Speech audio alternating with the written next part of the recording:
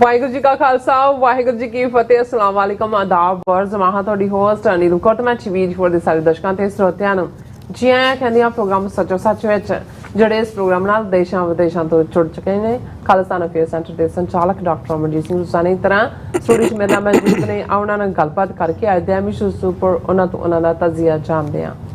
ਜੀ ਡਾਕਟਰ ਸਾਹਿਬ ਵਾਹਿਗੁਰੂ ਜੀ ਕਾ ਖਾਲਸਾ ਵਾਹਿਗੁਰੂ ਜੀ ਕੀ ਫਤਿਹ। हाँ जी नीलम कौर जी ਤੁਹਾਨੂੰ ਵੀ ਤੇ ਦੁਨੀਆ ਭਰ 'ਚ ਬੈਠੇ ਸਾਡੇ ਬਹੁਤ ਹੀ ਪਿਆਰੇ ਸੋਹਣੇ ਸਿਆਣੇ ਟੀਵੀ 84 ਦੇ ਵਿਊਅਰਸ ਨੂੰ ਵੀ ਵਾਹਿਗੁਰੂ ਜੀ ਕਾ ਖਾਲਸਾ ਵਾਹਿਗੁਰੂ ਜੀ ਕੀ ਫਤਿਹ ਤੇ ਸਾਡੇ ਬਹੁਤ ਹੀ ਪਿਆਰੇ ਮੁਸਲਮਾਨ ਭੈਣਾਂ ਭਰਾਵਾਂ ਨੂੰ अस्सलाम वालेकुम। जी डॉक्टर साहब जी आनू प्रोग्राम सच्चो सच विच बहुत शुक्रिया जी। डॉक्टर साहब आज 15 सितंबर 2023 पहली असो नानकशाही संमत 555 ਦਾ ਦਿਨ ਹੈ ਤੇ ਡਾਕਟਰ ਪ੍ਰੋਗਰਾਮ ਸ਼ੁਰੂ ਕਰਨ ਤੋਂ ਪਹਿਲਾਂ ਅਸੀਂ ਦਰਸ਼ਕਾਂ ਤੇ ਸਰੋਤਿਆਂ ਨੂੰ ਹਮੇਸ਼ਾ ਤਰ੍ਹਾਂ ਦੱਸੀ ਵਿਊਅਰਸ ਜੇ ਤੁਸੀਂ ਹੱਕ ਸੱਚ ਇਨਸਾਫ ਤੇ ਪੈਰਾਦਨ ਦਾ ਇੱਕੋ ਇੱਕ ਚੈਨਲ ਟੀਵੀ 84 ਨੂੰ ਦੇਖਣਾ ਚਾਹੁੰਦੇ ਹੋ ਤਾਂ ਤੁਸੀਂ ਦੇਖ ਸਕਦੇ ਸਪੈਕਟਰਮ ਕੇਬਲ ਆਸਿਨ ਕੇਬਲ ਪਾਵਨ ਕੈਨੇਡਾ roku ਜਾਦੂ ਬਾਕਸ ਸ਼ਾਵਾ ਫੇਸਬੁੱਕ ਟੀਵੀ 84 ਦੀ ਐਪ ਰਾਹੀਂ online streaming and IP box ਤੇ ਤੁਸੀਂ ਟੀਵੀ 84 ਨੂੰ ਦੇਖ ਸਕਦੇ ਹੋ। ਵਿਊਅਰਸ ਜੇ ਤੁਸੀਂ ਟੀਵੀ 84 ਨਾਲ ਜਾਂ ਪ੍ਰੋਗਰਾਮ ਸੱਚੋ ਸੱਚ ਨਾਲ ਫੇਸਬੁੱਕ ਰਾਹੀਂ ਜੁੜੇ ਤਾਂ ਸਮਾਂ ਵੱਧ ਲਾਈਕ ਕਰੋ ਤੇ ਸ਼ੇਅਰ ਕਰੋ ਅਤੇ ਨਾਲ ਹੀ YouTube ਤੇ ਸਬਸਕ੍ਰਾਈਬ ਵੀ ਕਰੋ। ਇਹ ਵੀ ਦੱਸ ਦਿਓ ਕਿ ਤੁਸੀਂ ਟੀਵੀ 84 ਦੀ ਐਪ ਨੂੰ ਐਂਡਰੋਇਡ ਐਂਡ ਐਪ ਸਟੋਰ ਤੇ ਡਾਊਨਲੋਡ ਕਰਕੇ ਜੋ ਟੀਵੀ 84 ਦੀ ਲਾਈਵ ਸਟ੍ਰੀਮ ਹੈ ਉਸ ਨੂੰ ਤੁਸੀਂ 24 ਆਵਰਸ ਦੇਖ ਸਕਦੇ ਹੋ। ਸੋ ਵਿਊਅਰਸ ਇਸ ਵੀਕ ਦਾ ਆਪਾਂ ਪਹਿਲਾ ਐਂਡ ਵਾਲਾ ਪ੍ਰੋਗਰਾਮ ਕਰਨ ਜਾ ਰਹੇ ਹਾਂ ਔਰ ਆਸ ਕਰਦੇ ਹਾਂ ਔਰ ਅਰਦਾਸ ਵੀ ਕਰਦੇ ਹਾਂ ਕਿ ਜਿਹੜਾ ਤੁਹਾਡਾ ਵੀਕਐਂਡ ਹੈ ਬਹੁਤ ਹੀ ਵਧੀਆ ਗੁਜ਼ਰੇ। ਸੋ ਵਿਊਅਰਸ ਆਪਾਂ ਆਪਣੇ ਸਾਰੇ ਉਹਨਾਂ ਵਿਊਅਰਸ ਦਾ ਬਹੁਤ ਬਹੁਤ ਸ਼ੁਕਰੀਆ ਅਦਾ ਕਰਨਾ ਚਾਹੁੰਦੇ ਹਾਂ ਜਿਨ੍ਹਾਂ ਨੇ ਜਿਹੜੇ ਟੀਵੀ 84 ਦੀ ਸਪੋਰਟ ਵੀ ਕਰ ਰਹੇ ਨੇ ਸੱਚ ਪ੍ਰੋਗਰਾਮ ਨੂੰ ਸਪਾਂਸਰ ਵੀ ਕਰ ਰਹੇ ਨੇ। ਸੋ ਅਸੀਂ ਚਾਹਾਂਗੇ ਕਿ ਤੁਸੀਂ ਵੱਧ ਤੋਂ ਵੱਧ ਟੀਵੀ 84 ਦੀ ਸਪੋਰਟ ਕਰੋ ਸਪਾਂਸਰਸ਼ਿਪ ਸਾਨੂੰ ਭੇਜੋ। ਸੋ ਆਪਾਂ ਸਭ ਦਾ ਸ਼ੁਕਰੀਆ ਅਦਾ ਕਰਦੇ ਹਾਂ। ਸੋ ਵਿਊਅਰਸ ਪਹਿਲੇ ਸੈਗਮੈਂਟ ਵਿੱਚ ਗੱਲਬਾਤ ਕਰਨ ਜਾ ਰਹੇ ਹਾਂ ਕਿ ਭਾਰਤ ਦਾ ਪ੍ਰਧਾਨ ਮੰਤਰੀ ਨਰਿੰਦਰ ਮੋਦੀ ਤੇ ਯੂਕੇ ਦੇ ਪ੍ਰਧਾਨ ਮੰਤਰੀ ਰਿਸ਼ੀ ਸੁਨਕ ਨੇ ਖਾਲਿਸਤਾਨ ਮੁੱਦੇ ਤੇ ਤਾਂ ਪੂਰੀ ਕਾਵਾਂ-ਰੋਲੀ ਪਾਈ ਹੋਈ ਹੈ ਪਰ ਚੀਨ ਦੇ ਮੁੱਦੇ ਤੇ ਇਹਨਾਂ ਨੂੰ ਸੱਪ ਸੁੰਘ ਜਾਂਦਾ ਸੋ ਕਿ ਇਹਨਾਂ ਦੇ ਚੀਨ ਨਾਲ ਜੁੜੇ ਹੋਏ ਵਪਾਰਕ ਹਿੱਤ ਰਾਹ ਦਾ ਰੋੜਾ ਬੰਦੇ ਹਨ ਜਾਂ ਇਹ ਕੋਈ ਹੋਰ ਡੂੰਗੀ ਖੇਡ ਹੈ। ਸੋ ਇਸ ਸੰਬੰਧੀ ਯੂਕੇ ਤੋਂ ਸਾਡੇ ਵਿਊਅਰ ਸਰਦਾਰ ਸਵਿੰਦਰ ਸਿੰਘ ਥਾਂਦੀ ਜੀ ਹੋਰਾਂ ਨੇ ਸਾਨੂੰ ਲਿਖਤ ਭੇਜੀ ਹੈ ਜਿਹੜੀ ਆਪਾਂ ਤੁਹਾਡੇ ਨਾਲ ਸਾਂਝੀ ਕਰਨ ਜਾ ਰਹੇ ਹਾਂ। ਸੋ ਅਸੀਂ ਚਾਹਾਂਗੇ ਕਿ ਤੁਸੀਂ ਇਸੇ ਤਰ੍ਹਾਂ ਬਣੇ ਰਹਿਣਾ ਦੇਖਣ ਸੁਣ ਲਈ ਤੁਹਾਡਾ ਸਭ ਦਾ ਬਹੁਤ ਬਹੁਤ ਸ਼ੁਕਰੀਆ। ਜੀ ਡਾਕਟਰ ਸਾਹਿਬ ਕੀ ਵਿਚਾਰ ਹੈ? ਦੇਖੋ ਅਸੀਂ ਉਹਨਾਂ ਸਾਰੇ ਵਿਊਅਰਸ ਦਾ ਸ਼ੁਕਰੀਆ ਅਦਾ ਕਰਦੇ ਹਾਂ ਜਿਨ੍ਹਾਂ ਨੇ ਕੱਲ ਦੇ ਪ੍ਰੋਗਰਾਮ ਤੋਂ ਬਾਅਦ ਵੀ ਸਾਨੂੰ ਬਹੁਤ ਸਾਰੀ ਇਨਪੁਟ ਦਿੱਤੀ। ਅੱਛਾ।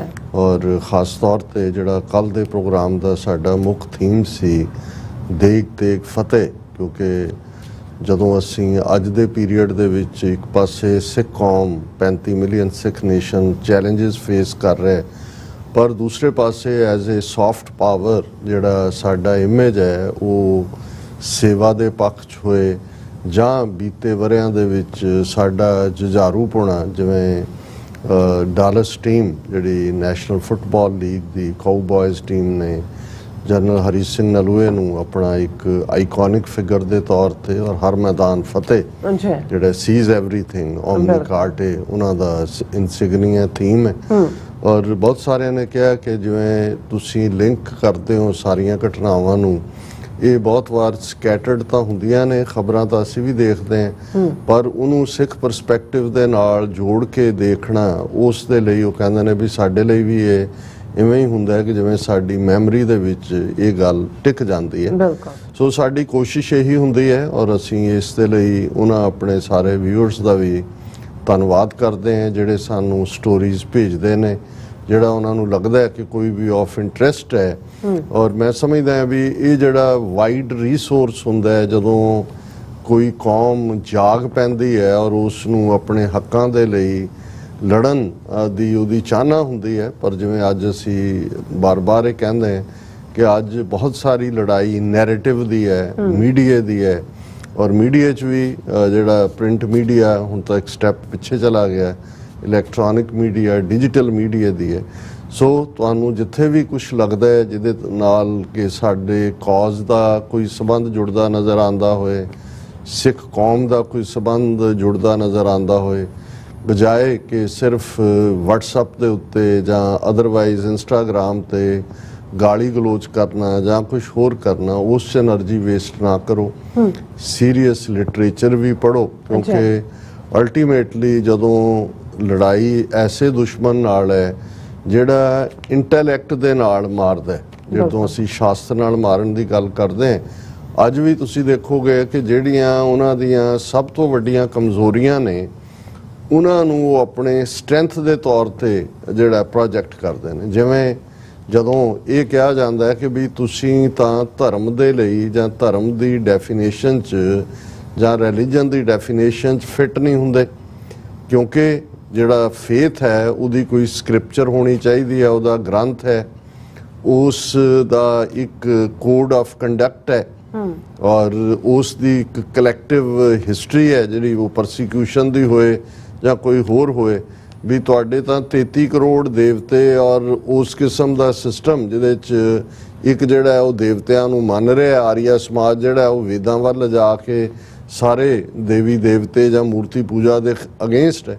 ਹੁਣ ਇਹ ਬਿਲਕੁਲ ਠੀਕ ਹੈ ਕਿ ਭਾਈ ਹੂ ਇਜ਼ ਏ ਹਿੰਦੂ ਜੇ ਡਿਫਾਈਨ ਕਰਨਾ ਹੋਏ ਮਜ਼ਹਬੀ ਤੌਰ ਦੇ ਉੱਤੇ ਤੇ ਉਹਨਾਂ ਦੇ ਕੋਲ ਕੋਈ ਆਰਗੂਮੈਂਟ ਨਹੀਂ ਹੈ। ਜੇ ਹੁਣ ਇਸਲਾਮ ਹੈ, ਮੁਸਲਮਾਨ ਕੌਣ ਹੈ, ਉਹਨਾਂ ਦਾ ਜਿਹੜਾ ਇੱਕ ਡੈਫੀਨੇਸ਼ਨ ਹੈ ਕਿ ਭਾਈ ਜਿਹੜਾ ਕੁਰਾਨ ਤੇ ਯਕੀਨ ਕਰਦਾ ਹੈ, ਹਜ਼ਰਤ ਸਾਹਿਬ ਨਬੀ ਮੁਹੰਮਦ ਨੂੰ ਅਖੀਰਲਾ ਪ੍ਰੋਫਿਟ ਮੰਨਦਾ ਹੈ, ਉਹ ਮੁਸਲਮਾਨ ਹੈ। ਹੁਣ ਜੇ ਅਸੀਂ ਸਿੱਖ ਨੂੰ ਡਿਫਾਈਨ ਕਰਦੇ ਹਾਂ ਰਹਿਤ ਮਰਿਆਦਾ ਤੇ ਜ਼ਾਹਰ ਹੈ 10 ਗੁਰੂ ਸਾਹਿਬਾਨ, ਗੁਰੂ ਗ੍ਰੰਥ ਸਾਹਿਬ ਜੀ ਦੀ ਬਾਣੀ, ਦਸ਼ਮੇਸ਼ ਜੀ ਦੇ ਅੰਮ੍ਰਿਤ ਤੇ ਭਰੋਸਾ ਰੱਖਦਾ ਹੈ ਤੇ ਕਿਸੇ ਹੋਰ ਧਰਮ ਨੂੰ ਨਹੀਂ ਮੰਨਦਾ, ਉਹ ਸਿੱਖ ਔਰ ਡੈਫੀਨੇਸ਼ਨ ਹੈ। ਹੁਣ ਕਿਉਂਕਿ ਇਹ ਤਾਂ ਖਲਾਰਾ ਪਿਆ ਹੋਇਆ ਹੈ, ਲੇਕਿਨ ਹੁਣ ਇਸ ਨੂੰ ਕਿ ਵੀ ਉਹ ਜਿਹੜੇ ਨੇ ਇੱਕ ਮਜ਼ਹਬ ਦੇ ਤੌਰ ਤੇ ਕੁਆਲੀਫਾਈ ਵੀ ਨਹੀਂ ਕਰਦੇ, ਉਹ ਇਸ ਨੂੰ ਆਪਣੀ ਸਟਰੈਂਥ ਦੱਸਦੇ ਨੇ। ਕਹਿੰਦੇ ਨੇ ਜੀ ਦੇਖੋ ਅਸੀਂ ਤਾਂ ਇੰਨੇ ਲਿਬਰਲ ਹੈ, ਕੋਈ ਰੱਬ ਦੇ ਵਿੱਚ ਮੰਨਦਾ ਵੇਦਾਂ ਜਾਂ ਦੂਸਰਿਆਂ ਦੇ ਰਾਹੀਂ ਕੋਈ ਅੱਗ ਨੂੰ ਕੋਈ ਦੂਜਾ ਉਹਨੂੰ ਵੀ ਅਸੀਂ ਹਿੰਦੂ ਮੰਨਦੇ ਹਾਂ, ਉਹਨੂੰ ਵੀ ਅਸੀਂ ਟੋਲਰੇਟ ਕਰਦੇ ਹਾਂ। ਜੇ ਕੋਈ ਚਵਰਕ ਵਰਗਾ ਰਿਸ਼ੀ ਜਿਹੜਾ ਉਹ ਰੱਬ ਤੋਂ ਹੀ ਇਨਕਾਰੀ ਹੈ, ਉਹ ਗਾਲਾਂ ਕੱਢਦਾ ਵੇਦ ਮੰਤਰ ਪੜ੍ਹਨ ਵਾਲਿਆਂ ਨੂੰ, ਉਹਨੂੰ ਵੀ ਅਸੀਂ ਹਿੰਦੂ ਮੰਨਦੇ। ਤੇ ਉਹ ਕਹਿੰਦੇ ਨੇ ਦੇਖੋ ਸਾਡੇ ਤੋਂ ਵੱਧ ਕੇ ਕੌਣ ਟੋਲਰੇਟ ਹੋ ਸਕਦਾ ਹੈ। ਤੇ ਜਦੋਂ ਉਹਨਾਂ ਕੋਲ ਕੋਈ ਮਜ਼ਹਬ ਦੀ ਡੈਫੀਨੇਸ਼ਨ ਨਹੀਂ ਹੈ, ਫਿਰ ਉਹਨਾਂ ਨੇ ਹਿੰਦੂ ਲਫ਼ਜ਼ ਜਿਹੜਾ ਇੱਕ ਸਟੇਜ ਤੇ ਉਹੀ ਰਿਜੈਕਟ ਕਰਦੇ ਰਹੇ, ਇਹ ਕਹਿ ਕੇ ਕਿ ਵੀ ਇਹਦਾ ਮਤਲਬ ਚੋਰ ਹੈ। ਇਸ ਲਈ ਉਹਨਾਂ ਨੇ ਆਰੀਆ ਵਰਤ ਥਾਂ ਨੂੰ ਕਿਹਾ, ਆਰੀਆ ਸਮਾਜ ਬਣਾਇਆ, ਆਪਣੇ ਆਪ ਨੂੰ ਆਰੀਆ ਕਹਿਣ ਦੀ ਗੱਲ ਕੀਤੀ ਕਿ ਭਾਈ ਇਹ ਸਾਨੂੰ ਜਿਹੜਾ ਹੈ ਉਹ ਹਮਲਾਵਰਾਂ ਨੇ ਨਾਂ ਦਿੱਤਾ। ਪਰ ਤੁਸੀਂ ਅੱਜ ਦੇਖੋਗੇ ਕਿ ਉਹੀ ਗਰਭ ਸੇ ਕਹੋ ਹਮ ਹਿੰਦੂ ਹੈ, ਉਸ ਨੂੰ ਅਡਾਪਟ ਵੀ ਕਰ ਰਹੇ ਨੇ। ਤੇ ਹੁਣ ਉਹਨਾਂ ਨੂੰ ਜਦੋਂ ਲੱਗਦਾ ਹੈ ਕਿ ਵੀ ਹਿੰਦੂ ਦੀ ਡੈਫੀਨੇਸ਼ਨ 'ਚ ਸੁਪਰੀਮ ਕੋਰਟ ਨੇ ਇਹਨੂੰ ਇੱਕ ਵੇ ਆਫ ਲਾਈਫ ਕਹਿ ਕੇ ਕਿ ਜੀ ਇੰਡਸ ਦਰਿਆ ਦੇ ਪਾਰ ਵਾਲੇ ਨੇ, ਤੇ ਹੁਣ ਤੁਸੀਂ ਦੇਖੋਗੇ ਕਿ ਇੱਕ ਨਵੀਂ ਡੈਫੀਨੇਸ਼ਨ ਜਿਹੜੀ ਉਹ ਬਿਲਡ ਕਰ ਰਹੇ ਨੇ ਸਨਾਤਨ ਦੇ ਨਾਂ ਥੱਲੇ। ਆ ਜਿਹੜੀ ਸਾਰੀ ਅਗਲੀ ਤੁਸੀਂ ਚੋਣ ਦੇਖੋਗੇ 2024 ਦੀ, ਇਹ ਸਨਾਤਨ ਦੇ ਨਾਂ ਥੱਲੇ ਜੀ ਸਾਡਾ ਸਨਾਤਨ ਧਰਮ। ਹੁਣ ਸਨਾਤਨ ਲਫ਼ਜ਼ ਜਿਹੜਾ ਸ਼ਬਦੀ ਤੌਰ ਦੇ ਉੱਤੇ ਦਾ ਮਤਲਬ ਐਂਸ਼ੀਐਂਟ ਹੈ, ਪੁਰਾਣਾ। ਕਦੋਂ ਦਾ ਪੁਰਾਣਾ? ਸਭ ਤੋਂ ਪੁਰਾਣਾ ਜੀ ਜਦੋਂ ਵੀ ਦੁਨੀਆ ਬਣੀ ਆ ਉਸ ਤੋਂ ਵੀ ਪੁਰਾਣਾ। ਲੇਕਿਨ ਹੈ ਕੀ ਹੈ ਇਹ? ਨਹੀਂ ਜੀ ਇਹ ਤਾਂ ਅਸੀਂ ਸਨਾਤਨ ਹੈ, ਬਾਕੀ ਤਾਂ ਸਾਰੇ ਸਾਡੇ ਚੋਂ ਹੀ ਨਿਕਲੇ ਨੇ, ਇਸ ਲਈ ਘਰ ਵਾਪਸੀ ਕਰੋ। ਔਰ ਇਹ ਤੁਸੀਂ ਦੇਖੋਗੇ ਹੁਣ ਅੱਜ ਕੱਲ ਜਿਹੜਾ ਉਹ ਆਪਣਾ ਪ੍ਰਾਈਡ ਦੇ ਰਹੇ ਨੇ ਕਿ ਜੀ ਸਾਨੂੰ ਕੌਣ ਫਿਰਕੂ ਜਾਂ ਨਾਜ਼ੀ ਜਾਂ ਦੂਜਾ ਕਹਿੰਦਾ, ਅਸੀਂ ਤਾਂ ਇੰਨੇ ਲਿਬਰਲ ਹੈ ਕਿ ਸਾਡੇ ਜੇ ਕੋਈ ਮੰਨਦਾ ਹੈ ਤਾਂ ਵੀ ਅਸੀਂ ਉਹਨੂੰ ਹਿੰਦੂ ਮੰਨਦੇ ਹਾਂ। ਜੇ ਚਵਰਕ ਵਰਗਾ ਜਾਂ ਉਹਦਾ ਇੱਕ ਗੌਤਮ ਸੀ, ਕਣਾਦ ਗੌਤਮੀਅਮ ਜਿਹਨੇ 6 ਸ਼ਾਸਤਰਾਂ ਦੇ ਵਿੱਚ ਉਹਨਾਂ ਦਾ ਆਂਦਾ, ਉਹ ਵੀ ਜਿਹੜਾ ਮਟੀਰੀਅਲ ਨੂੰ ਹੀ ਸਭ ਕੁਝ ਉਹਨੂੰ ਵੀ ਅਸੀਂ ਹਿੰਦੂ ਮੰਨਦੇ ਹਾਂ। ਵੀ ਸਾਡੇ ਤੋਂ ਲਿਬਰਲ ਕੌਣ ਹੋ ਸਕਦਾ? ਸੋ ਜਿਹੜੀ ਗੱਲ ਅਸੀਂ ਕਹਿ ਰਹੇ ਹਾਂ ਵੀ ਨੈਰੇਟਿਵ ਕੀ ਹੈ, ਔਰ ਉਹ ਇੰਨਾ ਤੁਸੀਂ ਹੁਣ ਕਿਤੇ ਜਦੋਂ ਜਾਂਦੇ ਹੋ ਸੋਸ਼ਲ ਮੀਡੀਆ ਤੇ ਇੰਨੇ ਕੁ ਉਹਨਾਂ ਦੇ ਆਚਾਰੀਆ ਦੇ ਨਾਂ ਥੱਲੇ ਬੈਠੇ ਨੇ, ਉਹ ਇੱਕ ਤੋਂ ਬਾਅਦ ਇੱਕ ਉਹ ਸਾਊਥ ਦਾ ਸਤਿਗੁਰੂ ਬੈਠਾ, ਕਦੇ ਕਿਸੇ ਬਾਹਰ ਦੀ ਗੈਦਰਿੰਗ 'ਚ ਬੈਠਾ ਹੁੰਦਾ, ਦੂਜੇ 'ਚ ਸ਼ਕਲੋਂ ਹੀ ਝੂਠਾ ਲੱਗਦਾ।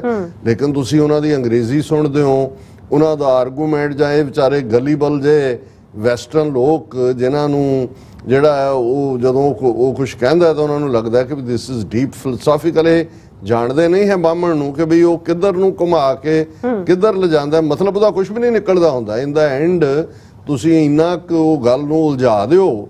ਔਰ ਜਦੋਂ ਅਸੀਂ ਕਹਿੰਦੇ ਆ ਵੀ ਇਹ ਕਨਵੋਲਿਊਟਡ ਮਾਈਂਡਡ ਨੇ, ਤੇ ਕਨਵੋਲਿਊਟਡ ਮਾਈਂਡ ਇਹ ਹੀ ਹੁੰਦਾ ਹੈ ਕਿ ਵੀ ਖੋਲ ਹੈ, ਖੋਲ 'ਚ ਪੋਲ ਹੈ, ਪੋਲ 'ਚ ਫਿਰ ਖੋਲ ਹੈ, ਤੁਸੀਂ ਉਹਦੇ ਧਾਗੇ ਕੱਢਦੇ ਰਹੋ, ਤੁਸੀਂ ਉਹਨੂੰ ਸਮਝਣ ਦੀ ਕੋਸ਼ਿਸ਼ ਕਰੋ ਵੀ ਕਿਹਾ ਕੀ ਹੈ। ਪਰ ਤੁਹਾਨੂੰ ਇਹ ਲੱਗੇਗਾ ਇਹੀ ਹੈ ਕਿ ਜੀ ਸਭ ਕੁਝ ਵੇਦਾਂ 'ਚੋਂ ਨਿਕਲਿਆ। ਹੁਣ ਕੋਈ ਦਿਖਾਓ ਤਾਂ ਸਹੀ ਵੇਦ ਰੱਖੇ ਕਿੱਥੇ ਹੋਏ ਨੇ, ਕੌਣ ਵੇਦ ਪੜ੍ਹਦਾ ਹੈ, ਕਿੰਨਿਆਂ ਨੇ ਪੜ੍ਹੇ ਨੇ?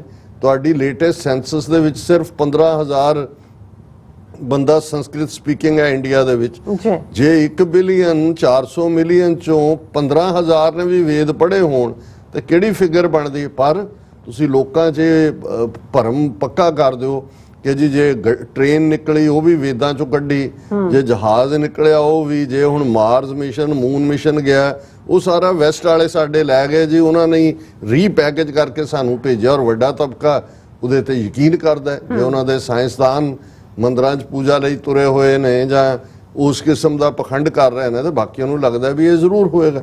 ਸੋ ਗੱਲ ਅਲਟੀਮੇਟਲੀ ਇਹ ਨੈਰੇਟਿਵ ਦੀ ਹੈ ਔਰ ਗਰਾਊਂਡ ਲੈਵਲ ਤੇ ਕਿਵੇਂ ਸੱਚ ਨੂੰ ਛਪਾਇਆ ਜਾਂਦਾ ਹੈ, ਕਿਵੇਂ ਪੋਲੀਟੀਕਲ ਜਿਹੜੀ ਹੈ ਉਹ ਲੌਬੀ ਦੇ ਨਾਂ ਥੱਲੇ ਜਿਹੜਾ ਕਿਸ ਕਿਸਮ ਦਾ ਕੀਤਾ ਜਾ ਰਿਹਾ। ਤੁਸੀਂ ਇਹ G20 ਦਾ ਜੇ ਇਹ ਸਾਰਾ ਦੇਖੋ ਹੁਣ, ਕਿਉਂਕਿ ਅਸੀਂ ਇਹਨਾਂ ਨੂੰ ਲਗਾਤਾਰਤਾ ਨਾਲ ਪਿਛਲੇ 2 ਹਫ਼ਤੇ 'ਚ ਰੱਬ ਕੀਤਾ G20। ਜਾਂ 2 ਦਿਨ ਪਹਿਲਾਂ ਇੱਕ ਹਿੰਦੂ ਤਵੀ ਨੇ ਮੈਸੇਜ ਲਿਖਿਆ ਸੀ ਕਿ ਜੀ ਤੁਸੀਂ ਮਤਲਬ ਉੱਥੇ ਤਾਂ ਹੁਣ ਕੋਈ G20 ਦੀ ਗੱਲ ਨਹੀਂ ਕਰਦਾ, ਤੁਸੀਂ ਛੱਡ ਵੀ ਦਿਓ ਹੁਣ G20 ਨੂੰ, ਤੁਸੀਂ ਉਹਦੀ ਗੱਲ ਹੀ ਕਰੀ ਜਾ।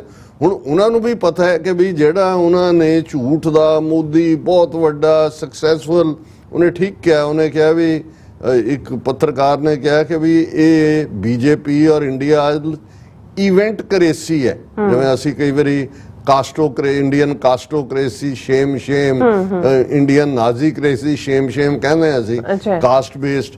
ਤਾਂ ਉਹਨੇ ਕਿਹਾ ਜੀ ਹੁਣ ਜਿਹੜੀ ਇੰਡੀਆ ਹੈ ਇਹ ਇਵੈਂਟੋਕ੍ਰੇਸੀ ਬਣ ਗਈ ਕਿ ਤੁਸੀਂ ਇਵੈਂਟ ਮੈਨੇਜਮੈਂਟ ਕਰਦੇ ਹੋ। ਔਰ ਇਹਦੇ 'ਚ ਕੋਈ ਸ਼ੱਕ ਨਹੀਂ ਹੈ ਕਿ ਬੀਜੇਪੀ, ਕਿਉਂਕਿ ਫੰਡਸ ਦੀ ਕੋਈ ਕਮੀ ਨਹੀਂ ਹੈ, ਕਈ ਹਜ਼ਾਰ ਕਰੋੜ ਜਦੋਂ ਬਾਹਰ ਮੋਦੀ ਆਉਂਦਾ ਉਹ ਕਿਵੇਂ ਡਾਇਸਪੋਰਾ ਇਕੱਠਾ ਕਰਨ ਲਈ ਜਹਾਜ਼ ਆਸਟ੍ਰੇਲੀਆ 'ਚ ਢੋਏ ਗਏ, ਇੱਥੇ ਲੱਖ ਬੰਦਾ ਜੇ ਹਿਊਸਟਨ 'ਚ ਕਰਨਾ ਕਿਹਨੇ ਪੇ ਕੀਤਾ ਉਹਨਾਂ ਲਈ ਕੀ ਹੈ। ਲੇਕਿਨ ਇੱਥੇ ਇਵੈਂਟ ਕ੍ਰੀਏਟ ਕੀਤੀ, ਲੋਕ ਇਕੱਠੇ ਕੀਤੇ, ਉਹਦੀ ਪੈਕਿੰਗ ਉੱਥੇ ਜਾ ਕੇ ਵੇਚਿਆ ਮੀਡੀਆ ਤੇ ਕਿ ਵੀ ਮੋਦੀ ਦਾ ਜਿੱਥੇ ਜਾਂਦਾ ਉਹਦੀ ਜੈ ਜੈਕਾਰ ਹੋ ਰਹੀ ਆ, ਉਹਨੂੰ ਉਹ ਤਾਂ ਵਰਲਡ ਗੁਰੂ ਬਣ ਗਿਆ।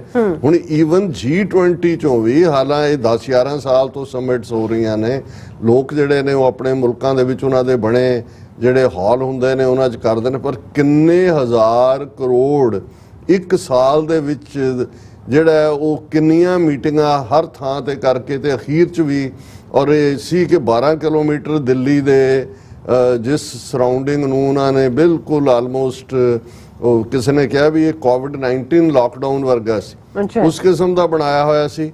ਉੱਥੇ ਜੇ 165 ਹੋਰਡਿੰਗਸ ਲੱਗੀਆਂ ਸੀ, ਵੱਡੇ ਬੋਰਡ ਲੱਗੇ ਸੀ ਤੇ 145 ਮੋਦੀ ਦੇ ਸੀ ਕੱਲੇ। ਹੁਣ ਤੁਸੀਂ ਇਸ ਤੋਂ ਅੰਦਾਜ਼ਾ ਲਾਓ ਇਹ ਹੈ ਇਵੈਂਟੋਕ੍ਰੇਸੀ ਕਿ ਵੀ ਤੁਸੀਂ ਇਵੈਂਟ। ਹੁਣ ਫਿਰ ਜਦੋਂ ਅਸੀਂ ਕੱਲ ਗੱਲ ਕੀਤੀ ਕਿ ਇੱਕ ਪਾਸੇ ਉਹਨਾਂ ਦੇ ਇੱਕ ਕਰਨਲ, ਇੱਕ ਮੇਜਰ, ਇੱਕ DSP, ਇੱਕ ਵਿਚਾਰਾ ਫੌਜੀ, ਉਹਦੀਆਂ ਲਾਸ਼ਾਂ ਪਈਆਂ ਹੋਈਆਂ ਸੀ ਉੱਥੇ, ਤੇ ਉਹ ਉੱਥੇ ਟਨਾਂ ਦੇ ਟਨ ਉਹ ਗੇਂਦੇ ਦੇ ਫੁੱਲ, ਤੇ ਦੂਜੇ BJP ਦੇ ਦਫ਼ਤਰ 'ਚ ਮੋਦੀ ਦੇ ਉੱਤੇ ਜਿਹੜੇ ਨੇ ਉਹ ਸੁੱਟੇ ਜਾ ਰਹੇ ਸੀ ਕਿ ਜੀ ਬਹੁਤ ਸਕਸੈਸ G20 ਦੀ ਸਕਸੈਸ। ਪਰ ਅੱਜ ਹੀ ਮੈਂ ਕਈ ਵਾਰੀ, ਹਾਲਾਂ ਸਾਨੂੰ ਪਤਾ ਹੈ ਕਿ ਵੀ ਜਦੋਂ ਫੌਜ ਕਿਤੇ ਡਿਪਲੋਏ ਕੀਤੀ ਜਾਂਦੀ ਹੈ ਕਿੰਨੇ ਜ਼ੁਲਮ ਕਰਦੇ ਨੇ ਉਹ, ਔਰ ਇਹ ਮੇਜਰ ਜਿਹੜਾ ਕਰਨਲ ਮਾਰਿਆ ਗਿਆ, ਕਮਾਂਡਿੰਗ ਆਫਿਸਰ ਸੀ, ਇਹ ਉਹ ਜਿਹੜਾ ਉਹਨਾਂ ਦੀ ਰਾਸ਼ਟਰੀ ਰਾਈਫਲਸ ਹੈ, ਇਹ ਬਹੁਤ ਜ਼ਾਲਮ ਗਰੁੱਪ ਹੈ, ਫੌਜ ਚੋਂ ਕੱਢੇ, ਫੌਜ ਚੋਂ ਹੀ ਲਿਆਂਦੇ ਹੋਏ ਲੋਕ ਨੇ। ਇਹਨਾਂ ਨੇ ਬਹੁਤ ਜ਼ੁਲਮ ਕੀਤੇ ਨੇ ਕਸ਼ਮੀਰ ਦੇ ਵਿੱਚ, ਇਹਨਾਂ ਦੀ ਸਾਰੀ ਨੈਸ਼ਨਲ ਰਾਈਫਲਸ ਦੇ ਥੱਲੇ, ਈਵਨ ਬੁਰਹਾਨ ਵਾਨੀ ਔਰ ਉਹ ਸਾਰਾ ਵੀ ਜਿਹੜਾ ਹੈ ਉਹ ਅਨੰਤਨਾਗ ਦੇ ਵਿੱਚ ਕਾਫੀ ਦੇਰ ਤੋਂ ਪੋਸਟਡ ਸੀ। ਪਰ ਫਿਰ ਵੀ ਇੱਕ ਹਿਊਮਨ, ਤੁਹਾਡਾ ਅਸੀਂ ਸਾਰੇ ਜਦੋਂ ਮਾਂ ਪਿਓ ਬੱਚੇ ਛੋਟੇ, ਉਹਨਾਂ ਦੀ ਕ੍ਰਿਮੇਸ਼ਨ ਹੋਈ, ਇੱਕ ਮੇਜਰ ਜਿਹੜਾ ਹਰਿਆਣੇ ਦਾ ਉਹਦੀ ਮਾਂ ਜਿਹੜੀ ਆ ਉਹਨੇ ਕਿਹਾ, ਔਰ ਅੱਜ ਕੁਛ ਮੀਡੀਆ ਨੇ ਉਹਨੂੰ ਡਿਸਕਸ ਵੀ ਕੀਤਾ, ਉਹਨੇ ਕਿਹਾ ਕਿ ਵੀ ਇਹ ਸਿਰਫ ਸਾਡੇ ਕਿਸਾਨਾਂ ਦੇ ਹਿੱਸੇ ਹੀ ਮੌਤਾਂ ਰਹਿ ਗਈਆਂ, ਕਿਸਾਨਾਂ ਦੇ ਬੱਚੇ ਮਰ ਰਹੇ ਨੇ। ਤੇ ਉਹਨੇ ਕਿਹਾ ਵੀ ਮੇਰੇ ਪੁੱਤਰ, ਉਹ ਮੇਜਰ ਦੀ ਮਾਂ ਕਹਿ ਰਹੀ ਹੈ, ਮੇਰੇ ਪੁੱਤਰ ਨੂੰ ਬੁਲੇਟ ਪ੍ਰੂਫ ਜੈਕਟ ਵੀ ਨਹੀਂ ਦਿੱਤੀ ਗਈ, ਜੇ ਬੁਲੇਟ ਪ੍ਰੂਫ ਜੈਕਟ ਹੁੰਦੀ ਤੇ ਉਹ ਬਚ ਜਾਂਦਾ। ਹੁਣ ਇਹਨਾਂ ਨੂੰ ਉੱਥੇ ਕਿਸੇ ਨੇ ਨਹੀਂ ਕਵਰ ਕਰਨਾ ਹੈ, ਕਿਉਂਕਿ ਔਰ ਗੱਲ ਠੀਕ ਹੈ ਵੀ ਕੌਫਨ ਦੇ ਵਿੱਚ ਲਪੇਟ ਕੇ, ਹੁਣ ਇੱਕ ਮਰਨ ਵਾਲਾ DSP ਮੁਸਲਮਾਨ ਹੈ ਕਸ਼ਮੀਰ ਦਾ, ਇੱਕ ਜਿਹੜਾ ਸਿੱਖ ਪਰਿਵਾਰ ਚੋਂ ਹੈ ਰੋਪੜ 'ਚ ਕਰਨਲ ਮੇਜਰ ਜਿਹੜਾ ਉਹ ਉਹਨਾਂ ਜਾਟ ਹੈ, ਉਹ ਹਰਿਆਣੇ ਦੇ ਚੋਂ ਹੈ। ਹੁਣ ਕਦੇ ਤੁਸੀਂ ਇਸ ਤਰ੍ਹਾਂ ਦੇ ਕੌਫਨ 'ਚ ਲਪੇਟ ਕੇ ਲਾਸ਼ਾਂ ਕਦੇ ਗੁਜਰਾਤ ਅਮਿਤ ਸ਼ਾਹ ਦੇ ਮਹੱਲੇ ਜਾਂ ਮੋਦੀ ਦੇ ਜਾਂ ਉੱਥੇ ਵੀ ਗਈਆਂ ਨੇ ਕਦੇ, ਔਰ ਉਹ ਜਿਹੜੇ ਨੇ ਉਹ ਈਵਨ ਬੁਲੇਟ ਪ੍ਰੂਫ ਜੈਕਟ ਤੱਕ ਉਹਨਾਂ ਨੂੰ ਪ੍ਰੋਵਾਈਡ ਨਹੀਂ ਕੀਤੀ ਹੋਈ, ਧੱਕਿਆ ਤੁਸੀਂ ਉਹਨਾਂ ਨੂੰ, ਉਸ ਸਾਰੇ 'ਚ ਹੋਇਆ।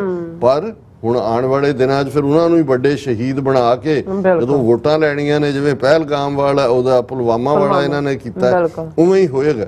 ਹੁਣ ਇਸ G20 ਦੇ ਵਿੱਚ ਖਾਸ ਤੌਰ ਤੇ ਜਿਨ੍ਹਾਂ ਕਰੈਕਟਰਸ ਨੂੰ ਅਸੀਂ ਬੜੀ ਚੰਗੀ ਤਰ੍ਹਾਂ ਪਛਾਣਿਆ, ਜਿਨ੍ਹਾਂ ਦੇ ਉੱਤੇ ਗੱਲ ਕੀਤੀ, ਜ਼ਾਹਰ ਹੈ ਜਸਟਿਨ ਟਰੂਡੋ ਜਿਹਨੂੰ ਜਿਵੇਂ ਕੋਈ ਮੈਚ ਹੋ ਕੇ ਹਟਦਾ ਤੇ ਮੈਨ ਆਫ ਦਾ ਮੈਚ ਐਲਾਨਿਆ ਜਾਂਦਾ ਹੈ, so Justin Trudeau man of the match ਹੈ ਕਿਉਂਕਿ he is the only one ਜਿਹਨੇ ਮਨੁੱਖੀ ਹੱਕਾਂ ਤੇ ਪਹਿਰਾ ਦਿੱਤਾ ਹੈ, ਜਿਹਨੇ ਯੂਕਰੇਨ ਨੂੰ ਵੀ ਬਿਟਰੇ ਨਹੀਂ। ਹਾਲਾਂ ਫਾਈਨਲ ਸਟੇਟਮੈਂਟਸ ਅਮਰੀਕਾ ਦੇ ਨਾਲ ਤੁਹਾਨੂੰ ਜਾਣਾ ਪੈਣਾ ਸੀ, ਪਰ ਨੋਟ ਆਫ ਡਾਈਸੈਂਟ ਉਹਨੇ ਦਿੱਤਾ ਹੈ ਔਰ ਉਹਨੇ ਹਿਊਮਨ ਰਾਈਟਸ ਔਰ ਮਾਈਨੋਰਿਟੀਜ਼ ਔਰ ਫਰੀडम ਆਫ ਐਕਸਪ੍ਰੈਸ਼ਨ ਔਰ ਜਿਹੜੇ ਸਾਰੇ ਇਸ਼ੂ ਜਿਹੜੇ UN ਚਾਰਟਰ ਦਾ ਹਿੱਸਾ ਨੇ, ਆਪਣੇ ਆਪ ਨੂੰ ਐਕਸਪ੍ਰੈਸ ਕਰ ਸਕਣਾ, ਫਰੀडम ਆਫ ਕੌਨਸ਼ੀਅੰਸ, ਜ਼ਮੀਰ ਦੀ ਆਜ਼ਾਦੀ, ਇਹ ਸਾਰੇ ਨੁਕਤਿਆਂ ਦੇ ਉੱਤੇ ਅੱਡੀ ਕੱਢ ਕੇ ਗੱਲ ਕੀਤੀ। ਹੁਣ ਇਸ ਸਾਰੇ 'ਚ ਜਿਹੜੇ ਦੋ ਕਰੈਕਟਰ ਮੋਦੀ ਔਰ ਰਿਸ਼ੀ ਸੁਨਕ, ਮੋਦੀ ਤਾਂ ਨਜ਼ਰ ਆਉਂਦਾ ਹੀ ਹੈ, ਹਾਲਾਂ ਚਾਈਨਾ ਰਸ਼ੀਆ ਉਹਨੇ ਆਪਣੇ ਆਪ ਨੂੰ ਐਬਸੈਂਟ ਰੱਖਿਆ, ਲੇਕਿਨ ਦੋ ਚੀਜ਼ਾਂ ਹੁਣ ਇਹ ਸਾਰੀ ਜਿਹੜੀ G20 ਦੀ ਫਾਈਨਲ ਡੈਕਲੇਰੇਸ਼ਨ ਵੀ ਹੁੰਦੀ ਹੈ ਜਿਹਦੇ 'ਚ ਇਹੀ ਨਹੀਂ ਵੀ ਰੂਸ ਨੂੰ ਐਗਰੈਸਰ ਨਹੀਂ ਐਲਾਨਿਆ ਗਿਆ ਯੂਕਰੇਨ ਦੇ ਉੱਤੇ ਹਮਲੇ 'ਚ, ਤੁਸੀਂ ਦੇਖੋਗੇ ਕਿ ਚਾਈਨਾ ਬਾਰੇ ਕੋਈ ਲਫ਼ਜ਼ ਨਹੀਂ ਕਿਹਾ ਗਿਆ, ਕੋਈ ਅਦਰਵਾਈਜ਼ ਰੌਲਾ ਜਿਹੜਾ ਜੀ ਕਿ ਬਾਰਡਰ ਡਿਸਪਿਊਟ ਅਮਰੀਕਨ ਕਾਂਗਰਸ 'ਚ ਬਾਈਡਨ ਦੇ ਜਾਂ ਵਾਈਟ ਹਾਊਸ 'ਚੋਂ ਰੌਲਾ ਹੁੰਦਾ, ਪਰ ਉਹਦੇ 'ਚ ਕੋਈ ਜ਼ਿਕਰ ਤੱਕ ਨਹੀਂ ਹੈ ਕਿ ਭਾਈ 4000 ਸਕੁਅਰ ਕਿਲੋਮੀਟਰ ਤੋਂ ਜ਼ਿਆਦਾ ਟੈਰੀਟਰੀ ਲਈ ਹੈ ਜਾਂ ਮੁਲਕਾਂ ਦੀਆਂ ਬਾਉਂਡਰੀਜ਼ ਦੀ ਗੱਲ ਕੀਤੀ ਗਈ ਹੋਏ ਜਾਂ ਦੂਸਰਾ ਹੋਏ। ਹੁਣ ਇਹ ਸਵਾਲ ਕਿਉਂਕਿ ਆਪੋਜੀਸ਼ਨ ਵੀ ਪੁੱਛਦੀ ਹੈ ਉੱਥੇ ਕਿ ਵੀ ਐਸਾ ਕੀ ਹੈ ਕਿ ਮੋਦੀ ਜਿਹੜਾ ਅਦਰਵਾਈਜ਼ ਮਨਮੋਹਨ ਸਿੰਘ ਨੂੰ ਮੋਹਨ ਸਿੰਘ ਕਹਿੰਦਾ ਸੀ, ਨਹਿਰੂ ਨੂੰ ਇਹ ਸਾਰਾ RSS ਗਾਲਾਂ ਕੱਢਦਾ ਹੈ ਕਿ ਜੀ 1962 ਦੇ ਵਿੱਚ 32,000 ਸਕੁਅਰ ਮਾਈਲ ਤੋਂ ਜ਼ਿਆਦਾ ਟੈਰੀਟਰੀ ਨੇਫਾ ਦੇ ਵਿੱਚ ਅਕਸਾਈ ਚਿਨ, ਦੂਜਾ ਜਿਹੜੀ ਹੈ ਇਹਨਾਂ ਨੇ ਚੀਨ ਦੇ ਕੋਲ ਗਵਾਈ ਕਿ ਅੱਖਾਂ ਦੇ ਸਾਹਮਣੇ ਜੋ ਗਲਵਾਨ 'ਚ ਹੋਇਆ, ਜੋ ਪੈਂਗੋਂਗ ਸੋ 'ਚ ਹੋਇਆ, ਉਸ ਤੋਂ ਪਹਿਲਾਂ ਡੋਕਲਾਮ 'ਚ ਹੋਇਆ, ਵੀ 4000 ਸਕੁਅਰ ਕਿਲੋਮੀਟਰ ਤੋਂ ਜ਼ਿਆਦਾ ਟੈਰੀਟਰੀ ਚੀਨ ਨੇ ਦੱਬੀ ਹੋਏ, ਜਿਹਨੂੰ ਗੱਲਾਂ ਵੀ 18-19 ਦੌਰ ਚੱਲੇ ਤੇ ਮੂੰਹ 'ਚ ਉਹਦੇ ਚੀਨ ਨਹੀਂ ਨਿਕਲਦਾ। ਇਹ ਦੋ ਹੀ ਹਾਲਤਾਂ 'ਚ ਹੁੰਦਾ, ਮੂੰਹ ਖਾਂਦਾ ਅੱਖਾਂ ਸ਼ਰਮਾਉਂਦੀਆਂ ਕਿ ਵੀ ਐਸਾ ਕੀ ਪਾਰਟ ਹੈ। ਹੁਣ ਇਹੀ ਸਵਾਲ ਰਿਸ਼ੀ ਸੁਨਕ ਦੇ ਮਾਮਲੇ 'ਚ ਵੀ ਆਉਂਦਾ ਕਿ ਵੀ ਖਾਲਿਸਤਾਨ ਜਿਹੜਾ ਐਗਜ਼ਿਸਟ ਹੀ ਨਹੀਂ ਕਰਦਾ, ਇੱਕ ਰੈਫਰੈਂਡਮ ਦੇ ਨਾਲ ਇੱਕ ਕੌਮ ਜਿਹੜਾ ਨਾਨ ਬਾਈਂਡਿੰਗ ਰੈਫਰੈਂਡਮ ਹੈ ਉਹ ਆਪਣੀ ਵਿਊ ਦੇ ਰਹੀ ਹੈ, ਐਸਾ ਕੀ ਡੇਂਜਰ ਹੈ ਕਿ ਵੀ UK ਵੀ, ਰਿਸ਼ੀ ਸੁਨਕ ਵੀ, ਮੋਦੀ ਵੀ, ਰਿਸ਼ੀ ਸੁਨਕ ਵੀ ਉੱਥੇ ਜਾਂਦਾ ਹੈ ਤੇ ਉਹ ਵੀ ਉਸ ਤੋਂ ਪਹਿਲਾਂ ਉਹਦਾ ਇੱਕ ਸਿਕਿਉਰਿਟੀ ਮਿਨਿਸਟਰ ਗਿਆ ਜਿਹੜਾ ਕਹਿੰਦਾ ਜੀ ਅਸੀਂ 95,000 ਪਾਉਂਡ ਰੱਖਤਾ ਖਾਲਿਸਤਾਨੀਆਂ ਦੀ ਸ਼ਨਾਖਤ ਕਰੇਗਾ ਜਾਂ ਦੂਜੇ। ਹੁਣ ਇੰਨਾ ਵੱਡਾ ਸਕੈਂਡਲ UK ਦੇ ਵਿੱਚ ਆਇਆ ਜਿਹਦਾ ਉਹਨਾਂ ਦੇ ਮੀਡੀਆ 'ਚ ਵੀ ਚਰਚਾ ਹੈ ਕਿ ਕਿਵੇਂ ਇੱਕ ਚਾਈਨਾ ਦਾ ਸਿਪਾਹੀ ਜਸੂਸ ਜਿਹੜਾ ਉਹ ਮਾਰਚ ਮਹੀਨੇ 'ਚ ਉਹਦੀ ਗ੍ਰਿਫਤਾਰੀ ਹੋਈ ਸੀ, ਕ੍ਰਿਸ ਉਹਦਾ ਨਾਂ, ਕਿ ਵੀ ਉਹ as a research scholar spying ਕਰ ਰਿਹਾ ਸੀ, ਉਹ ਜਿਹੜਾ ਸਿਕਿਉਰਿਟੀ ਮਿਨਿਸਟਰ ਜਾ ਕੇ 95,000 ਪਾਉਂਡ ਰੱਖਦਾ ਹੈ ਖਾਲਿਸਤਾਨੀਆਂ ਦੀ ਸ਼ਨਾਖਤ ਲਈ, ਉਹਦਾ ਨਾਲ ਵੀ ਉਹਦੀ ਮੁਲਾਕਾਤਾਂ ਔਰ ਦਫ਼ਤਰਾਂ 'ਚ ਕੰਮ ਔਰ ਦੂਜੇ ਤੀਜੇ ਰਹਿਣ, ਲੇਕਿਨ ਉਹਨੂੰ ਬਿਲਕੁਲ ਜਿਹੜੀ ਚਾਈਨਾ ਦੇ ਅਗੇਂਸਟ ਲਾਈਨ ਹੈ ਉਹਨੂੰ ਅੰਡਰ ਪਲੇ ਕਰ ਰਹੇ ਨੇ। ਤੇ ਖਾਲਿਸਤਾਨ ਦੇ ਮੁੱਦੇ ਦੇ ਉੱਤੇ ਕਿਵੇਂ ਇਹਨਾਂ ਨੇ ਇੰਨੀ ਹਿਊ ਐਂਡ ਕਰਾਈ ਜਿਹੜੀ ਕਾਮਾ ਰੌਲੀ ਆ ਉਹ ਪਾਈ ਹੋਈ ਹੈ, ਵੀ ਇਹਦੀ ਕੀ ਬੈਕਗ੍ਰਾਉਂਡ ਹੈ, ਕੀ ਪਿਛੋਕੜ ਹੋ ਸਕਦਾ। ਸੋ ਅਸੀਂ ਸਮਝਦੇ ਹਾਂ ਕਿ ਵੀ ਇੱਕ ਪਾਸੇ ਤਾਂ ਚਲੋ ਅਸੀਂ ਆਪਣੀ ਪੋਜ਼ਿਟਿਵਿਟੀ ਨਾਲ ਦੇਖਦੇ ਹਾਂ ਕਿ ਵੀ ਇਹ ਸਮਝਦੇ ਨੇ ਬ੍ਰਾਹਮਣਵਾਦੀ ਕਿ ਬਈ ਸਿੱਖੀ ਜਿਹੜਾ ਇਹਨਾਂ ਦੇ ਧੁੰਨੀ ਦੇ ਵਿੱਚ ਤੀਰ ਹੈ, ਔਰ ਜਦੋਂ ਸਿੱਖ ਚੈਲੰਜ ਕਰਦੇ ਨੇ ਉਹਨਾਂ ਨੂੰ ਲੱਗਦਾ ਹੈ ਵੀ ਉਹਨਾਂ ਦੇ ਹਿੰਦੂ ਰਾਸ਼ਟਰ ਦਾ ਜਿਹੜਾ ਸੁਪਨਾ ਹੈ ਉਹਨਾਂ ਦਾ ਰਾਤ ਉੱਥੇ ਰੁਕਿਆ ਹੋਇਆ, ਪਰ there is something more to it. ਔਰ ਅਸੀਂ ਸ਼ੁਕਰਗੁਜ਼ਾਰ ਹਾਂ ਵੀਰ ਸਵਿੰਦਰ ਸਿੰਘ ਥਾਂਦੀ ਜੀ ਦੇ, UK ਬੇਸਡ ਨੇ, ਜਿਹੜੇ ਬਹੁਤ ਸਾਰੇ ਇਸ ਕਿਸਮ ਦਾ ਜਿਹੜਾ ਨੁਕਤਾ ਜਿਹਨੂੰ ਤੁਸੀਂ ਕਹਿੰਦੇ ਹੋ ਕਿ to think out of the box, ਇੱਕ ਤਾਂ ਹੁੰਦਾ ਹੈ ਵੀ ਤੁਸੀਂ ਡਿਵੈਲਪਮੈਂਟਸ ਦੇਖ ਰਹੇ ਹੋ ਕੀ ਚੱਲ ਰਿਹਾ ਉਹਦੇ ਤੋਂ ਤੁਸੀਂ ਗੱਲ ਕਰ ਰਹੇ ਹੋ, ਇੱਕ ਹੈ ਤੁਸੀਂ ਉਸ ਸਾਰੇ ਚੋਂ ਨਿਕਲ ਕੇ ਕਿਸੇ ਗੱਲ ਨੂੰ ਸਮਝਣ ਦੀ ਕੋਸ਼ਿਸ਼ ਕਰਦੇ ਹੋ।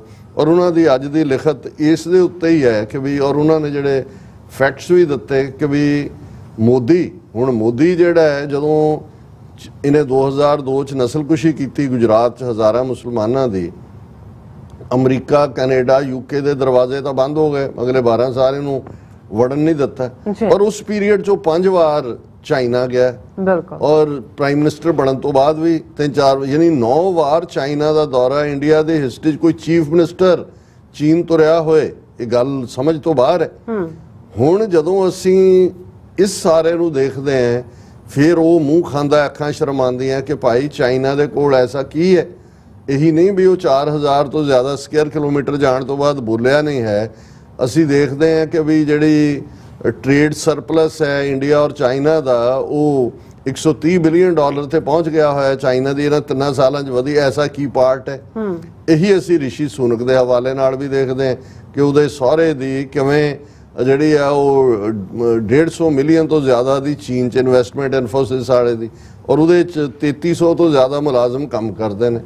ਹੁਣ ਕੀ ਇਹਨਾਂ ਦੇ, ਕਿਉਂਕਿ ਜ਼ਾਹਰ ਹੈ ਕਿ ਅਡਾਨੀ ਨੇ ਜਿਹੜੀ ਆ ਉਹ ਇਨਵੈਸਟਮੈਂਟ ਕੀਤੀ ਹੋਈ ਹੈ ਚਾਈਨਾ ਦੇ ਵਿੱਚ ਵੀ, ਜਿਹੜੀ ਅਸੀਂ ਉਹਦੀ ਗੱਲ ਕਰ ਰਹੇ ਹਾਂ ਕਿ ਵੀ ਇਹ ਸਾਰੇ ਦੀ ਕਿਵੇਂ ਉਹਦੇ 'ਚੋਂ ਉਹਨਾਂ ਦੇ ਵਪਾਰਕ ਹਿੱਤ ਜੁੜੇ ਹੋਏ ਨੇ। ਕੀ ਇਹ ਰੀਜ਼ਨ ਨੇ ਕਿ ਇਹ ਕਾਣੇ ਕੀਤੇ ਹੋਏ ਨੇ ਜਾਂ ਇਹ ਆਲਰੇਡੀ ਚਾਈਨੀਜ਼ ਸਪਾਈ ਵਾਂਗ ਬਿਹੇਵ ਕਰਦੇ ਨੇ, ਜਾਂ there is something else to it. So ਉਹਨਾਂ ਦੀ ਲਿਖਤ ਦਾ ਵਿਸ਼ਾ ਹੀ ਉਹਨਾਂ ਨੇ ਇਹ ਰੱਖਿਆ ਕਿ UK and India targeting Khalistan systematically to obfuscate Chinese ਬੈਲੀਜਰੈਂਸ।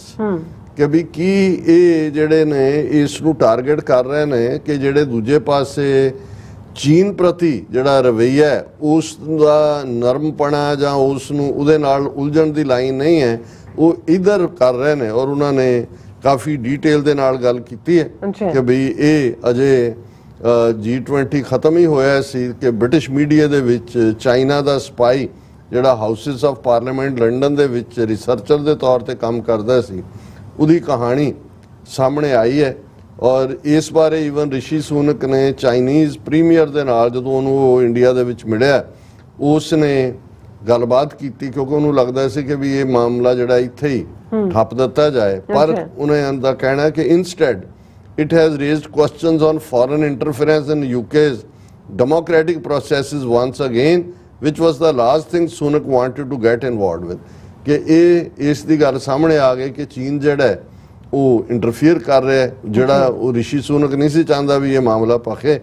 ਔਰ ਇਹ ਜਿਹੜਾ ਉਸ ਦੇ ਨਾਲ ਉਹਨਾਂ ਨੇ ਕਿਹਾ ਕਿ ਵੀ ਜਿਹੜੀ UK ਗਵਰਨਮੈਂਟ ਦੀ ਰਿਪੋਰਟ ਆ ਸੁਜੈਸਟ ਕਰਦੀ ਹੈ ਕਿ ਈਵਨ ਚਾਈਨਾ ਜਿਹੜਾ ਹੈ ਉਹ UK ਦੀ ਫੌਜ ਦੇ ਪਰਸਨਲ ਔਰ ਸਿਵਲ ਸਰਵੈਂਟਸ ਵਾਲਿਆਂ ਨੂੰ ਵੀ ਜਿਹੜਾ ਉਹ ਹੁੱਕ ਅਪ ਕਰ ਰਿਹਾ ਜਾਂ ਉਹਨਾਂ ਨੂੰ ਜਿਹੜਾ ਉਹ ਫਿਟ ਕਰ ਰਿਹਾ ਆਪਣੇ ਉਸ ਸਪਾਈਂਗ ਲਈ। The hypothetical question that arises from this development is what is behind this silence on Chinese belligerence when it comes to Sunak or Modi, whilst a leader like Justin Trudeau openly challenges and addresses the issue in public domain. US Pentagon time and again has been firing warning shots about Chinese interference in India and UK simultaneously। ਉਹਨਾਂ ਨੇ ਕਿਹਾ ਵੀ ਇੱਕ ਪਾਸੇ America ਬਾਰ-ਬਾਰ charge ਲਾਉਂਦਾ China ਨੂੰ interference ਦਾ, Justin Trudeau ਨੇ ਆਪਣੇ ਰਿਸ਼ਤੇ ਚਾਈਨਾ ਨਾਲ ਵੀ ਖਰਾਬ ਕੀਤੇ ਹੋਏ ਨੇ ਕਿਉਂਕਿ ਇੰਡੀਆ ਦੀ ਇੰਟਰਫੇਰੈਂਸ ਦੀ ਗੱਲ ਤਾਂ ਹੁਣ ਸ਼ੁਰੂ ਹੋਈ, ਚਾਈਨਾ ਦੀ ਉਹ ਪਹਿਲਾਂ ਤੋਂ ਕਰ ਰਹੇ ਨੇ। ਪਰ ਐਸਾ ਕੀ ਹੈ ਕਿ ਸੁਨਕ ਔਰ ਮੋਦੀ ਚੀਨ ਦੇ ਮਾਮਲੇ ਦੇ ਵਿੱਚ ਜਿਹੜੇ ਨੇ ਉਹ ਮੂੰਹ ਹੋ ਜਾਂਦੇ ਨੇ ਔਰ ਫਿਰ ਉਹਨਾਂ ਨੇ ਜਿਹੜੇ ਨੇ ਉਹ ਆਲਮੋਸਟ 3 ਨੁਕਤਿਆਂ ਦੇ ਉੱਤੇ ਵੇਰਵੇ ਦੇ ਨਾਲ ਗੱਲ ਕੀਤੀ ਹੈ। ਮੈਂ ਉਹਦਾ ਕੁਝ ਹਿੱਸਾ ਸ਼ੇਅਰ ਕਰਾਂਗਾ। ਉਹਨਾਂ ਨੇ ਕਿਹਾ ਵੀ ਪਹਿਲਾ institution of democracy taken for granted by Sunak and Modi, ਕਿ ਦੋਨੋਂ ਹੀ ਜਿਵੇਂ ਨੇ ਕਿ ਉਹ ਉੱਪਰ ਦੇ ਟੌਪ ਤੇ ਆ ਕੇ ਬੈਠ ਗਏ ਨੇ ਪਰ ਇਹਨਾਂ ਦੇ ਅੰਦਰ ਜਮਹੂਰੀਅਤ ਦਾ ਨਾ ਕੋਈ ਕਾਣ ਹੈ ਨਾ ਉਸ ਦਾ ਕੋਈ ਸਤਕਾਰ ਹੈ, ਫਾਰ ਗ੍ਰਾਂਟਡ ਹੈ। ਉਹ ਸਮਝਦੇ ਨੇ ਵੀ ਠੀਕ ਹੈ, ਜਿਹਨੂੰ ਕਹਿੰਦੇ ਨੇ ਛੱਤਰ ਥੱਲੇ ਬਟੇਰਾ ਆਉਣਾ। ਫਿਰ ਉਹਨਾਂ ਨੇ ਫਰਦਰ ਸਬ ਪੁਆਇੰਟ ਦਿੱਤੇ ਨੇ ਵੀ ਜਦੋਂ ਇਹ ਚਾਈਨੀਜ਼ ਜਸੂਸੀ ਦਾ ਕੇਸ ਸਾਰੇ UK ਦੇ ਅਖਬਾਰਾਂ 'ਚ ਫਰੰਟ ਖਬਰ ਬਣਿਆ, ਉਹਨੇ ਸੁਨਕ ਨੇ ਆਪਣੇ ਬਿਜ਼ਨਸ ਮਿਨਿਸਟਰ ਨੂੰ ਕਿਹਾ ਕਿ ਵੀ ਜਰਾ ਧਿਆਨ ਨਾਲ ਇਹਨੂੰ ਡੀਲ ਕਰਨਾ ਕਿਉਂਕਿ UK needs China to reach net zero. ਉਹਨੇ ਬਹੁਤ ਇਰਰਿਸਪੌਂਸਿਬਲ ਔਰ ਇਹ ਦੱਸਦਾ ਹੈ ਕਿ ਵੀ ਉਹਨੂੰ ਤਾਂ ਆਪਣੇ ਨੇਸ਼ਨ ਦਾ ਕੋਈ ਇੰਟਰਸਟ ਹੀ ਨਹੀਂ ਹੈ। Why would such a ludicrous statement be issued by Downing Street when national security of a sovereign democratic nation stands compromised। ਕਿ ਤੁਸੀਂ ਤੁਹਾਡੀ ਸਿਕਿਉਰਿਟੀ ਦੇ ਉੱਤੇ ਹਮਲਾ ਹੈ ਪਰ ਤੁਸੀਂ ਉਹਨਾਂ ਨੂੰ ਕਹਿ ਰਹੇ ਹੋ ਜੀ we need China to reach net zero। next ਨੁਕਤਾ ਉਹਨਾਂ ਨੇ ਕਿਹਾ next to add insult to injury the researcher in question Chris Cash ਜਿਹੜਾ ਚਾਈਨੀਜ਼ ਸਪਾਈ ਫੜਿਆ ਗਿਆ ਮਾਰਚ 'ਚ ਉਹਦਾ ਹੋਇਆ ਜਿਹੜਾ ਅਰੈਸਟ ਹੋਈ ਔਰ ਉਹਨਾਂ ਨੇ ਕਿਹਾ ਵੀ ਇਹ ਉਸ ਦੇ ਲਈ ਜਿਹੜਾ ਹੈ ਕੰਮ ਕਰਦਾ ਸੀ ਨਾ। ਪਹਿਲਾਂ ਤਾਂ ਉਹਨਾਂ ਨੇ ਫਿਨ ਲਾਅ ਦੀ ਗੱਲ ਕੀਤੀ ਕਿ ਇਹ ਹਾਂਗਕਾਂਗ ਦਾ ਪ੍ਰੋ ਡੈਮੋਕ੍ਰੇਸੀ ਬੰਦਾ ਹੈ ਜਿਹਦੇ ਉੱਤੇ 1 ਲੱਖ ਪਾਉਂਡ ਦੀ ਚਾਈਨਾ ਨੇ ਬਾਉਂਟੀ ਰੱਖੀ ਹੋਈ ਹੈ, ਵੀ ਉਹਨੂੰ ਵੀ ਇਹ ਸਪਾਈ ਜਿਹੜਾ ਇਹ ਮਿਲਿਆ ਸੀਗਾ। ਔਰ ਇਹਨਾਂ ਨੇ ਕਿਹਾ ਵੀ ਇਹੀ ਕੁਝ ਦਿਨ ਪਹਿਲਾਂ ਲੋਕਾਂ ਦੇ ਵਿੱਚ ਆਇਆ ਕਿ ਵੀ ਇਹ ਜਦੋਂ ਕਿ ਮਾਰਚ ਮਹੀਨੇ ਦਾ ਅਰੈਸਟ ਹੈ ਔਰ ਹੁਣ ਉਹ ਬੇਲ ਦੇ ਉੱਤੇ ਹੈ ਅਕਤੂਬਰ ਤੱਕ। ਨੈਕਸਟ ਉਹਨਾਂ ਨੇ ਕਿਹਾ ਕਿ ਇਹ ਕ੍ਰਿਸ ਕੈਸ਼ ਜਿਹੜਾ ਰਿਸਰਚਰ ਹੈ ਇਹ ਉਸ minister of state for security ਜਿਹਨੇ ਇੰਡੀਆ ਜਾ ਕੇ ਕਿਹਾ ਜੀ ਅਸੀਂ 95,000 ਪਾਉਂਡ ਖਾਲਿਸਤਾਨੀਆਂ ਦੀ ਸ਼ਨਾਖਤ ਲਈ ਰੱਖਿਆ, ਉਸ ਦੇ ਨਾਲ ਵੀ ਇਹ ਚੀਨ ਦਾ ਜਿਹੜਾ ਜਸੂਸ ਹੈ ਇਹ ਕਲੋਜ਼ਲੀ ਕੰਮ ਕਰਦਾ ਰਿਹਾ ਟੌਮ ਟੁਗਨਹਾਰਟ ਦੇ ਨਾਲ।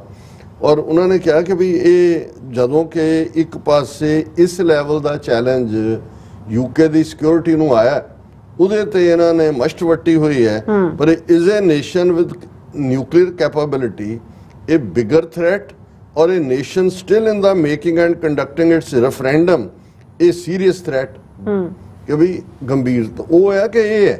ਲੇਕਿਨ ਇਹਨਾਂ ਨੇ ਕਾਮਾ ਰੌਲੀ ਖਾਲਿਸਤਾਨ ਦੇ ਮੁੱਦੇ ਤੇ ਪਾਈ, ਇੱਥੇ ਜਿਹੜਾ ਉਹਨਾਂ ਨੇ ਬਿਲਕੁਲ ਬੁੱਲ ਸੀਲੇ ਹੋਏ ਨੇ।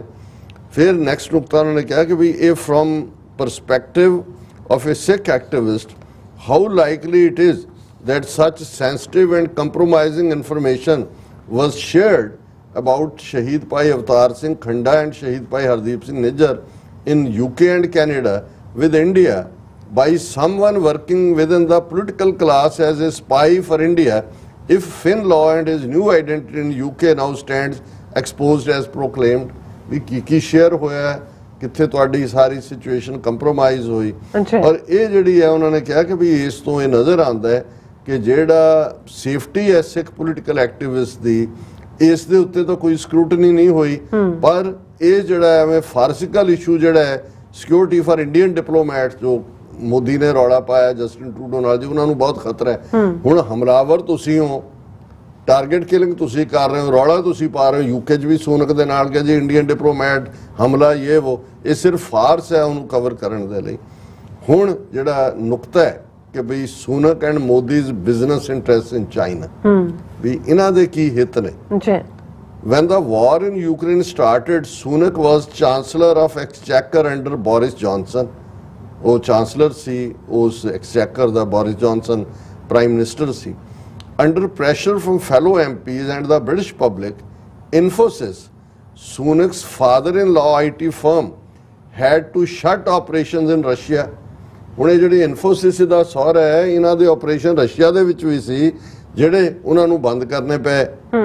Sunak taking a tough stance on Chinese interference would put Infosys in the spotlight once again, as it has invested 150 million in its Chinese operation alone and 3,300 people on its payroll। ਇਹ ਉਹਦਾ ਨਹੀਂ ਹੈ ਅਡਾਨੀ ਦਾ, ਇਹਦੇ ਸਹੁਰੇ ਦੀ ਜਿਹੜੀ investment ਆ ਉਹ China 'ਚ 150 ਮਿਲੀਅਨ ਦੀ ਹੈ, ਜਿੱਥੇ ਕਿ 3300 ਲੋਕ ਕੰਮ ਕਰਦੇ ਨੇ, ਮੁਲਾਜ਼ਮ ਨੇ। Very few people are actually aware that 2002 Godhra genocide, Modi, who faced a travel ban to Western democracies, was hosted by China during his term as CM of Gujarat 4 times। 4 war chief minister ਹੁੰਦੇ ਆ, ਬਾਹਰਲੇ ਵੜਨ ਨਹੀਂ ਸੀ ਦਿੰਦੇ, ਤੇ China ਕੀ ਲੈਣ ਜਾਂਦਾ ਸੀ ਜੀ। ਚਾਹੇ ਉਹ ਪੰਜਾਬੀ ਤਾਂ ਕਹਿੰਦੇ ਨੇ ਵੀ ਅੰਬ ਲੈਣ ਜਾਂਦਾ ਸੀ, ਅੰਬ ਤਾਂ ਇੰਡੀਆ 'ਚੋਂ ਜਾਂ ਪਾਕਿਸਤਾਨ 'ਚੋਂ ਜਾਂਦੇ ਨੇ, ਇਹ ਕਾਹਦੇ ਲਈ ਜਾਂਦਾ ਸੀ। ਹੁਣ ਐਵੇਂ ਨਹੀਂ ਹੈ ਉਹ ਮੂੰਹ ਖਾਂਦਾ, ਅੱਖਾਂ ਸ਼ਰਮਾਉਂਦੀਆਂ, ਉਹਦੇ ਮੂੰਹ 'ਚੋਂ ਚਾਈਨਾ ਲਫ਼ਜ਼ ਹੀ ਨਹੀਂ ਨਿਕਲਦਾ। ਔਰ ਇਹ ਜਿਹੜਾ ਉਹਨਾਂ ਨੇ ਕਿਹਾ ਕਿ ਵੀ ਇਸੇ ਤਰ੍ਹਾਂ ਮੋਦੀ ਨੇ ਖਾਲਿਸਤਾਨ ਦਾ ਤਾਂ ਰੌਲਾ ਪਾਇਆ ਹੋਇਆ ਹੈ, ਲੇਕਿਨ ਤਾਈਵਾਨ ਦੇ ਉੱਤੇ ਕਦੇ ਕੋਈ ਗੱਲ ਨਹੀਂ ਕੀਤੀ। ਈਵਨ ਹਾਂਗਕਾਂਗ ਇੱਕ ਪਾਸੇ ਤਾਂ ਫਰੀडम ਤੇ ਇਹ ਉਹ ਅਮਰੀਕਾ, ਉੱਥੇ ਵੀ ਉਹ ਚੁੱਪ ਕਰ ਜਾਂਦਾ, ਉਹ ਬਿਲਕੁਲ ਉਸ ਦੇ ਉੱਤੇ ਉਹਨਾਂ ਦਾ। ਫਿਰ ਉਹਨਾਂ ਦਾ ਕਹਿਣਾ ਕਿ ਵੀ ਇਹ ਸਾਰਾ ਜਿਹੜਾ ਹੈ ਟ੍ਰੇਡ ਸਰਪਲਸ ਦੀ ਅਸੀਂ ਗੱਲ ਕੀਤੀ ਵੀ ਇੰਡੀਆ ਦੇ ਨਾਲ 2022 ਤੱਕ ਪਹੁੰਚਦਾ 100 ਬਿਲੀਅਨ ਜ਼ਿਆਦਾ ਤੋਂ ਜਿਹੜਾ ਹੈ ਤੋਂ ਜ਼ਿਆਦਾ ਦਾ ਉਹਨਾਂ ਦਾ ਟ੍ਰੇਡ ਜਿਹੜਾ ਸਰਪਲਸ ਹੈ। ਫਿਰ ਕੀ ਮੰਗਵਾਉਂਦੇ ਨੇ ਚਾਈਨਾ ਤੋਂ, ਇਲੈਕਟ੍ਰੋਨਿਕ ਗੂਡਸ, ਆਰਗੈਨਿਕ ਇਨਆਰਗੈਨਿਕ ਕੈਮੀਕਲਸ। ਔਰ ਦੂਸਰਾ ਹੁਣ ਚਾਈਨਾ ਨੇ ਰਿਟਰਨ ਕੀ ਦਿੱਤਾ, 43,000 ਕਰੋੜ ਚੀਨ ਨੇ ਗੁਜਰਾਤ ਦੇ ਵਿੱਚ 2015 ਤੋਂ ਹੁਣ ਤੱਕ ਇਨਵੈਸਟ ਕੀਤਾ। ਹੁਣ 2015 ਤੋਂ ਹੁਣ ਉਹੀ 9 ਸਾਲ ਦਾ ਪੀਰੀਅਡ, ਔਰ 43,000 ਕਰੋੜ। ਸੋ ਕਮਿਸ਼ਨ ਵਿੱਚੋਂ ਕਿਹਨੇ ਖਾਧਾ ਹੋਏਗਾ? ਇਹਨਾਂ ਦੇ ਬੰਦਿਆਂ ਦੇ ਔਰ ਮੋਦੀ ਨੇ।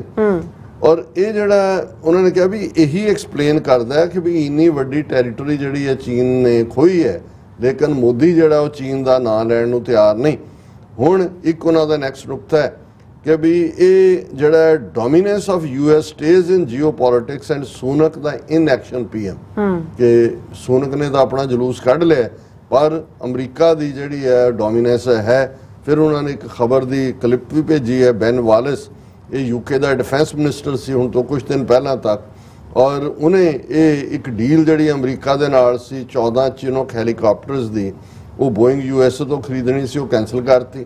ਤੇ ਅਮਰੀਕਾ ਨੇ ਸੂਨਕ ਨੂੰ ਕਿਹਾ ਕਿ ਭਾਈ ਇਹਨੂੰ ਕੱਢੋ ਬਾਹਰ ਡਿਫੈਂਸ ਮਿਨਿਸਟਰ ਤੋਂ, ਔਰ ਇਹ ਇੰਨੇ ਕੁ ਆਪਣੀ ਜਿਹੜਾ ਉਹ ਅੱਡੀ ਕੱਢਣ ਵਾਲਾ ਹੈ ਵੀ ਉਹ ਅਮਰੀਕਾ ਦੇ ਥੱਲੇ ਦਬਾਅ ਥੱਲੇ ਉਹਨੂੰ ਜਿਹੜਾ ਵਾਰਿਸ ਯੂਕੇ ਡਿਫੈਂਸ ਮਿਨਿਸਟਰ ਨੂੰ ਜਿਹਨੇ ਇਹ ਡੀਲ ਕੈਂਸਲ ਕੀਤੀ ਚੀਨੋਕ ਹੈਲੀਕਾਪਟਰਸ ਦੀ, ਉਹਨੂੰ ਮਿਨਿਸਟਰੀ ਚੋਂ ਕੱਢਤਾ। ਉਹਨਾਂ ਨੇ ਕਿਹਾ ਵੀ ਇਹ ਕਿੰਨਾ ਵੀਕ ਨੀਡ ਸੂਨਕ ਹੈ।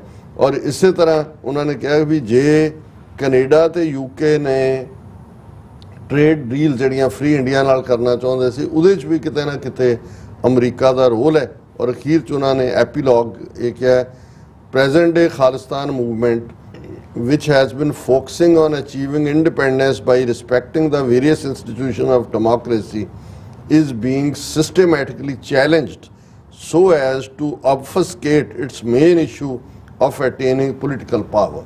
ਇਹਨੂੰ ਡਿਮੋਨਾਈਜ਼ ਕੀਤਾ ਜਾ ਰਿਹਾ ਹੈ, ਰੋਕਿਆ ਜਾ ਰਿਹਾ ਹੈ, ਦਹਿਸ਼ਤਗਰਦੀ ਨਾਲ ਜੋੜਿਆ ਜਾ ਰਿਹਾ ਹੈ, ਇਸ ਲਈ ਤਾਂ ਕਿ ਸਿੱਖ ਲੋਕਤੰਤਰੀ ਤਰੀਕੇ ਦੇ ਨਾਲ ਆਪਣਾ ਕੌਮੀ ਘਰ ਖਾਲਿਸਤਾਨ ਹਾਸਲ ਨਾ ਕਰ ਸਕਣ।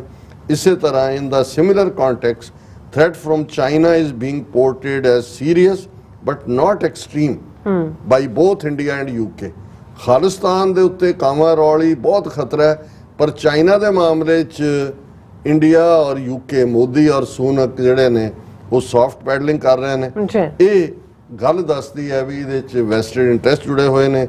Lastly in the coming months Sikh should anticipate the best of sinisterism from devious Brahminical think tanks, because major challenge has been set by the turnout in support of Khalistan on 10th September 2023 ਕਿ ਜੋ ਜਿਹੜੀ ਕਾਮਯਾਬੀ referendum ਦੀ 10 ਸਤੰਬਰ 2023 ਨੂੰ ਹੋਈ ਹੈ, ਆਉਣ ਵਾਲੇ ਦਿਨਾਂ ਦੇ ਵਿੱਚ ਇਹਨਾਂ ਦੇ ਹੋਰ ਵੀ ਸਿਨਿਸਟਰ, ਡਰਟੀ, ਘਟੀਆ ਕਿਸੇ ਲੈਵਲ ਤੇ ਵੀ ਜਾ ਕੇ ਜਿਹੜੀਆਂ ਇਹਨਾਂ ਦੇ ਤੌਰ ਤਰੀਕੇ ਨੇ ਉਹ ਸਾਹਮਣੇ ਆ ਸਕਦੇ ਨੇ। ਸੋ ਅਸੀਂ ਵੀਰ ਸਵਿੰਦਰ ਸਿੰਘ ਜੀ ਦਾ ਸ਼ੁਕਰੀਆ ਅਦਾ ਕਰਦੇ ਹਾਂ। ਉਹਨਾਂ ਨੇ ਇੱਕ ਬੜਾ ਦਿਲਚਸਪ ਐਂਗਲ, ਕਿਉਂਕਿ ਇਹ ਕਿਤੇ ਵੀ ਡਿਸਕਸ ਨਹੀਂ ਹੋਇਆ ਕਿ ਵੀ ਇਹ ਮੋਦੀ ਔਰ ਰਿਸ਼ੀ ਸੂਨਕ ਦਾ ਚਾਈਨਾ ਦੇ ਮਾਮਲੇ 'ਚ ਤਾਂ ਹੈ ਜੀ ਚਾਈਨਾ ਦਾ ਖੌਫ ਹੈ, ਪਰ ਇੱਥੇ ਕਿ ਵੀ ਆਹ ਵੈਸਟਡ ਇੰਟਰਸਟ ਜਿਹੜੇ ਨੇ ਉਹਦੇ ਸਹੁਰੇ ਦਾ 1500 ਮਿਲੀਅਨ ਦੀ ਇਨਵੈਸਟਮੈਂਟ ਔਰ 3000 ਬੰਦਾ, ਔਰ ਇਧਰ ਜਿਹੜਾ ਮੋਦੀ ਜਿਹੜਾ ਤੁਰਿਆ ਹੀ ਰਿਹਾ ਚੀਫ ਮਿਨਿਸਟਰ ਹੁੰਦਿਆਂ ਚਾਈਨਾ, ਔਰ ਕਿੰਨੇ ਹਜ਼ਾਰ ਕਰੋੜ ਦੀ ਉੱਥੇ ਇਨਵੈਸਟਮੈਂਟ।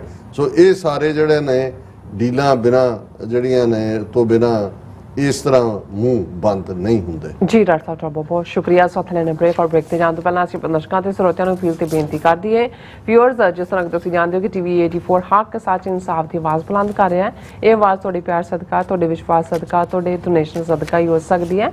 ਸੋ ਅਸੀਂ ਚਾਹਾਂਗੇ ਕਿ ਤੁਸੀਂ ਟੀਵੀ 84 ਦੀ ਚੜ੍ਹਦੀ ਕਲਾ ਲਈ ਵੱਧ ਤੋਂ ਵੱਧ ਡੋਨੇਟ ਕਰੋ। ਡੋਨੇਟ ਕਰਨ ਲਈ ਸਾਡੀ ਵੈਬਸਾਈਟ tv84.tv ਤੇ ਜਾ ਕੇ ਪੇਪਲ ਦੀ ਵਰਤੋਂ ਕਰਕੇ ਵਨ ਟਾਈਮ ਡੋਨੇਟ ਕਰ ਸਕਦੇ ਹੋ, ਮੰਥਲੀ ਡੋਨੇਟ ਵੀ ਕਰ ਸਕਦੇ ਹੋ। ਤੁਸੀਂ ਟੀਵੀ 84 ਦੇ ਨਾਮ ਤੇ ਚੈੱਕ ਬਣਾ ਕੇ ਸਾਨੂੰ ਮੇਲ ਵੀ ਕਰ ਸਕਦੇ ਹੋ ਸਾਡੇ ਇਸ ਪਤੇ ਤੇ 36-01 37th Avenue, Long Island City, New York 11101 USA, ਜਾਂ ਫਿਰ ਤੁਸੀਂ ਸਾਨੂੰ ਫੋਨ ਰਾਹੀਂ ਸੰਪਰਕ ਕਰ ਸਕਦੇ ਹੋ 5166619184। ਤੁਸੀਂ ਈਮੇਲ ਵੀ ਕਰ ਸਕਦੇ ਹੋ info@tv84.tv ਤੇ। ਅਸੀਂ ਤੁਹਾਡੇ ਤਹਿ ਦਿਲ ਤੋਂ ਸ਼ੁਕਰਗੁਜ਼ਾਰ ਹੋਵਾਂਗੇ। ਸੋ ਇੱਥੇ ਲੈਣੇ ਬ੍ਰੇਕ। ਵਿਊਅਰਸ, ਤੁਸੀਂ ਇਸੇ ਤਰ੍ਹਾਂ ਬਣੇ ਰਹਿਣਾ। ਮਿਲਦੇ ਹਾਂ ਛੋਟੇ ਜਿਹੇ ਵਕਫੇ ਤੋਂ ਬਾਅਦ।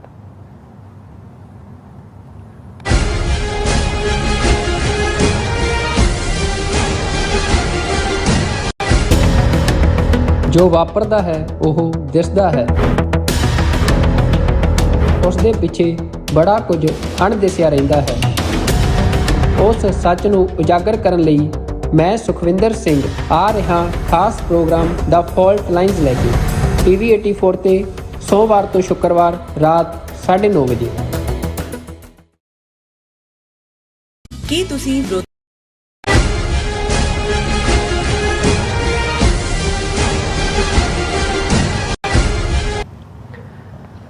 ਦਰਸ਼ਕੋ ਬ੍ਰੇਕ ਤੋਂ ਬਾਅਦ ਤੁਹਾਡਾ ਸਭ ਦਾ ਭਰਪੂਰ ਸਵਾਗਤ ਹੈ। ਸੋ ਵੀਅਰਸ ਗੱਲਬਾਤ ਕਰਨ ਜਾ ਰਹੇ ਹਾਂ ਕਿ ਕੈਨੇਡਾ ਦੀ ਪਬਲੀਕੇਸ਼ਨ ਬਾਜ਼ ਨੇ ਇੱਕ ਸਨਸਨੀਖੇਜ ਸਟੋਰੀ ਕੀਤੀ ਹੈ ਜਿਸ ਅਨੁਸਾਰ ਭਾਰਤ ਦੇ ਓਟਵਾ ਹਾਈ ਕਮਿਸ਼ਨ ਵਿੱਚ ਤਾਇਨਾਤ ਫਸਟ ਸੈਕਟਰੀ ਬਿਕਰਮਪਾਲ ਸਿੰਘ ਭੱਟੀ ਦਾ ਸਬੰਧ ਜਿਹੜਾ ਹੈਗਾ ਉਹ ਭਾਰਤੀ ਖੁਫੀਆ ਏਜੰਸੀਆਂ ਨਾਲ ਹੈ।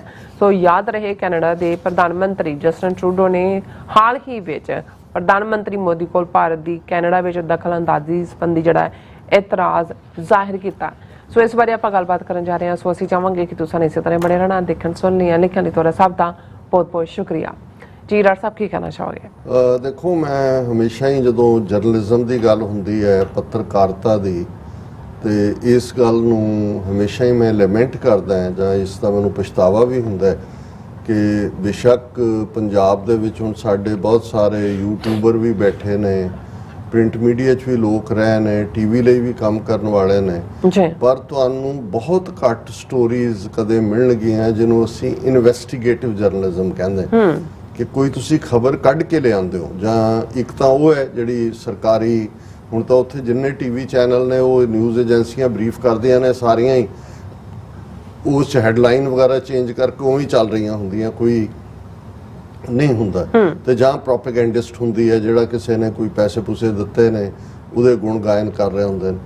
ਜਿੰਨਾ ਰੋਟਨ ਸਿਸਟਮ ਹੈ ਇੰਡੀਆ ਦਾ, ਇਵਨ ਸਿੱਖਾਂ ਦੇ ਹਵਾਲੇ ਨਾਲ ਵੀ, ਸ਼੍ਰੋਮਣੀ ਕਮੇਟੀ ਹੋਏ, ਅਕਾਲੀ ਦਲ ਹੋਏ, ਅਦਰਵਾਈਜ਼ ਸਾਡਾ ਇਹ ਡੇਰਿਆਂ ਬਾਬਿਆਂ ਦਾ ਹੋਏ, ਕੋਈ ਵੀ ਸਿੱਖ ਜਰਨਲਿਸਟ ਜਿਹੜਾ ਹੈ ਉਸ 'ਚੋਂ ਮੈਨੂੰ ਕਦੇ ਨਜ਼ਰ ਨਹੀਂ ਆਇਆ ਕਿ ਵੀ ਕੋਈ ਤੁਸੀਂ ਇਨਵੈਸਟੀਗੇਟਿਵ, ਤੁਸੀਂ 6 ਮਹੀਨੇ ਪਿੱਛੇ ਲੱਗੇ ਹੋਏ ਹੋ, ਤੁਸੀਂ ਕੋਈ ਖਬਰ ਕੱਢ ਕੇ ਲਿਆਉਂਦੇ ਹੋ ਔਰ ਤੁਸੀਂ ਦੱਸਦੇ ਹੋ ਕਿ ਵੀ ਆਹ ਜਿਹੜਾ ਹੈ ਇਹ ਇਹਦੇ 'ਚ ਚੱਲ ਰਿਹਾ। ਇਸ ਦੇ ਉਲਟ ਅਸੀਂ ਦੇਖਦੇ ਹਾਂ ਉਹੀ ਮੱਖੀ ਤੇ ਮੱਖੀ ਮਾਰਨ ਵਾਲਾ ਪਾਰਟ ਹੈ। ਇਸ ਲਈ ਤੁਸੀਂ ਜਿੰਨੇ ਮਰਜ਼ੀ ਚੈਨਲ ਬਦਲ ਲਓ ਜਾਂ ਜਿੰਨਾ ਮਰਜ਼ੀ ਤੁਸੀਂ ਮੀਡੀਆ ਵੀ ਦੇਖ ਲਓ, ਲੈ ਦੇ ਕੇ ਉਹੀ ਖਬਰਾਂ ਤੁਹਾਨੂੰ ਜਿਹੜੀਆਂ ਨੇ ਉਹ ਪੈਕੇਜ ਪੇਟੀ ਬਾਹਰ ਡਿਫਰੈਂਟ ਰੰਗ ਦੀ ਹੋਏਗੀ, ਅੰਦਰ ਖਬਰ ਉਹੀ ਹੋਏਗੀ।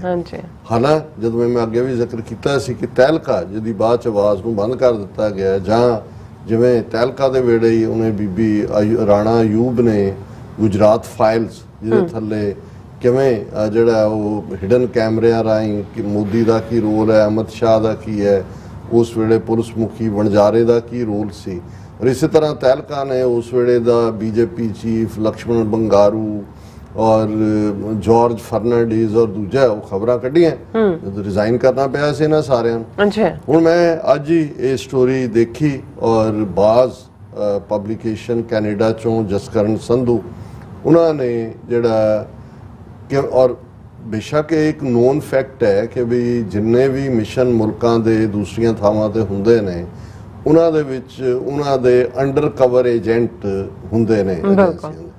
ਇੱਕ ਮਿਲਟਰੀ ਅਟੈਸ਼ੀ ਦੇ ਥੱਲੇ ਹੁੰਦਾ, ਉਹ ਮਿਲਟਰੀ ਇੰਟੈਲੀਜੈਂਸ ਦਾ ਬ੍ਰਿਗੇਡੀਅਰ ਰੈਂਕ ਹੁੰਦਾ ਮੋਸਟਲੀ।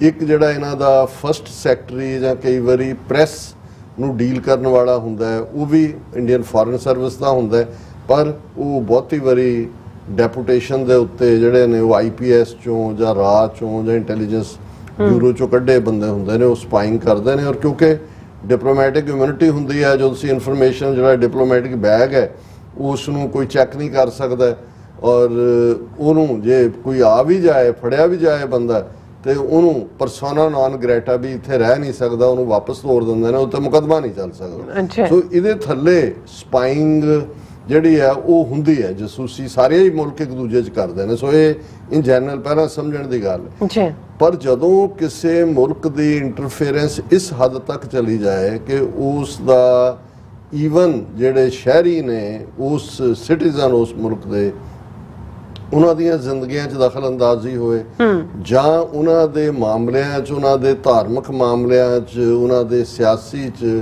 ਜਾਂ ਮੁਲਕ ਦੀ ਆਪਣੀ ਸਿਆਸਤ ਦੇ ਵਿੱਚ, ਜਿਵੇਂ ਕੈਨੇਡਾ ਦੇ ਵਿੱਚ ਅਸੀਂ ਦੇਖਦੇ ਹਾਂ ਏਅਰ ਇੰਡੀਆ ਦਾ ਹਾਦਸਾ ਕਦੇ ਨਾ ਹੁੰਦਾ, ਬੇਗੁਨਾਹ 329 ਲੋਕ ਨਾ ਮਾਰੇ ਜਾਂਦੇ ਜੇ ਕੈਨੇਡੀਅਨ ਇੰਟੈਲੀਜੈਂਸ ਏਜੰਸੀ ਸੀਸਸ ਨੇ ਕੰਨ ਖੜੇ ਰੱਖੇ ਹੁੰਦੇ।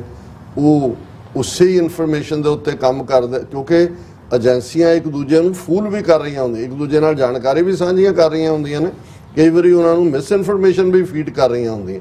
ਤੇ ਜੇ ਤੁਹਾਡੇ ਹੁਣ ਇੱਕ ਇੰਟੈਲੀਜੈਂਸ ਹੁੰਦੀ ਹੈ ਜਿਹਨੂੰ ਤੁਸੀਂ ਜਸੂਸੀ ਲਫ਼ਜ਼ ਕਹਿੰਦੇ ਹੋ, ਇੱਕ ਕਾਊਂਟਰ ਇੰਟੈਲੀਜੈਂਸ ਹੁੰਦੀ ਹੈ, ਕਿਉਂਕਿ ਉਹ ਉਹਦੇ ਤੇ ਵੀ ਅੱਖ ਰੱਖਦੀ ਹੈ ਵੀ ਜਿਹੜੀ ਜਾਣਕਾਰੀ ਹੈ ਉਹਨੂੰ ਉਹਨੇ ਸਿਫਟ ਕਰਨਾ ਹੈ। ਔਰ ਇਹ ਹਰ ਮੁਲਕ ਦਾ ਹੀ ਇੱਕ ਸਿਸਟਮ ਹੈ, ਜਦੋਂ ਤੁਸੀਂ ਇਸ ਨੈਟਵਰਕ 'ਚ ਵੜ ਜਾਓ ਇਹ ਬੜਾ ਖਤਰਨਾਕ ਦੁਨੀਆ ਇਹਨਾਂ ਦੀ, ਔਰ ਕਿਵੇਂ ਸੁੱਤੇ ਸਵਾਦ ਤੇ ਜਾਂਦੇ ਨੇ ਕਿਸ ਲੈਵਲ। ਔਰ ਕਈ ਵਾਰੀ ਬਹੁਤਿਆਂ ਨੂੰ ਲੱਗਦਾ ਹੁੰਦਾ ਜੀ ਫਲਾਣਾ ਚਪੜਾਸੀ ਜਾਂ ਦੂਜਾ, ਉਹ ਗਏ ਜ਼ਮਾਨੇ। ਉਹਨਾਂ ਨੇ ਜਿਹੜੇ ਈਵਨ ਕੀਤੇ ਹੁੰਦੇ ਨੇ, ਜਿਨ੍ਹਾਂ ਨੂੰ ਹੁੱਕ ਵੀ ਕੀਤਾ ਹੁੰਦਾ, ਉਹ ਬੜੀਆਂ ਪ੍ਰੋਮੀਨੈਂਟ ਪੋਜੀਸ਼ਨਾਂ ਤੇ ਹੁੰਦੇ ਨੇ। ਕਈ ਵਾਰੀ ਪ੍ਰਾਈਮ ਮਿਨਿਸਟਰ ਜਾਂ ਪ੍ਰੈਜ਼ੀਡੈਂਟ ਜਿਹੜੇ ਮੁਲਕ ਦੇ ਨੇ, ਉਹੀ ਕਿਸੇ ਏਜੰਸੀ ਲਈ, CIA ਵੀ ਇਵੇਂ ਕਰਦੀ ਰਹੀ, KGB ਵੀ ਇਵੇਂ ਕਰਦੀ ਰਹੀ। ਇਵੇਂ ਮੁਰਾਰਜੀ ਦੇਸਾਈ ਜਦੋਂ ਪ੍ਰਾਈਮ ਮਿਨਿਸਟਰ ਸੀ ਇੰਡੀਆ ਦਾ, ਅਮਰੀਕਾ ਦੇ 2 ਜਰਨਲਿਸਟ ਨੇ ਕਿਤਾਬ ਲਿਖੀ ਸੀ, ਉਹ 'ਚ ਉਹਨਾਂ ਨੇ ਕਿਹਾ ਸੀ ਵੀ ਉਹ CIA ਲਈ ਕੰਮ ਕਰਦਾ। ਹਾਲਾਂ ਉਹਨੇ ਕਿਹਾ ਜੀ ਮੈਂ ਮੁਕੱਦਮਾ ਕਰਾਂਗਾ, ਮੁਕੱਦਮਾ ਕੀਤਾ ਵੀ ਵਾਪਸ ਲਿਆ ਕਿਉਂਕਿ ਉਹਨਾਂ ਦੇ ਕੋਲ ਕੁਝ ਤਾਂ ਸਬੂਤ ਹੋਣਗੇ, ਇਸ ਲਈ ਉਹ ਚੈਲੰਜ ਨਹੀਂ ਹੋਇਆ। ਸੋ ਇਹ ਹੁਣ ਲੇਕਿਨ ਜਦੋਂ ਰਿਪੀਟਡਲੀ ਕਿਸੇ ਮੁਲਕ 'ਚ ਇਸ ਲੈਵਲ ਦੇ ਇੰਟਰਫੇਰੈਂਸ ਹੋਏ ਜੋ ਅੱਜ ਇੰਡੀਆ ਦੀ ਕੈਨੇਡਾ ਦੇ ਵਿੱਚ ਹੈ, ਅਸੀਂ 에ਅਰ ਇੰਡੀਆ ਹਾਲਾਂ ਸ਼ੁਰੂ ਤਾਂ ਲੇਟ 70s ਤੋਂ ਹੀ ਸਿੱਖਾਂ ਦੇ ਮਾਮਲਿਆਂ 'ਚ ਉਹਨਾਂ ਨੇ ਇੰਟਰਫੇਅਰ ਕਰਨਾ ਸ਼ੁਰੂ ਕੀਤਾ। ਫਿਰ 에ਅਰ ਇੰਡੀਆ ਦਾ ਹਾਦਸਾ, ਹੁਣ ਜਿਉਂ-ਜਿਉਂ ਖਾਲਿਸਤਾਨ ਰੈਫਰੈਂਡਮ ਔਰ ਦੂਸਰਾ ਪਿਛਲੇ ਵਰਿਆਂ ਦੇ ਵਿੱਚ ਇਹ ਹਾਈਲਾਈਟ ਹੋਇਆ, ਇਹਨਾਂ ਦੀ ਇੰਟਰਫੇਰੈਂਸ ਸਿਰਫ ਜਾਣਕਾਰੀ ਹਾਸਲ ਕਰਨ ਜਾਂ ਵਿਦਨ ਕਮਿਊਨਿਟੀ ਸਪਾਈ ਭਰਤੀ ਕਰਨ 'ਚ ਹੀ ਨਹੀਂ ਰਹੀ। ਹਰਦੀਪ ਸਿੰਘ ਨਿੱਜਰ ਦਾ ਮਰਡਰ ਕੋਈ ਛੋਟੀ ਘਟਨਾ ਨਹੀਂ ਹੈ ਜੀ, ਔਰ ਇਸ ਦਾ ਹੀ ਨਤੀਜਾ ਹੈ ਕਿ ਵੀ ਸਿੱਖਾਂ ਦਾ ਧਿਆਨ ਵੀ ਇਸ ਪਾਸੇ ਵੱਲ ਗਿਆ ਕਿ ਭਾਈ ਇਹ ਬਹੁਤ ਖਤਰਨਾਕ ਹੈ। ਔਰ ਈਵਨ ਕੈਨੇਡੀਅਨ ਏਜੰਸੀਆਂ ਵੀ ਜਾਗੀਆਂ। ਇਹੀ ਕਾਰਨ ਸੀ ਕਿ ਜਸਟਿਨ ਟਰੂਡੋ ਦੀ ਇੰਡੀਆ ਵਿਜ਼ਿਟ ਤੋਂ ਪਹਿਲਾਂ ਔਰ ਈਵਨ ਹਰਦੀਪ ਸਿੰਘ ਨਿੱਜਰ ਦੇ ਮਰਡਰ ਤੋਂ ਪਹਿਲਾਂ ਜੂਡੀ ਥਾਮਸ ਜਿਹੜੀ ਉਹਨਾਂ ਦੀ ਸਿਕਿਉਰਿਟੀ ਐਡਵਾਈਜ਼ਰ ਹੈ ਬੀਬੀ ਕੈਨੇਡਾ ਦੀ, ਉਹਨੇ ਇੰਡੀਆ ਦੀ ਇੰਟਰਫੇਰੈਂਸ ਦੀ ਗੱਲ ਕੀਤੀ ਕਿ ਵੀ ਇੰਡੀਆ ਇੰਟਰਫੇਅਰ ਕਰ ਰਿਹਾ ਕੈਨੇਡਾ ਦੇ ਮਾਮਲਿਆਂ 'ਚ। ਔਰ ਇਹ ਕਿਸ ਲੈਵਲ ਤੇ ਕਿ ਜਸਟਿਨ ਟਰੂਡੋ ਨੇ ਜਿਹੜੀ 1-to-1 ਮੀਟਿੰਗ ਮੋਦੀ ਦੇ ਨਾਲ ਕੀਤੀ, ਭਾਵੇਂ ਸਾਈਡ ਲਾਈਨ ਤੇ ਉਹ ਚਲਦੇ ਉਹਦੇ 'ਚ ਵੀ ਉਹਨੇ ਇਸ਼ੂ ਕੀਤਾ। ਐਟਲੀਸਟ ਉਹਨੇ ਪ੍ਰੈਸ ਕਾਨਫਰੰਸ ਕਿਹਾ ਵੀ ਮੈਂ ਇਹ ਇਸ਼ੂ ਵੀ ਉਠਾ ਰਿਹਾ along with the other issues.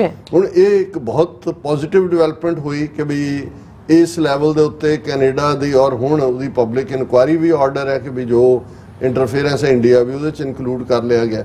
ਔਰ ਚੰਗੀ ਗੱਲ ਹੈ ਕਿ ਵੀ ਸਿੱਖ ਰੈਫਰੈਂਡਮ, ਖਾਲਿਸਤਾਨ ਰੈਫਰੈਂਡਮ ਦਾ ਜਿਹੜਾ ਦੂਸਰਾ ਫੇਜ਼ 29 ਅਕਤੂਬਰ ਨੂੰ ਵੈਨਕੂਵਰ ਦੇ ਵਿੱਚ ਹੋਣਾ ਹੈ। ਔਰ ਇਹ ਮੈਂ ਵੈਨਕੂਵਰ ਸਨ ਦੀ ਸਟੋਰੀ ਤੇ ਰਿਲਾਈ ਕਰ ਰਿਹਾ। ਉਹਦੇ ਹੈਡਲਾਈਨ ਹੈ British Columbia Sikh referendum will ask if Indian diplomat was responsible for Niger killing। ਹੁਣ ਜਿਹੜਾ 29 ਅਕਤੂਬਰ ਨੂੰ ਹੋਏਗਾ ਖਾਲਿਸਤਾਨ ਰੈਫਰੈਂਡਮ, ਯੂਜਲੀ ਇੱਕੋ ਹੀ ਸਵਾਲ ਹੁੰਦਾ ਹੈ ਕਿ ਵੀ ਭਾਰਤੀ ਕਬਜ਼ੇ ਵਾਲਾ ਜਿਹੜਾ ਪੰਜਾਬ ਹੈ ਤੁਸੀਂ ਉਹਨੂੰ ਆਜ਼ਾਦ ਮੁਲਕ ਦੇਖਣਾ ਚਾਹੁੰਦੇ ਹੋ ਜਾਂ ਨਹੀਂ। ਪਰ ਇਹ ਜਿਹੜਾ ਵੈਨਕੂਵਰ ਸਨ ਦੇ ਮੁਤਾਬਕ ਸਿੱਖਸ ਫਾਰ ਜਸਟਿਸ ਨੇ ਕਿਹਾ ਕਿ ਜਿਹੜਾ ਹੁਣ ਵੈਨਕੂਵਰ 'ਚ ਹੋਏਗਾ ਉਹਦੇ 'ਚ ਇੱਕ ਸਵਾਲ ਹੋਰ ਵੀ ਹੋਏਗਾ ਕਿ ਕੀ ਜਿਹੜਾ ਇੰਡੀਆ ਦਾ ਹਾਈ ਕਮਿਸ਼ਨਰ ਹੈ ਆਟੋਵਾ 'ਚ, ਉਹ ਜ਼ਿੰਮੇਵਾਰ ਹੈ ਹਰਦੀਪ ਸਿੰਘ ਨਿੱਜਰ ਦੇ ਮਰਡਰ ਲਈ। ਹੁਣ ਇਹ ਬੜੀ ਸੀਰੀਅਸ ਗੱਲ ਹੈ ਕਿ ਵੀ ਇਹਦੇ 'ਚ ਹੁਣ ਜੇ ਕੈਨੇਡਾ ਦਾ ਪ੍ਰਾਈਮ ਮਿਨਿਸਟਰ ਮੰਨ ਚੁੱਕਾ ਹੈ ਕਿ ਵੀ ਇੰਟਰਨਲ ਇੰਟਰਫੇਰੈਂਸ ਹੈ, ਔਰ ਇਸ ਸਾਰੇ ਦੇ ਚੱਲਦਿਆਂ ਇਹ ਸਵਾਲ ਆਪਣੇ ਆਪ ਦੇ ਵਿੱਚ ਇੱਕ ਸਟੈਪ ਅਪ ਸਿੱਖਾਂ ਦਾ ਬਜਾਏ ਕਿ ਅਸੀਂ ਡਿਫੈਂਸਿਵ ਹੋਈਏ, ਇਹ ਜਿਹੜਾ ਉਹਨਾਂ ਦੇ ਸਿਰ ਚੜਨ ਦੀ ਗੱਲ ਹੈ। ਲੇਕਿਨ ਜਿਹੜੀ ਸਟੋਰੀ ਇਨਵੈਸਟੀਗੇਟਿਵ ਦੀ ਮੈਂ ਗੱਲ ਕੀਤੀ, ਬਾਜ ਦੇ ਜਸਕਰਨ ਸੰਧੂ ਹੋਰਾਂ ਨੇ ਇੱਕ ਸਟੋਰੀ ਕੀਤੀ ਹੈ। An Indian counter-intelligence agent is working at the Indian High Commission in Ottawa. Bikram Pal Singh Patti, while still in service with Indian intelligence and policing, has ostensibly been tasked with handling passports, visas and other consular matters at the Indian High Commission. ਉਹਨੇ ਬਿਕਰਮਪਾਲ ਸਿੰਘ ਭੱਟੀ ਨਾਂ ਦਾ ਬੰਦਾ ਜਿਹਦੀ information ਜਿਹੜੀ embassy ਨੇ ਜਾਂ high commission ਨੇ ਪਾਈ ਹੁੰਦੀ ਹੈ, ਉਹ ਲੁਕਾਉਣ ਦੇ ਲਈ ਉਹਦਾ ਨਾਂ ਪੂਰਾ ਨਹੀਂ ਲਿਖਿਆ ਹੋਇਆ। ਬੀ ਜਿਹੜਾ ਹੈ ਉਹਦੇ ਥਰ BPSB ਲਿਖਿਆ ਹੋਇਆ ਤਾਂ ਕਿ ਪਤਾ ਹੀ ਨਾ ਲੱਗੇ ਕਿ ਹਿੰਦੂ ਹੈ, ਸਿੱਖ ਹੈ, ਮੁਸਲਮਾਨ, ਪਰ ਜ਼ਾਹਰ ਹੈ ਸਿੱਖ ਹੈ। ਔਰ ਇਹ ਜਿਹੜਾ ਉਸ ਫਸਟ ਸੈਕਟਰੀ ਲੱਗਾ ਹੋਇਆ ਹਾਈ ਕਮਿਸ਼ਨ, ਔਰ ਫਸਟ ਸੈਕਟਰੀ ਦੇ ਤੌਰ ਤੇ ਇਹਦਾ ਜਿਹੜਾ ਰੋਲ ਹੈ ਪਾਸਪੋਰਟ, ਵੀਜ਼ੇ, ਫਲਾਣੇ ਢਮਕੇ ਨੂੰ ਜਿਹਨੂੰ ਅਸੀਂ ਅੰਡਰ ਕਵਰ ਕਹਿੰਦੇ, ਇਹ ਕਵਰ ਹੈ। ਹੁਣ ਇਸ ਬੰਦੇ ਦਾ ਔਰ ਉਹਦੀ ਤਾਂ ਉਹਨਾਂ ਨੇ ਬੜੀ ਡੀਟੇਲ ਬੰਦੇ ਦੀ ਪਿਛੋਕੜ ਕੱਢਿਆ ਕਿ ਬਈ ਇਹ ਤਾਂ IPS ਰੈਂਕ ਦਾ ਅਫਸਰ ਹੈ। 2007 ਦੇ ਵਿੱਚ ਇਹਨੇ IPS ਕੀਤੀ। ਫਿਰ ਇਹ ਜਿਹੜਾ ਪੰਜਾਬ ਦੇ ਵਿੱਚ ਜਿਹੜਾ ਹੈ ਉਹ SP ਦੇ ਤੌਰ ਦੇ ਉੱਤੇ ਫਲੌਰ, ਜਲੰਧਰ, ਅੰਮ੍ਰਿਤਸਰ 'ਚ ਰਿਹਾ IPS ਦੇ ਤੌਰ ਤੇ। ਫਿਰ ਇਹ 2015 ਦੇ ਵਿੱਚ ਡੈਪੂਟੇਸ਼ਨ ਦੇ ਉੱਤੇ ਇਹ ਦਿੱਲੀ ਚਲਾ ਗਿਆ, ਇੰਟੈਲੀਜੈਂਸ ਬਿਊਰੋ ਦੇ ਵਿੱਚ ਸੈਂਟਰਲ ਡੈਪੂਟੇਸ਼ਨ ਤੇ ਗਿਆ। ਔਰ ਉੱਥੇ ਜਿਹੜਾ ਅਸਿਸਟੈਂਟ ਡਾਇਰੈਕਟਰ ਜਿਹੜਾ ਇੰਟੈਲੀਜੈਂਸ ਬਿਊਰੋ ਦਾ ਰਿਹਾ। 2018 ਦੇ ਵਿੱਚ ਇਹ ਜਿਹੜਾ ਉਹ ਇੱਕ ਕਾਨੂੰਨੀ ਜਦੋਂ ਪੰਜਾਬ 'ਚ ਰਿਹਾ ਸੀ ਇਹਦੇ ਤੇ ਕੇਸ ਸੀ 2011 'ਚ ਕਿ ਕਸਟੋਡੀਅਲ ਇਹਨੇ ਕਸਟਡੀ 'ਚ ਰੱਖ ਕੇ ਕਿਵੇਂ ਵਾਇਲੈਂਸ ਕੀਤੀ, ਟਾਰਚਰ ਕੀਤਾ, ਔਰ ਇਹ 2018 'ਚ ਕੇਸ ਚੱਲਿਆ। 2022 ਦੇ ਵਿੱਚ ਵਾਪਸ ਭੱਟੀ ਨੂੰ ਸੈਂਟਰਲ ਡੈਪੂਟੇਸ਼ਨ ਦੇ ਉੱਤੇ ਭੇਜ ਦਿੱਤਾ ਗਿਆ ਮਿਨਿਸਟਰੀ ਆਫ ਐਕਸਟਰਨਲ ਅਫੇਅਰਸ ਦੇ ਵਿੱਚ, ਔਰ ਫਿਰ ਉਹਨੂੰ ਪ੍ਰਮੋਟ ਕਰਕੇ deputy inspector general DIG Punjab police ਲਾਇਆ ਗਿਆ 2022 ਦੇ ਵਿੱਚ। ਹੁਣ ਜਿਹੜਾ ਇਸ ਦਾ ਰੋਲ ਕੀ ਹੈ ਵੀ ਇਹ ਫੋਰਨ ਸਰਵਿਸ 'ਚ ਆ ਕੇ ਇੱਥੇ ਫਸਟ ਸੈਕਟਰੀ ਲੱਗਾ ਹੋਇਆ ਹੈ। ਉਹਨਾਂ ਦਾ ਇਹ ਹੈ ਕਿ ਵੀ shortly after his promotion while still on central deputation he arrived in Canada as the first secretary consular Indian High Commission, ostensibly tasked with the handling passport visa and ਇਹ ਉਹਦਾ ਕਵਰ ਹੈ ਬਾਹਰੋਂ ਕਿ ਜੀ ਉਹ ਪਾਸਪੋਰਟ ਵੀਜ਼ਾ ਇਹ ਉਹ handle ਕਰ, ਪਰ ਇੰਟੈਲੀਜੈਂਸ ਬਿਊਰੋ ਦਾ ਅਫਸਰ ਹੈ, IPS ਰੈਂਕ, ਔਰ ਜ਼ਾਹਰ ਹੈ ਕਿ ਵੀ ਇਹ ਸਿੱਖ ਹੈ, ਸਿੱਖਾਂ ਬਾਰੇ ਜਾਣਦਾ ਹੈ, ਇੱਥੋਂ ਵਾਲਿਆਂ ਦੇ ਜਿਹੜੇ ਪਾਸਪੋਰਟ ਵੀਜ਼ੇ ਦੇਖ ਕੇ ਪਿੱਛੇ ਲਿੰਕ ਕਰ ਰਿਹਾ ਹੋਏਗਾ, ਪਿੱਛੇ ਜਿਹੜੇ NIA ਨੇ ਹਰਾਸ ਕਰਨਾ ਸ਼ੁਰੂ ਕੀਤਾ, ਸੋ ਉਹ ਸਾਰੀ ਉਸ ਦੇ ਨਾਲ ਜਾ ਕੇ ਜੁੜਦੀ ਹੈ।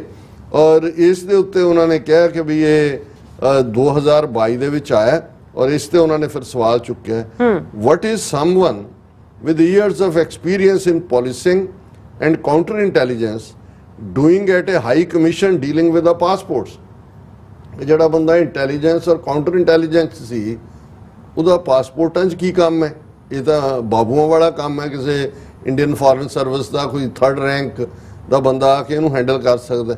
ਇਹ ਬਲਪ੍ਰੀਤ ਸਿੰਘ ਵਰਲਡ ਸਿੱਖ ਆਰਗੇਨਾਈਜੇਸ਼ਨ ਦੇ ਨੇ, ਉਹਨਾਂ ਨੇ ਕਿਹਾ ਵੀ ਇਹ ਤਾਂ ਨਹੀਂ ਹੈ ਵੀ India may be operating an unofficial police station and intelligence agency targeting Sikh Canadians out of its offices in Ottawa, ਕਿ ਵੀ ਇਹ ਤਾਂ ਇੱਥੇ ਵੀ ਥਾਣਾ ਬਣਾਇਆ ਹੋਇਆ ਹੈ ਜੋ ਉੱਥੇ ਵੀ ਕਸਟੋਡੀਅਲ ਟਾਰਚਰ ਔਰ ਦੂਜੇ 'ਚ ਇਨਵੋਲਵ ਰਿਹਾ। ਜ਼ਾਹਰ ਹੈ ਪੰਜਾਬ ਕਾਡਰ ਦਾ ਬੰਦਾ ਹੈ, 4 ਜ਼ਿਲ੍ਹਿਆਂ 'ਚ SP ਰਿਹਾ, ਫਿਰ ਡੈਪੂਟੇਸ਼ਨ ਤੇ IB, ਫਿਰ ਦੂਜਾ ਫਿਰ ਫੋਰਨ ਸਰਵਿਸ।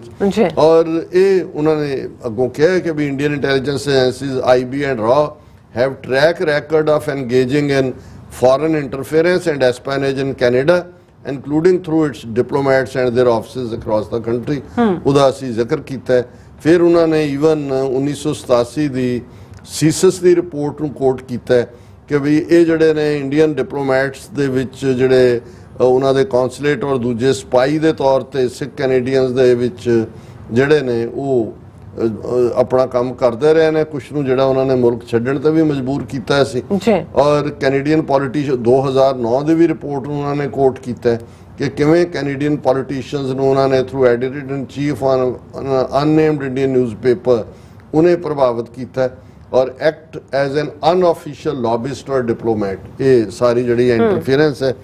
ਹੁਣ ਇਹਦੇ ਤੇ ਉਹਨਾਂ ਨੇ ਫਾਈਨਲ ਸਵਾਲ ਪੁੱਛਿਆ, how much information does CSIS possess regarding Patti's activities while residing in Canada, including claims of covert meeting and exerting of Indian state influence in Canada, claims which take Patti's role at the High Commission outside of his official duties claimed by India. ਇਹ ਸਵਾਲ ਉਹਨਾਂ ਨੇ ਚੁੱਕ ਦਿੱਤਾ। ਉਹਨਾਂ ਨੇ ਕਿਹਾ ਜੀ ਆਹ ਖਬਰ ਹੈ, ਆਹ ਬੰਦਾ ਹੈ ਇੰਟੈਲੀਜੈਂਸ ਲਈ ਕੰਮ ਕਰਦਾ।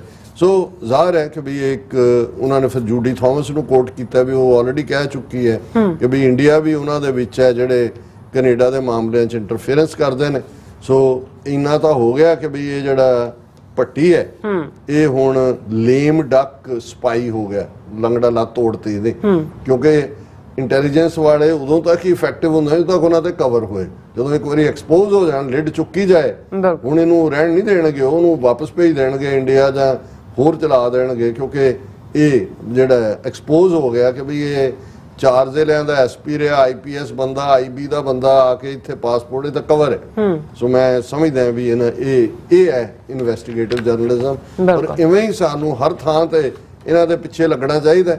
ਔਰ ਇਹ ਜਿਹੜਾ ਇਹੀ ਤਰੀਕਾ ਹੈ ਸਾਡੇ ਕੋਲ ਕਿ ਵੀ ਜੇ ਇਹਨਾਂ ਨੇ ਹੁਣ ਸਾਨੂੰ, ਅਸੀਂ ਸਮਝਦੇ ਹਾਂ ਵੀ ਇਹਨਾਂ ਮੁਲਕਾਂ 'ਚ ਅਸੀਂ ਲਾ ਅਬਾਈਡਿੰਗ ਸਿਟੀਜ਼ਨਸ ਹੈ, ਕੋਈ ਵੀ ਹਿੰਸਾ ਦੀ ਥਾਂ ਨਹੀਂ ਹੈ, ਪਰ ਇਹ ਹੈ ਤਰੀਕਾ ਇਹਨਾਂ ਨੂੰ ਵਾਣੇ ਪਾਉਣ ਦਾ। ਬਿਲਕੁਲ ਜੀ ਰਾਜ ਸਾਹਿਬ, ਤੁਹਾਡਾ ਬਹੁਤ ਬਹੁਤ ਧੰਨਵਾਦ। ਸੋ ਇੱਥੇ ਲੈਣਾ ਬ੍ਰੇਕ। ਫਿਊਅਰਸ ਤੁਸੀਂ ਇਸੇ ਤਰ੍ਹਾਂ ਹੀ ਬਣੇ ਰਹਿਣਾ, ਮਿਲਦੇ ਹਾਂ after this short break.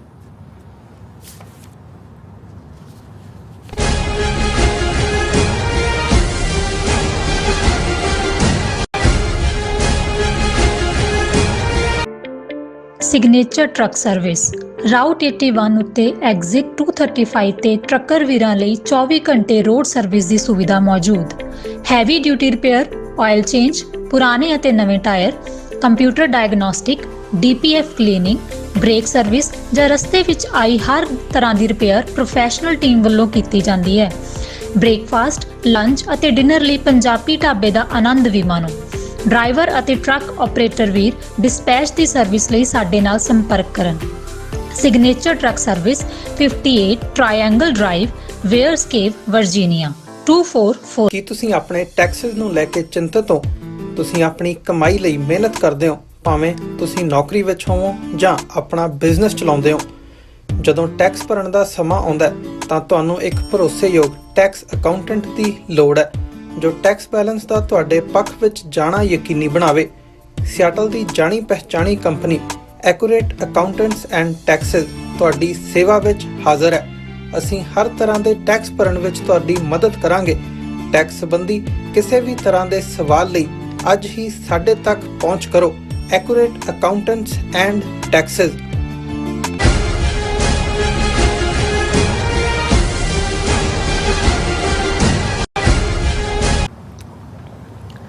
Viewers welcome back to programme. So viewers ਗੱਲਬਾਤ ਕਰਨ ਜਾ ਰਹੇ ਹਾਂ ਕਿ ਕੈਨੇਡਾ ਵੱਲੋਂ ਭਾਰਤ ਦੇ ਵਿਤਕਰੇ ਤੇ ਇੱਕ ਹੋਰ ਚੋਟ ਜਿਹੜੀ ਹੈ ਕੀਤੀ ਗਈ ਹੈ। ਸੋ ਬਲੂਮਬਰਗ ਦੀ ਖਬਰ ਅਨੁਸਾਰ ਕੈਨੇਡਾ ਦਾ ਜਿਹੜਾ ਵਪਾਰ ਕਮਿਸ਼ਨ ਅਕਤੂਬਰ ਵਿੱਚ ਭਾਰਤ ਜਾਣਾ ਸੀ ਉਸ ਨੂੰ ਕੈਂਸਲ ਕਰ ਦਿੱਤਾ ਗਿਆ ਹੈ ਔਰ ਇਹ ਟ੍ਰੇਡ ਮਿਸ਼ਨ 9 ਅਕਤੂਬਰ ਨੂੰ ਬੰਬਈ ਪਹੁੰਚਣਾ ਸੀ। ਸੋ ਇਹ ਭਾਰਤ ਦੇ ਮੂੰਹ ਤੇ ਇੱਕ ਹੋਰ ਕਰਾਰੀ ਚਪੇੜ ਹੈ। ਸੋ ਇਸ ਬਾਰੇ ਆਪਾਂ ਗੱਲਬਾਤ ਕਰਨ ਜਾ ਰਹੇ ਹਾਂ। ਸੋ ਅਸੀਂ ਚਾਹਾਂਗੇ ਕਿ ਤੁਸੀਂ ਇਸੇ ਤਰ੍ਹਾਂ ਬਣੇ ਰਹਿਣਾ, ਦੇਖਣ ਸੁਣ ਲਿਆ, ਲਿਖਣ ਲਈ ਤੁਹਾਡਾ ਸਭ ਦਾ ਬਹੁਤ ਬਹੁਤ ਸ਼ੁਕਰੀਆ ਜੀ। ਡਾਕਟਰ ਸਾਹਿਬ ਕੀ ਵਿਚਾਰਾਂ ਨੇ?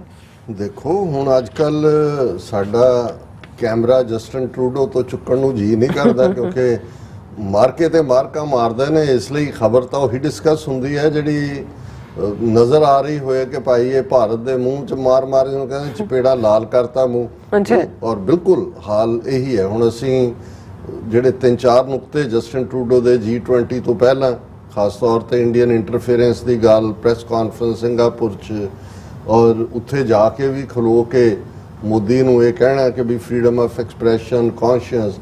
ਫਿਰ ਜੇ ਜਹਾਜ਼ ਖਰਾਬ ਹੁੰਦਾ ਤੇ 48 ਘੰਟੇ ਉਹਨੇ ਇੰਤਜ਼ਾਰ ਕੀਤਾ, ਉਹਨੇ ਕਿਹਾ ਵੀ ਤੁਹਾਡੇ ਜਹਾਜ਼ ਤੇ ਨਹੀਂ ਚੜ੍ਹਦੇ ਔਰ ਉਹ ਆਪਣੇ ਉਹਨੇ ਗੈਰਤ ਅਣਖ ਦਿਖਾਈ। ਹੁਣ ਇਹ ਖਬਰ ਬਲੂਮਬਰਗ, ਜਦੋਂ ਅਸੀਂ ਇੰਟਰਨੈਸ਼ਨਲ ਪਬਲੀਕੇਸ਼ਨਸ ਦੇਖਦੇ ਹਾਂ, ਵਾਸ਼ਿੰਗਟਨ ਪੋਸਟ, ਨਿਊਯਾਰਕ ਟਾਈਮਜ਼, ਜਿਵੇਂ ਵੈਨਕੂਵਰ ਸਨ ਕੈਨੇਡਾ ਦੇ ਹਵਾਲੇ ਨਾਲ, Toronto Globe and Mail, Toronto Sun, ਜਿਨ੍ਹਾਂ ਨੂੰ ਕੋਟ ਕੀਤਾ ਜਾਂਦਾ। ਹੁਣ ਇਹ ਬਲੂਮਬਰਗ ਦੀ ਖਬਰ ਹੈ, Canada postpones trade mission to India with tensions on rise। ਹੁਣ ਇੱਕ ਨੈਗੋਸ਼ੀਏਸ਼ਨ ਸੀ ਜਿਹੜੀਆਂ ਕੈਂਸਲ ਕਰਤੀਆਂ ਸੀ ਉਹਨਾਂ ਨੇ, ਜਿਹਦੇ 13 ਰਾਉਂਡ ਹੋ ਚੁੱਕੇ ਸੀ ਇੱਕ ਸਾਲ ਦੇ ਵਿੱਚ ਔਰ ਕੁਝ ਵਕਤ ਪਹਿਲਾਂ ਹੀ ਕਿਹਾ ਗਿਆ ਸੀ ਜੀ ਕਿ that will be seal, ਉਹ ਜਿਹੜਾ ਉਸ ਨੂੰ ਵੀ ਉਹਨਾਂ ਨੇ ਅਨਲਿਮਿਟਿਡ ਪੋਸਟਪੋਨ ਕੀਤਾ। ਹੁਣ ਇਹ ਬਲੂਮਬਰਗ ਦੀ ਖਬਰ ਦੇ ਅਨੁਸਾਰ ਜਿਹੜਾ ਕੈਨੇਡਾ ਦਾ ਇੱਕ ਟ੍ਰੇਡ ਮਿਸ਼ਨ 9 ਅਕਤੂਬਰ ਨੂੰ ਇਹਨੇ ਬੰਬੇ ਪਹੁੰਚਣਾ ਸੀ ਔਰ ਫਿਰ ਜਿਹੜਾ ਉਸ ਦੇ ਉੱਤੇ ਉਹਨਾਂ ਨੇ ਹੋਰ ਥਾਵਾਂ ਤੇ ਵੀ ਜਾਣਾ ਸੀ। ਉਹਨਾਂ ਨੇ ਕਿਹਾ ਕਿ ਵੀ ਅੱਜ ਜਿਹੜਾ ਕੈਨੇਡੀਅਨ ਟ੍ਰੇਡ ਮਿਨਿਸਟਰ ਮੈਰੀ ਨਾਗ ਨੇ ਜਿਹੜਾ ਉਹ ਸਟੇਟਮੈਂਟ ਦਿੱਤੀ ਹੈ ਕਿ ਕੋਈ ਉਹਦੇ 'ਚ ਐਕਸਪਲੇਨੇਸ਼ਨ ਨਹੀਂ ਦਿੱਤੀ ਗਈ ਕਿ ਵੀ ਉਹ ਕਿਉਂ ਕਾਲ ਆਫ ਕਰ ਰਹੇ ਨੇ ਟ੍ਰੇਡ ਮਿਸ਼ਨ, ਔਰ ਕੋਈ ਫਿਊਚਰ ਡੇਟ ਵੀ ਨਹੀਂ ਦਿੱਤੀ ਗਈ ਕਿ ਵੀ ਕਦੋਂ ਦੁਬਾਰਾ ਕਰਨਗੇ। ਉਹਨਾਂ ਨੇ ਕਿਹਾ ਕਿ ਵੀ ਇਹ ਜਿਹੜਾ 9 ਅਕਤੂਬਰ ਨੂੰ ਜਿਹੜੀ ਇਹ ਟ੍ਰੇਡ ਮਿਸ਼ਨ ਸ਼ੁਰੂ ਹੋਣਾ ਸੀ ਇਹ ਸਟੈਂਡਸ ਕੈਂਸਲਡ ਫॉर ਪ੍ਰੈਜ਼ੈਂਟ। ਔਰ ਇਹਦਾ ਜਿਹੜਾ ਟ੍ਰੇਡ ਮਿਸ਼ਨ ਦਾ ਫੋਕਸ ਸੀ that was including automobiles, agriculture and information technology. ਉਹਨਾਂ ਨੇ ਕਿਹਾ ਜੀ at this time we are postponing the upcoming trade mission to India, said Alice Hassan Nage, spokesperson. In the next year, we will be taking businesses to Japan, Indonesia, Korea, Malaysia, Philippines and Vietnam. ਇਹਦੇ 'ਚ India ਦਾ ਨਾਂ ਹੀ ਨਹੀਂ। ਉਹਨਾਂ ਨੇ ਕਿਹਾ ਜੀ ਅਸੀਂ ਇਹ ਜਿਹੜਾ ਇਸ ਨੂੰ ਕੈਂਸਲ ਕਰ ਰਹੇ ਹਾਂ, ਇੰਡੀਆ ਵਾਲਿਆਂ ਨੂੰ ਪੋਸਟਪੋਨ ਕਰ ਰਹੇ ਹਾਂ ਔਰ ਅਗਲੇ ਸਾਲ 'ਚ ਅਸੀਂ ਇਹਨਾਂ ਮੁਲਕਾਂ ਦੇ ਵਿੱਚ ਜਿਹੜੇ ਆ ਉਹ ਉਹਨਾਂ ਨਾਲ ਟ੍ਰੇਡ ਕਰਾਂਗੇ। ਔਰ ਇਹ ਉਹਨਾਂ ਨੇ ਕਿਹਾ ਕਿ ਵੀ ਇਹ ਆਲਰੇਡੀ ਟ੍ਰੇਡ ਐਗਰੀਮੈਂਟ ਤੇ ਗੱਲਬਾਤ ਚੱਲ ਰਹੀ ਸੀ, ਪਰ ਟਰੂਡੋ ਦੀ ਟ੍ਰਿਪ ਤੋਂ ਪਹਿਲਾਂ ਉਹਨਾਂ ਨੇ ਜਿਹੜਾ ਉਹਨੂੰ ਪੌਜ਼ ਕਰਤਾ ਸੀ, ਰੋਕ ਦਿੱਤਾ ਸੀ। ਉਹਨਾਂ ਨੇ ਇਹ ਵੀ ਕਿਹਾ ਕਿ ਵੀ ਅਸੀਂ ਹੁਣ ਉਹਦਾ ਟਾਈਮ ਲਵਾਂਗੇ, ਰਿਫਲੈਕਟ ਕਰਾਂਗੇ ਕਿ ਭਾਈ ਕੀ ਚੱਲ ਰਿਹਾ, it is a normal part ਕਿ ਕਈ ਚੀਜ਼ਾਂ ਨੇ। ਔਰ ਇਹ ਜਿਹੜਾ ਹੁਣ ਇੰਡੀਆ ਦਾ ਟ੍ਰੇਡ ਮਿਨਿਸਟਰ ਹੈ ਪੀਯੂਸ਼ ਗੋਇਲ, ਉਹਨੇ ਇੰਡੀਅਨ ਮੀਡੀਆ ਨੂੰ ਫਸਟ ਪੋਸਟ ਦੇ ਨਾਲ ਗੱਲਬਾਤ ਕੀਤੀ ਕਿ ਵੀ ਇਹ ਜੀਓ ਪੋਲੀਟੀਕਲ ਐਂਡ ਇਕਨੋਮਿਕਲੀ ਇਹ ਕੰਟਰੀਜ਼ ਜਿਹੜੀਆਂ ਨੇ ਉਹ ਇੱਕੋ ਪੇਜ ਤੇ ਹੋਣੀਆਂ ਚਾਹੀਦੀਆਂ। ਹੁਣ ਮਤਲਬ ਇਹ ਹੈ ਵੀ ਇਹ ਨਹੀਂ ਹੈ ਵੀ ਇੰਡੀਆ ਨੇ ਕੈਂਸਲ, ਇੰਡੀਆ ਤਾਂ ਸ਼ਿਕਾਇਤ ਇਹ ਚਾਈਨਾ ਨੇ ਸਲੈਪ ਕੀਤਾ। ਪਰ ਤੁਸੀਂ ਇਹ ਦੇਖੋ ਕਿ ਵੀ ਕਿਵੇਂ ਹਾਰ ਜਿਹਦੇ ਚ ਬਿਲਕੁਲ ਜੁੱਤੀਆਂ ਪਈਆਂ ਹੁੰਦੀਆਂ, ਜਿਵੇਂ ਅਸੀਂ ਕਹਿ ਕੇ ਹਟੇ ਹਾਂ ਪਹਿਲੇ ਸੈਗਮੈਂਟ ਦੇ ਵਿੱਚ ਕਿ ਜਿਹਦੇ ਚ ਬਿਲਕੁਲ ਲੂਜ਼ਰ ਹੁੰਦੇ ਨੇ, ਜਿਹਦੇ ਚ ਉਹਨਾਂ ਕੋਲ ਕੋਈ ਆਰਗੂਮੈਂਟ ਨਹੀਂ ਹੁੰਦਾ, ਉਹਦੇ ਚੋਂ ਐਸਾ ਆਰਗੂਮੈਂਟ ਲੈ ਕੇ ਆਣਗੇ ਝੂਠਾ ਕਿ ਲੱਗੇਗਾ ਕਿ ਵੀ ਉਹ ਵਿਕਟੋਰੀਅਸ ਨੇ।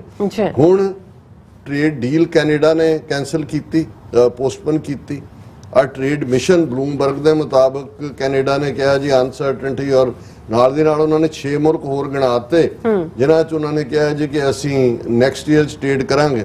ਪਰ ਤੁਸੀਂ ਹੁਣ ਇੰਡੀਆ ਦਾ ਦੇਖੋ ਕਿ ਵੀ ਸਾਡਿਆਂ ਨੂੰ ਤਾਂ ਖਬਰ ਹੀ ਨਹੀਂ ਹੁੰਦੀ ਵੀ ਅਸੀਂ ਕਿੱਥੇ ਕਿੱਥੇ ਕੀ ਪ੍ਰਾਪਤੀ ਕਰ ਰਹੇ ਹਾਂ। ਬਿਲਕੁਲ ਇੰਡੀਅਨ ਮੀਡੀਆ ਜਿਹੜਾ ਉਹਨਾਂ ਦੀ ਨਿਊਜ਼ ਏਜੰਸੀ ਖਬਰ ਲਾਈ ਹੈ, India Canada talks for trade agreement to resume after resolution of political issues official, ਕਿ ਹੁਣ ਇੰਡੀਆ ਦਾ ਆਫੀਸ਼ੀਅਲ ਇਹ ਕਹਿ ਰਿਹਾ ਕਿ negotiations for a free trade agreement between India and Canada will resume after the resolution of political issues between two countries, a senior official said on Friday.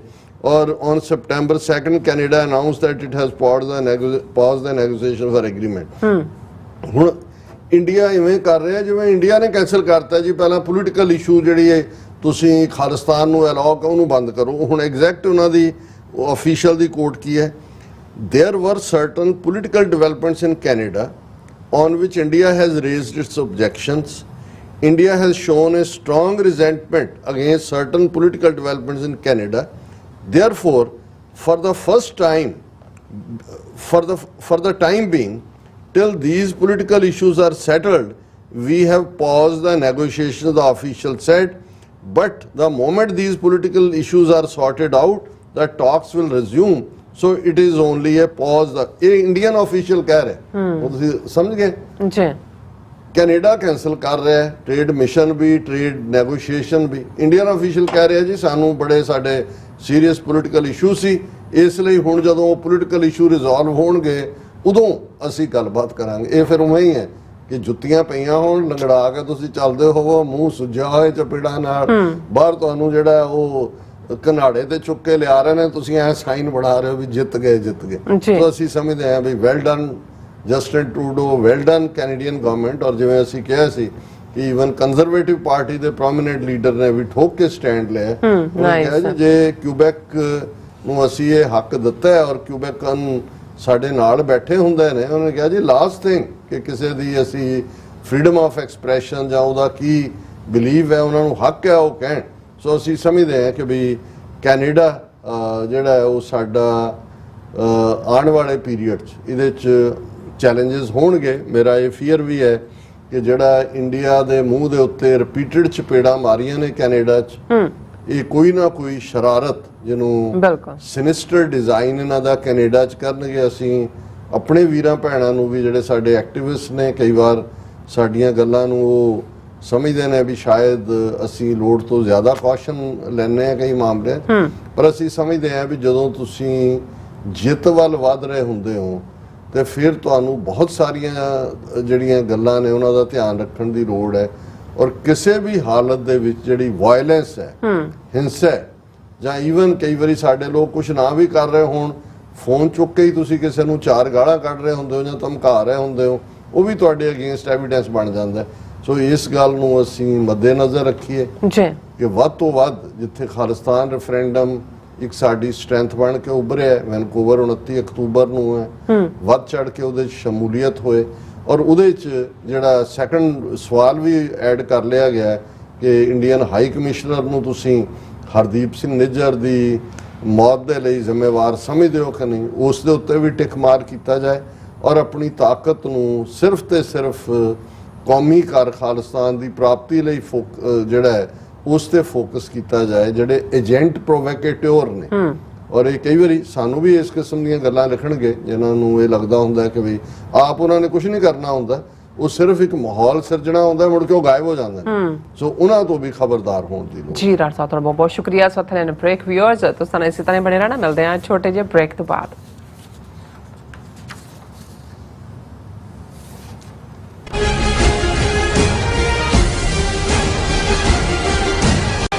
ਕੀ ਤੁਹਾਨੂੰ 30, 40 ਜਾਂ 50 ਦਿਨ ਵੇਟ ਕਰਨੀ ਪੈ ਰਹੀ ਹੈ ਤੁਹਾਡੇ ਚੈੱਕ ਲਈ?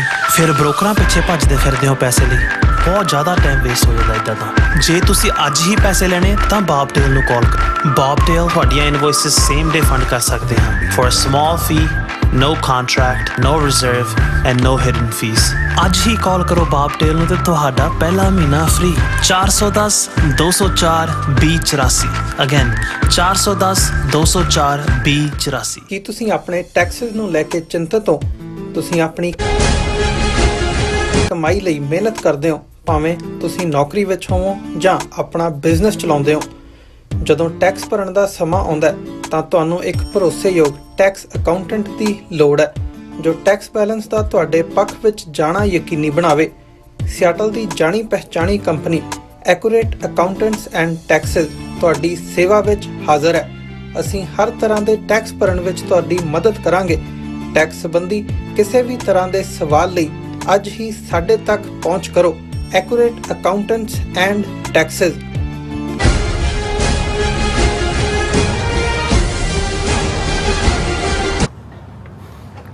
Viewers, welcome back from programme. So viewers, ਗੱਲਬਾਤ ਕਰਨ ਜਾ ਰਹੇ ਹਾਂ ਕਿ ਸਾਊਦੀ ਅਰੇਬੀਆ ਅਤੇ UAE ਇਸਲਾਮੀ ਮੁਲਕ ਹਨ।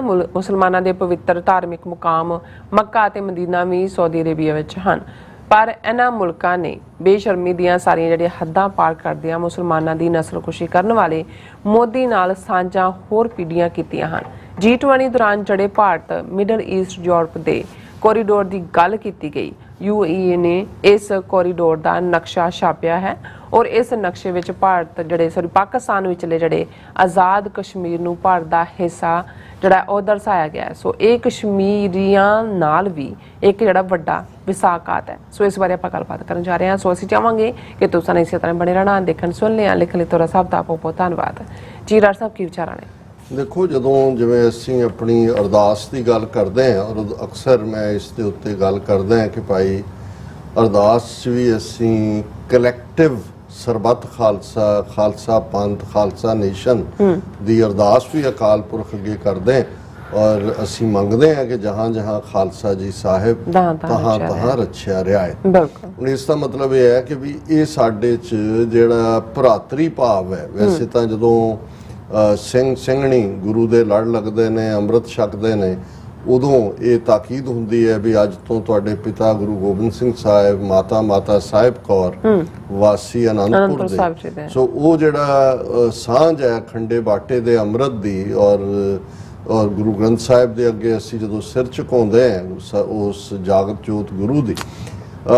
ਲੇਕਿਨ ਜੇ ਅਸੀਂ ਇਸਲਾਮ ਦੇ ਹਵਾਲੇ ਨਾਲ ਵੀ ਦੇਖੀਏ ਤੇ ਇਸਲਾਮ 'ਚ ਵੀ ਜਮਾਤ ਦਾ ਕਾਨਸੈਪਟ ਬੜਾ ਮਜ਼ਬੂਤ ਹੈ। ਇਹੀ ਕਾਰਨ ਹੈ ਕਿ ਉਹਨਾਂ ਦੀ ਹੁਣ ਜਿੱਥੇ ਇੱਕ ਮਸੀਤਾਂ ਹੁੰਦੀਆਂ ਨੇ ਸ਼ਹਿਰਾਂ 'ਚ, ਇੱਕ ਈਦਗਾਹ ਹੁੰਦੀ ਹੈ ਔਰ ਈਦ ਦੇ ਦਿਨ ਇਹ ਹੁੰਦਾ ਹੈ ਵੀ ਔਰ ਜਮਾਤ ਵੀ ਜੇ 5 ਵੇਲੇ ਮਸੀਤ ਆ ਕੇ ਨਮਾਜ਼ ਪੜ੍ਹਨ ਦੀ ਹਦਾਇਤ ਹੈ ਤੇ ਕਾਨਸੈਪਟ ਤਾਂ ਜਮਾਤ ਦਾ ਹੈ ਵੀ ਤੁਹਾਡਾ ਸਭ ਕੁਝ ਸਾਂਝਾ ਹੈ ਔਰ ਤੁਸੀਂ ਜੇ ਤੁਹਾਡਾ ਇੱਕ ਪ੍ਰੋਫਿਟ ਹੈ, ਇੱਕ ਰੱਬ ਹੈ, ਅੱਲਾਹ ਤਾਲਾ ਹੈ, ਕਲਮਾ ਤੁਸੀਂ ਇੱਕ ਪੜ੍ਹਿਆ ਹੋਇਆ ਤੇ ਫਿਰ ਤੁਹਾਡੇ ਹਿੱਤ ਜਿਹੜੇ ਨੇ ਔਰ ਜਿਸ ਨੂੰ ਜੇ ਅਲਾਮਾ ਇਕਬਾਲ ਦੇ ਨੁਕਤਾ ਨਿਗਾਹ ਤੋਂ ਦੇਖੀਏ ਪਹਿਲੀ ਸਟੇਜ ਤੇ, ਉਦੋਂ ਉਹਨਾਂ ਨੇ ਤਾਂ ਈਵਨ ਜਿਓਗ੍ਰਾਫੀਕਲ ਬਾਉਂਡਰੀਜ਼ ਨੂੰ ਵੀ ਰਿਜੈਕਟ ਕੀਤਾ ਸੀ ਕਿ ਭਾਈ ਇਹ ਜਦੋਂ ਅਸੀਂ ਬਰਾਦਰ ਦੀ ਗੱਲ ਕਰਦੇ ਹਾਂ ਔਰ ਬਹੁਤ ਵਾਰੀ ਫਖਰ ਨਾਲ ਸਾਡੇ ਪਾਕਿਸਤਾਨੀ ਐਂਕਰ ਜਦੋਂ ਕਰ ਰਹੇ ਹੋਣਗੇ ਕਿ ਸਾਊਦੀ ਅਰੇਬੀਆ ਦਾ ਜ਼ਿਕਰ, ਸਾਊਦੀ ਅਰੇਬੀਆ ਤਾਂ ਵੈਸੇ ਹੀ ਇਸਲਾਮ ਦੀ ਪੁੰਨ ਧਰਤੀ ਹੈ, ਪਵਿੱਤਰ ਧਰਤੀ ਹੈ, ਪਾਕ ਧਰਤੀ ਹੈ, ਮੱਕਾ ਔਰ ਮਦੀਨਾ ਨੇ ਔਰ ਸਾਡੇ ਬਰਾਦਰ ਮੁਲਕ ਕਹਿਣਗੇ, ਸਾਡੇ ਬਰਾਦਰ। ਮੈਨੂੰ ਬਹੁਤ ਵਾਰੀ ਬ੍ਰਦਰ ਤੋਂ ਹੀ ਲੱਗਦਾ ਹੁੰਦਾ ਸ਼ਾਇਦ ਇਹ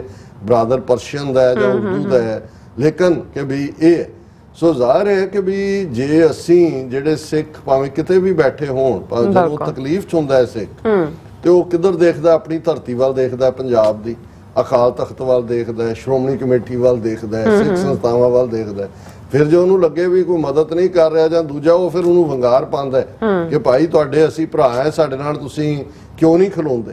ਸੋ ਮਤਲਬ ਅਸੀਂ ਤਾਂ ਬਿਨਾਂ ਮੁਲਕ ਤੋਂ ਲੋਕ ਹੈ, ਫਿਰ ਵੀ ਸਾਨੂੰ ਇਹ ਹੁੰਦਾ ਔਰ ਇਹ ਗੱਲ ਕਈ ਵਾਰ ਉਹਨਾਂ ਦੇ ਵਿਦਨ ਇੰਡੀਆ ਜਿਹੜੇ ਕੁਝ ਇਸਲਾਮਿਕ ਐਕਟਿਵਿਸਟ ਨੇ, ਮੁਸਲਮਾਨ ਐਕਟਿਵਿਸਟ, ਉਹ ਕਹਿਣਗੇ ਕਿ ਵੀ ਇਹ ਸਿੱਖਾਂ 'ਚ ਦੇਖੋ ਜਿਵੇਂ ਵੀ ਹੈ ਕਿਵੇਂ ਇਨਸਾਨੀਅਤ ਲਈ ਵੀ ਖਲੋਂਦੇ ਨੇ, ਪਰ ਇਹ ਭਾਵੇਂ ਜਿੰਨੇ ਮਰਜ਼ੀ ਹਿਊਮੈਨਿਟੇਰੀਅਨ ਔਰ ਦੂਸਰੇ ਕੰਮਾਂ ਦੇ ਲਈ ਬਹੁਤ ਲਿਬਰਲ ਹੁੰਦੇ ਨੇ, ਪਰ ਜਦੋਂ ਮਜ਼ਹਬ ਦਾ ਮਾਮਲਾ ਆਉਂਦਾ ਫਿਰ ਸਿੱਖ ਹੱਡੀ ਗੱਲ ਕੇ ਖਲੋ ਜਾਂਦਾ, ਫਿਰ ਉਹਦੇ ਚੋਂ ਉਹਦਾ ਕੱਟੜਪਣਾ ਨਿਕਲਦਾ, ਫਿਰ ਉਹ ਉਹਦੇ ਨਾਲ ਕੰਪਰੋਮਾਈਜ਼ ਨਹੀਂ ਕਰਦਾ ਔਰ ਇੱਕ ਦੂਜੇ ਦੇ ਨਾਲ ਫਿਰ ਉਹ ਖਲੋਂਦੇ ਨੇ। ਇਹ ਸਾਡੀ ਬਿਊਟੀ ਹੈ। ਔਰ ਅਸੀਂ ਇਨਫੈਕਟ ਇਹੀ ਗੱਲ ਇੱਕ ਜ਼ਮਾਨਾ ਸੀ ਅਸੀਂ ਆਪਣੇ ਬਜ਼ੁਰਗਾਂ ਤੋਂ ਮੁਸਲਮਾਨਾਂ ਬਾਰੇ ਸੁਣਦੇ ਹੁੰਦੇ ਸੀ ਕਿ ਜੀ ਉਹ ਜਦੋਂ ਅੱਲਾਹੂ ਅਕਬਰ ਦਾ ਨਾਰਾ ਵੱਜ ਜਾਏ, ਜਦੋਂ ਅਦਰਵਾਈਜ਼ ਇਸਲਾਮ ਦੀ ਗੱਲ ਹੋ ਜਾਏ ਜਾਂ ਕੋਈ ਦੂਸਰਾ ਹੋਏ, ਹਾਲਾਂ ਸਾਡੇ ਮਿੱਤਰ ਸ਼ੇਖ ਸਾਹਿਬ ਉਹ ਕਹਿੰਦਾ ਸੀ ਕਿ ਭਾਈ ਮੁਸਲਮਾਨ ਦਾ ਅੱਲਾਹ ਤਾਲਾ ਨੂੰ ਕੋਈ ਜੋ ਮਰਜ਼ੀ ਕਹੀ ਜਾਏ, ਗਾਲਾਂ ਕੱਢੇ, ਉਹਨੂੰ ਬਰਦਾਸ਼ਤ ਕਰ ਸਕਦਾ, ਪਰ ਕੋਈ ਨਬੀ ਬਾਰੇ ਕਹੇਗਾ ਉਹਨੂੰ ਨਹੀਂ ਸਾਰੇ।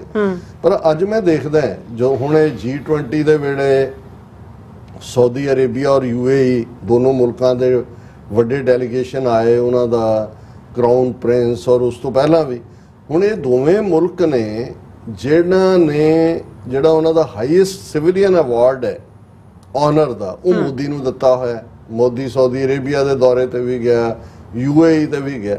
ਹੁਣ ਉਹ ਮੋਦੀ ਜਿਹਨੇ ਹਜ਼ਾਰਾਂ ਮੁਸਲਮਾਨਾਂ ਦਾ ਖੂਨ ਵਹਾਇਆ 2002 ਚ, ਪੱਛਮੀ ਮੁਲਕਾਂ ਨੇ ਤਾਂ 12 ਸਾਲ ਵੜਨ ਨਹੀਂ ਦਿੱਤਾ। ਅੱਜ ਵੀ ਉਸ ਸਵਾਲ ਨੂੰ ਕਿਤੇ ਨਾ ਕਿਤੇ ਉਹ US ਸਰਫ ਦੀ ਰਿਪੋਰਟ ਹੋਏ ਜਾਂ ਸਟੇਟ ਡਿਪਾਰਟਮੈਂਟ ਦੀਆਂ ਹੋਣ, ਤੇ ਇਹ ਜਿਹੜੇ ਸਾਊਦੀ ਅਰੇਬੀਆ ਤੇ UAE ਵਾਲੇ ਨੇ, ਇਹਨਾਂ ਨੂੰ ਕਦੇ ਮੋਦੀ ਦੇ ਹੱਥਾਂ 'ਚ ਮੁਸਲਮਾਨਾਂ ਦਾ ਖੂਨ ਨਜ਼ਰ ਨਹੀਂ ਆਇਆ ਜਾਂ ਉਹਨਾਂ ਨੂੰ ਨਹੀਂ ਲੱਗਾ ਕਿ ਵੀ ਉਹ ਇਹਨੂੰ ਜਦੋਂ ਐਮਬਰੇਸ ਕਰਦੇ ਨੇ ਤਾਂ ਉਹਨਾਂ ਦੇ ਆਪਣੇ ਜਿਹੜੇ ਮਾਰੇ ਗਏ ਭਰਾ ਨੇ, ਮੁਸਲਮਾਨ ਬਰਾਦਰ ਨੇ, ਉਹਨਾਂ ਦੀਆਂ ਉਹ ਕਬਰਾਂ 'ਚ ਪਏ ਵੀ ਜਿਹੜੇ ਨੇ, ਜਿਨ੍ਹਾਂ ਕਈਆਂ ਵਿਚਾਰਿਆਂ ਨੂੰ ਕਬਰਾਂ ਵੀ ਨਸੀਬ ਨਹੀਂ ਹੋਈਆਂ, ਜਿਉਂਦੇ ਸਾੜ ਤੇ ਗਏ, ਔਰ ਉਹ ਕੀ ਉਹਨਾਂ ਦੀ ਰੂਹ ਜਾਂ ਇਹ ਕੀ ਅੱਲਾ ਨੂੰ ਜਵਾਬ ਦੇਣਗੇ ਜਾ ਕੇ। ਲੇਕਿਨ ਹੁਣ ਤਾਂ ਇਹ ਹੱਦਾਂ ਹੀ ਟੱਪਦੇ ਜਾਂਦੇ ਨੇ। ਹਾਲਾਂ ਹੁੰਦਾ ਸੀ ਕਿ ਸਿੰਬੋਲਿਕ OIC ਜਿਹੜੀ 57 ਇਸਲਾਮਿਕ ਮੁਲਕਾਂ ਦੀ ਜਥੇਬੰਦੀ ਆ, ਉਹਦੇ 'ਚ ਕਦੇ ਸਾਲ 'ਚ ਇੱਕ ਅੱਧੀ ਵਾਰੀ ਕਸ਼ਮੀਰ ਦੇ ਮੁੱਦੇ ਤੇ ਕਿ ਜੀ UN ਸਿਕਿਉਰਿਟੀ ਕਾਉਂਸਲ ਦਾ ਰੈਜ਼ੋਲੂਸ਼ਨ ਜਿਹੜੇ ਨੇ 16-17 ਉਹਨੂੰ ਇੰਪਲੀਮੈਂਟ ਸਿੰਬੋਲਿਕ ਸੀ, ਕਦੇ ਵੀ ਉਹਨਾਂ ਦੇ ਸੈਕਟਰੀਏਟ 'ਚੋਂ ਆ ਜਾਂਦਾ ਸੀ। ਪਰ ਹੁਣ G20 ਦੇ ਦੌਰਾਨ ਇੱਕ ਤਾਂ ਜਿਹੜਾ ਇਹਨਾਂ ਦਾ ਬਿਹੇਵੀਅਰ ਸੀ ਤੁਸੀਂ ਉਹ ਦੇਖਦੇ ਹੋ ਤੇ ਵੀ ਇਹ ਤਾਂ ਮੋਰ ਚਮੀ ਸੀ ਮੋਦੀ ਔਰ ਉਹਦੇ ਨਾਲ ਦੈਨ ਬਾਈਡਨ ਜਾਂ ਸੂਨਕ ਜਾਂ ਦੂਜਿਆਂ ਦੇ ਵੀ ਕੰਪੈਰੀਜ਼ਨ 'ਚ ਲੱਗਦਾ ਸੀ ਕਿ ਵੀ ਹੈਵੀ ਇਨਵੈਸਟਮੈਂਟ ਸਾਊਦੀ ਅਰੇਬੀਆ। ਹੁਣ ਇੱਕ ਹਾਲਾ ਪਾਕਿਸਤਾਨ ਬੇਸ਼ੱਕ ਉਹਨਾਂ ਦੀਆਂ ਆਪਣੀਆਂ ਕਮਜ਼ੋਰੀਆਂ ਨੇ ਜਾਂ ਉਹਨਾਂ ਦੀ ਇਕਨੋਮੀ ਦਾ ਜਾਂ ਉਹਨਾਂ ਦੀ ਪੋਲੀਟੀਕਲ ਅਨਸਟੇਬਿਲਿਟੀ ਆਪਣੇ ਲੈਵਲ ਤੇ ਹੋਏਗੀ, ਲੇਕਿਨ ਸਾਊਦੀ ਅਰੇਬੀਆ ਨੂੰ ਪਾਕਿਸਤਾਨ ਨੇ ਫੌਜ ਵੀ ਪ੍ਰੋਵਾਈਡ ਕਰਦੇ ਨੇ, ਮੁਸ਼ਕਲ ਦੇ ਵੇਲੇ ਵੀ ਨਾਲ ਖਲੋਂਦੇ ਨੇ। ਔਰ ਜੇ ਸਾਰੇ 57 ਮੁਲਕਾਂ ਚੋਂ ਕਿਸੇ ਦੇ ਕੋਲ ਨਿਊਕਲੀਅਰ ਹੈ ਤਾਂ ਪਾਕਿਸਤਾਨ ਹੈ, ਜਿਹਨੂੰ ਕਦੇ ਉਹ ਇਸਲਾਮਿਕ ਬੰਬ ਕਹਿ ਕੇ ਭਾਵੇਂ ਵੈਸਟ ਵਾਲੇ ਨੇ ਕਿਹਾ ਜਾਂ ਉਹ ਆਪ ਫਖਰ ਮਹਿਸੂਸ ਕਰਦੇ ਨੇ। ਹੁਣ ਅੱਜ ਉਸ ਹਿੰਦੂਤਵੀ ਭਾਰਤ ਦੇ ਵਿੱਚ ਐਸਾ ਇਹਨਾਂ ਨੂੰ ਕੀ ਨਜ਼ਰ ਆਉਂਦਾ ਮੋਦੀ ਜਾਂ ਦੂਜੇ ਤੀਜੇ ਹੈਵੀ ਇਨਵੈਸਟਮੈਂਟ। ਪਾਕਿਸਤਾਨ ਨੂੰ ਤਾਂ UAE ਨੇ ਪਤਾ ਨਹੀਂ ਕਿੰਨੇ 2-3 ਬਿਲੀਅਨ ਦਿੱਤੇ ਸੀ, ਕੁਝ ਦੇਰ ਬਾਅਦ ਵਾਪਸ ਮੰਗਣੇ ਸ਼ੁਰੂ ਕਰਤੇ, ਲੋਨ ਹੀ ਕੀਤੇ। ਹੁਣ ਜਦੋਂ ਤੁਸੀਂ ਦੇਖਦੇ ਹੋ ਵੀ ਕਿਸ ਲੈਵਲ ਦੇ ਉੱਤੇ India Saudi Arabia partnership crucial for stability welfare in the region and world, PM Modi, Prime Minister Saudi Crown Prince review bilateral relations at India Saudi Arabia Strategic Partnership Council meet ਉਹਦੇ ਚ ਆਏ। ਹੁਣ India Saudi Arabia firm up energy ties, kick start $50 billion refinery project।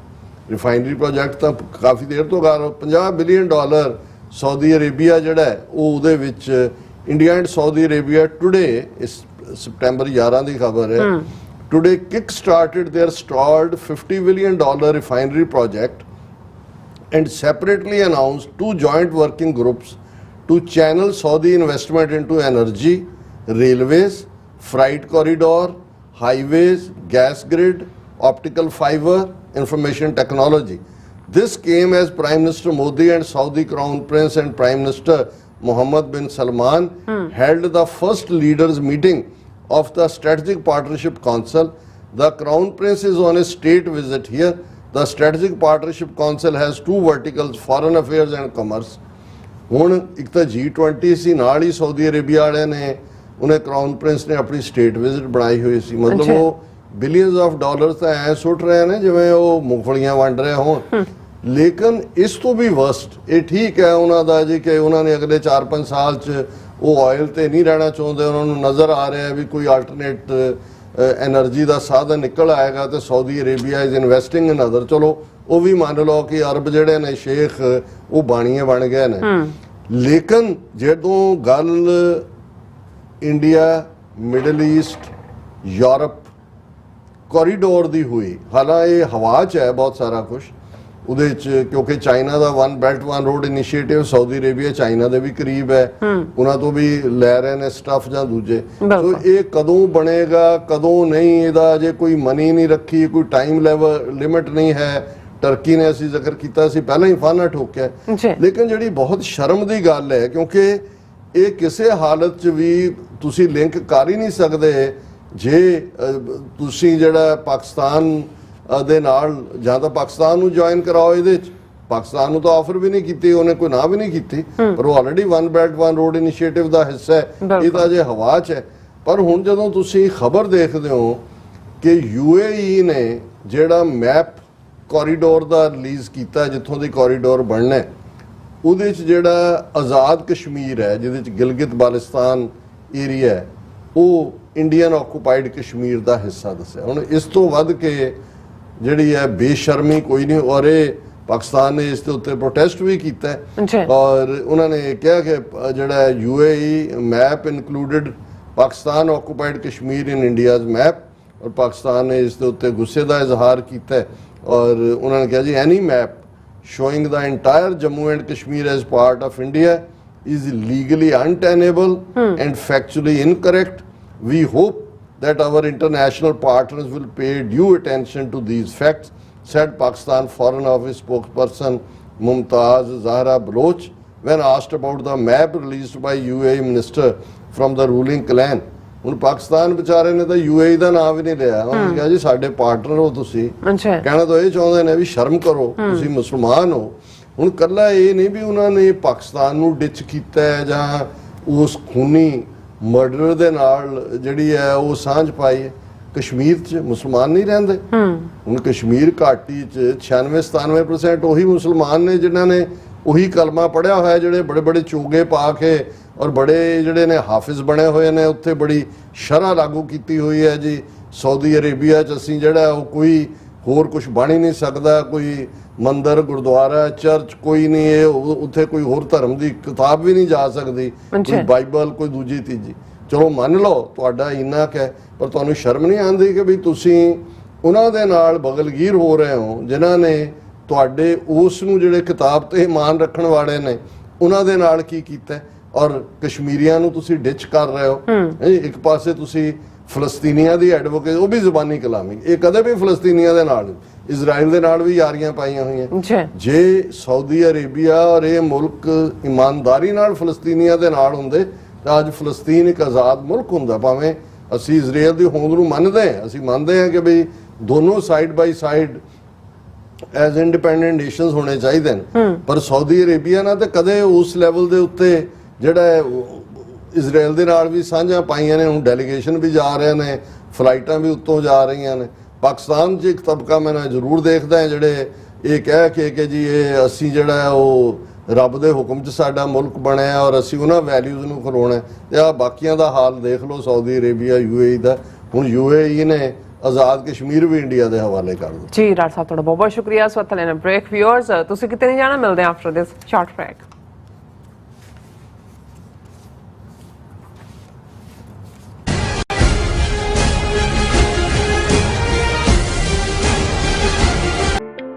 Signature truck service route 81 ਉੱਤੇ exit 235 ਤੇ trucker ਵੀਰਾਂ ਲਈ 24 ਘੰਟੇ road service ਦੀ ਸੁਵਿਧਾ ਮੌਜੂਦ।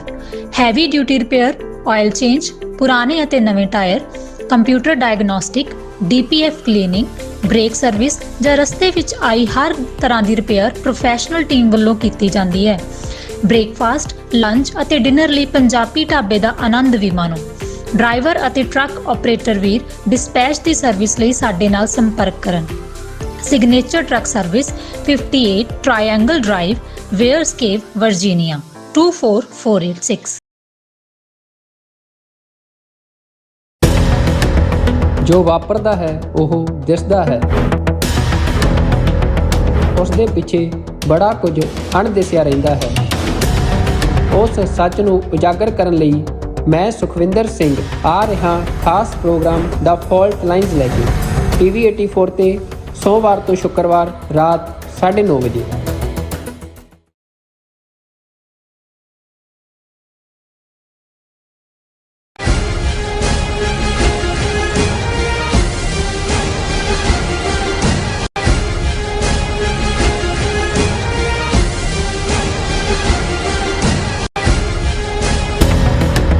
ਜੋ ਗੱਲਬਾਤ ਕਰਨ ਜਾ ਰਹੇ ਹਾਂ ਐਂਡ ਵਾਲੇ ਸੈਕਸ਼ਨ ਦੇ ਵਿੱਚ ਕਿ ਯੂਕਰੇਨ ਭਾਰਤ ਤੋਂ ਕਾਫੀ ਖਫਾ ਹੈ। ਭਾਰਤ ਉਸ ਰੂਸ ਨਾਲ ਨੰਗੇ ਧੜ ਖੜਾ ਹੈ ਜਿਸ ਨੇ ਯੂਕਰੇਨ ਦੀ ਆਜ਼ਾਦੀ ਨੂੰ ਕੁਚਲਦਿਆਂ ਯੂਕਰੇਨ ਤੇ ਹਮਲਾ ਕੀਤਾ ਅਤੇ ਇਸ ਜੰਗ ਵਿੱਚ ਹਜ਼ਾਰਾਂ ਯੂਕਰੇਨੀ ਜਿਹੜੇ ਨੇ ਉਹ ਮਾਰੇ ਜਾ ਚੁੱਕੇ ਨੇ। ਔਰ ਯੂਕਰੇਨ ਨੇ ਭਾਰਤ ਦੇ ਇੱਕ ਪ੍ਰਮੁੱਖ ਹੀਰਿਆਂ ਦੇ ਵਪਾਰੀ ਤੇ ਪਾਬੰਦੀ ਲਾਈ ਹੈ ਕਿਉਂਕਿ ਉਹ ਰੂਸ ਨਾਲ ਵਪਾਰ ਕਰ ਰਿਹਾ ਹੈ। ਸੋ ਇਸ ਬਾਰੇ ਆਪਾਂ ਗੱਲਬਾਤ ਕਰਨ ਦੇ ਨਾਲ ਨਾਲ ਜਿਹੜੇ ਤੁਹਾਡੇ ਲਾਈਵ ਮੈਸੇਜ ਨੇ ਉਹ ਵੀ ਲਵਾਂਗੇ। ਸੋ ਅਸੀਂ ਚਾਹਾਂਗੇ ਕਿ ਤੁਸੀਂ ਇਸੇ ਤਰ੍ਹਾਂ ਬਣੇ ਰਹਿਣਾ, ਦੇਖਣ ਸੁਣਨ ਲਈ ਐਂਡ ਲਿਖਣ ਲਈ ਤੁਹਾਡਾ ਸਭ ਦਾ ਬਹੁਤ ਧੰਨਵਾਦ। ਜੀ ਡਾਕਟਰ ਸਾਹਿਬ ਕੀ ਕਹਿਣਾ ਚਾਹੋਗੇ?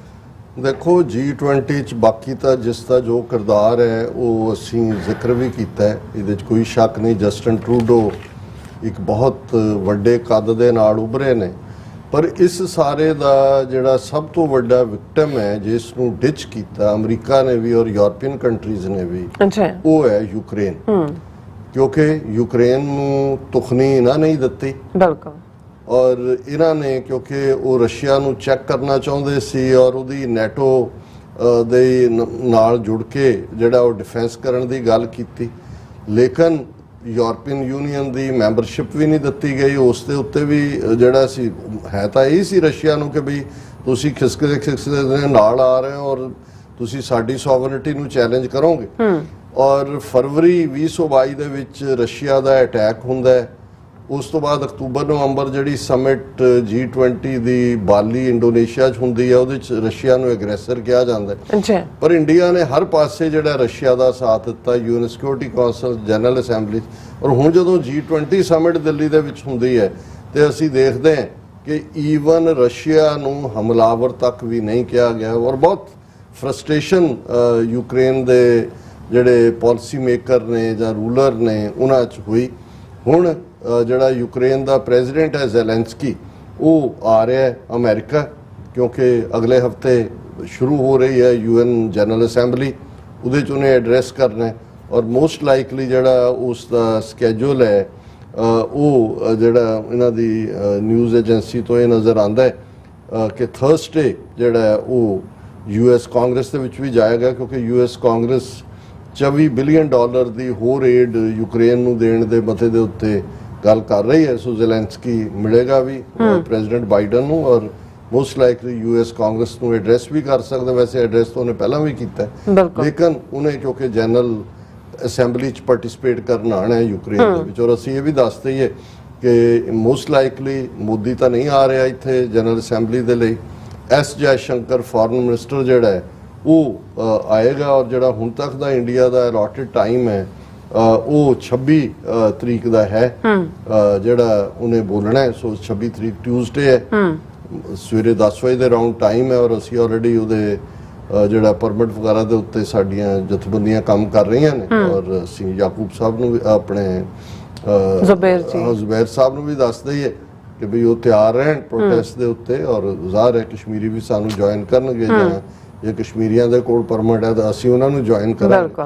ਸੋ ਇਸ ਸਾਰੇ ਦੇ ਚੱਲਦੇ ਆ ਯੂਕਰੇਨ ਦਾ ਕਾਫੀ ਗੁੱਸਾ ਹੈ, ਆਪਣਿਆਂ ਤੇ ਹੀ ਹੁੰਦਾ ਹੈ, ਪਹਿਲਾਂ ਤਾਂ ਅਮਰੀਕਾ ਜਾਂ ਦੂਜਿਆਂ ਤੇ ਹੀ ਹੈ ਕਿ ਭਾਈ ਤੁਸੀਂ ਧੱਕਾ ਦਿੱਤਾ, ਚੜ੍ਹਦਾ ਬੱਚਾ ਸੂਲੀ ਰਾਮ ਭਲੀ ਕਰੇਗਾ ਤਾਂ ਤੁਸੀਂ ਪਿੱਛੋਂ ਪੌੜੀ ਕੇ ਚਲੇ ਆ। ਲੇਕਿਨ ਦੂਸਰੇ ਪਾਸੇ ਵੀ ਭਾਰਤ ਜਿਹੜਾ ਉਹ ਕਿਉਂ ਜਿਹਾ ਰੋ ਰਹੀ ਇਹੀ ਸੀ ਯੂਕਰੇਨ ਕਿ 20,000 ਤੋਂ ਜ਼ਿਆਦਾ ਇੰਡੀਅਨ ਸਟੂਡੈਂਟ ਔਰ ਮੋਸਟਲੀ ਮੈਡੀਕਲ ਦੇ ਡਾਕਟਰੀ ਕਰਨ ਯੂਕਰੇਨ 'ਚ ਫਸੇ ਹੋਏ ਸੀ ਜਦੋਂ ਅਟੈਕ ਹੋਇਆ। ਕਿਵੇਂ ਯੂਕਰੇਨ ਨੇ ਵੀ ਸੇਫਲੀ ਕੱਢਣ 'ਚ ਮਦਦ ਕੀਤੀ ਦੂਜੇ ਕਿ ਇੰਨਾ ਵੱਡਾ ਡੀਲ ਦੂਜੇ ਤੀਜੇ ਉਹਨਾਂ ਨਾਲ ਸੀ, ਲੇਕਿਨ ਅਲਟੀਮੇਟਲੀ ਅਗਰੈਸਰ ਦੇ ਨਾਲ ਖਲੋ ਗਏ ਜਾ ਕੇ ਔਰ ਹਰ ਥਾਂ ਇਹਨਾਂ ਨੇ ਰੈਜ਼ੋਲੂਸ਼ਨ ਵੀ ਬਲੌਕ ਕੀਤੇ ਔਰ ਅਦਰਵਾਈਜ਼ ਵੀ ਕੋਈ ਹੈਲਪ ਨਹੀਂ ਕੀਤੀ। ਬਿਲਕੁਲ। ਹੁਣ ਹਾਲਾਂਕਿ ਯੂਕਰੇਨ ਦਾ ਜਿਹੜਾ ਐਡਵਾਈਜ਼ਰ ਹੈ ਜ਼ੈਲੈਂਸਕੀ ਦਾ, ਉਹਨੇ ਪਿੱਛੇ 2-3 ਦਿਨ ਪਹਿਲਾਂ ਤਾਂ ਉਹਨੇ ਮੰਦਬੁੱਧੀ ਕਿਹਾ ਸੀ ਇੰਡੀਆ ਤੇ ਚਾਈਨਾ ਵਾਲਿਆਂ ਨੂੰ। ਹੈ ਤਾਂ ਗੁੱਸਾ ਹੀ ਕੱਢ ਰਹੇ ਨੇ ਕਿ ਵੀ ਕੀ ਹੈਗਾ ਕਿ ਵੀ ਇਹ ਕਮ ਅਕਲ ਲੋਕ ਨੇ। ਮਤਲਬ ਇਹ ਹੈ ਵੀ ਇਹਨਾਂ ਨੂੰ ਨਜ਼ਰ ਨਹੀਂ ਆ ਰਿਹਾ ਵੀ ਜਿੱਧਰ ਨੂੰ ਰਸ਼ੀਆ ਜਾ ਰਿਹਾ ਅਲਟੀਮੇਟਲੀ ਜਦੋਂ ਉਹ ਸਿਚੁਏਸ਼ਨ ਬਣ ਗਈ ਬਚੇਗਾ ਕੋਈ ਵੀ ਨਹੀਂ ਜੇ ਫਿਰ ਨਿਊਕਲੀਅਰ ਵੱਲ ਗੱਲ ਚਲੀ ਗਈ। ਪਰ ਅੱਜ ਮੈਂ ਇਹ ਦੇਖਿਆ, ਮੈਂ ਕਿਹਾ ਜੀ ਹੁਣ ਯੂਕਰੇਨ ਨੇ ਜਰਾ ਇੰਡੀਆ ਨੂੰ ਜਿਵੇਂ ਕਹਿੰਦੇ ਨੇ ਨਾ ਕਿ ਵੀ ਬਾਣੀਏ ਦੀ ਧੋਤੀ ਵੀ ਖੋਲ ਲਓ, ਉਹਨੂੰ ਫਰਕ ਨਹੀਂ ਪੈਂਦਾ। ਉਹ ਕਹੇਗਾ ਕਿ ਕੋਈ ਨਹੀਂ 2 ਆਨੇ ਕੀ ਔਰ ਲੈ ਲੈਂਗੇ। ਇਹ ਹਾਂ, ਪਰ ਜੇ ਉਹਦੀ ਬਈ ਖਾਤਾ ਲੈ ਕੇ ਦੌੜ ਜਾਓ ਜਿੱਤੇ ਪੈਸੇ ਲਿਖੇ ਹੁੰਦੇ ਨੇ, ਫਿਰ ਕਹਿੰਦਾ ਚੀਕਾਂ ਮਾਰ ਕੇ ਉਹ ਗਮ 'ਚ ਹੀ ਮਰ ਜਾਏਗਾ ਵੀ ਮੇਰੇ ਤਾਂ ਬਈ ਖਾਤਾ ਚਲਾ ਗਿਆ। ਅੱਛਾ। ਹੁਣ ਜਿਹੜੀ ਸਭ ਤੋਂ ਵੱਡੀ ਇੰਡੀਆ ਦੀ ਐਕਸਪੋਰਟ ਇੰਡਸਟਰੀ ਹੈ ਉਹ ਹੈ ਡਾਇਮੰਡ, ਕਿਉਂਕਿ ਇੰਡੀਆ 'ਚ ਡਾਇਮੰਡ ਦਾ ਕੱਟਣਾ, ਉਸ ਦੀ ਪੋਲਿਸ਼ਿੰਗ, ਉਹਨੂੰ ਤਿਆਰ ਕਰਨਾ, ਤੇ ਜਿਹੜੇ ਕਰੂਡ ਫਾਰਮ ਦੇ ਵਿੱਚ ਡਾਇਮੰਡ ਨੇ ਉਹ ਇੰਡੀਆ 'ਚ ਜਾਂਦੇ ਨੇ। ਆਲਮੋਸਟ ਇਜ਼ਰਾਈਲ ਦੇ ਵੀ ਇਹਦੇ 'ਚ ਐਕਸਪਰਟੀਜ਼ ਹੈ। ਔਰ ਇਹ ਖਬਰ ਹੈ ਕਿ ਔਰ ਜਿਹੜਾ ਇੰਡੀਆ ਦੀ ਵੱਡੀ ਇੱਕ ਡਾਇਮੰਡ ਪ੍ਰੋਡਿਊਸਰ ਕੰਪਨੀ ਹੈ ਰਾਮਕ੍ਰਿਸ਼ਨ ਐਕਸਪੋਰਟਸ SRK ਉਹਦਾ ਨਾਂ ਹੈ, ਉਹਨਾਂ ਨੇ ਜਿਹੜਾ ਬੈਨ ਕਰ ਦਿੱਤਾ। ਔਰ ਖਬਰ ਹੈ Ukraine includes top Indian diamond producer in list of sponsors of the war. ਕਿਉਂਕਿ ਜਿਹੜੇ ਹੀਰੇ ਇਹ ਕੰਪਨੀ ਖਰੀਦਦੀ ਹੈ ਕਰੂਡ ਫਾਰਮ 'ਚ, ਬਾਅਦ ਜਾ ਕੇ ਉਹਨੂੰ ਹੀਰੇ ਕੱਟੇ ਜਾਂਦੇ ਨੇ ਜਾਂ ਉਹਨਾਂ ਨੂੰ ਜਿਹੜਾ ਫਿੱਟ ਕੀਤਾ ਜਾਂਦਾ ਇੰਡੀਆ 'ਚ, ਉਹ ਸਾਰਾ ਬਹੁਤ ਵੱਡਾ ਉੱਥੇ ਵੀ ਵਰਕਰ ਬੱਚੇ ਲਾਏ ਹੁੰਦੇ ਨੇ, ਉਹਨਾਂ ਨੂੰ ਐਕਸਪਲੋਇਟ ਕਰਦੇ ਨੇ। ਮੈਕਸਿਮਮ ਐਕਸਪਲੋਇਟਡ ਲੇਬਰ ਉਹਦੇ 'ਚ ਡਾਇਮੰਡ ਇੰਡਸਟਰੀ 'ਚ ਹੈ ਇਹਨਾਂ ਦੀ।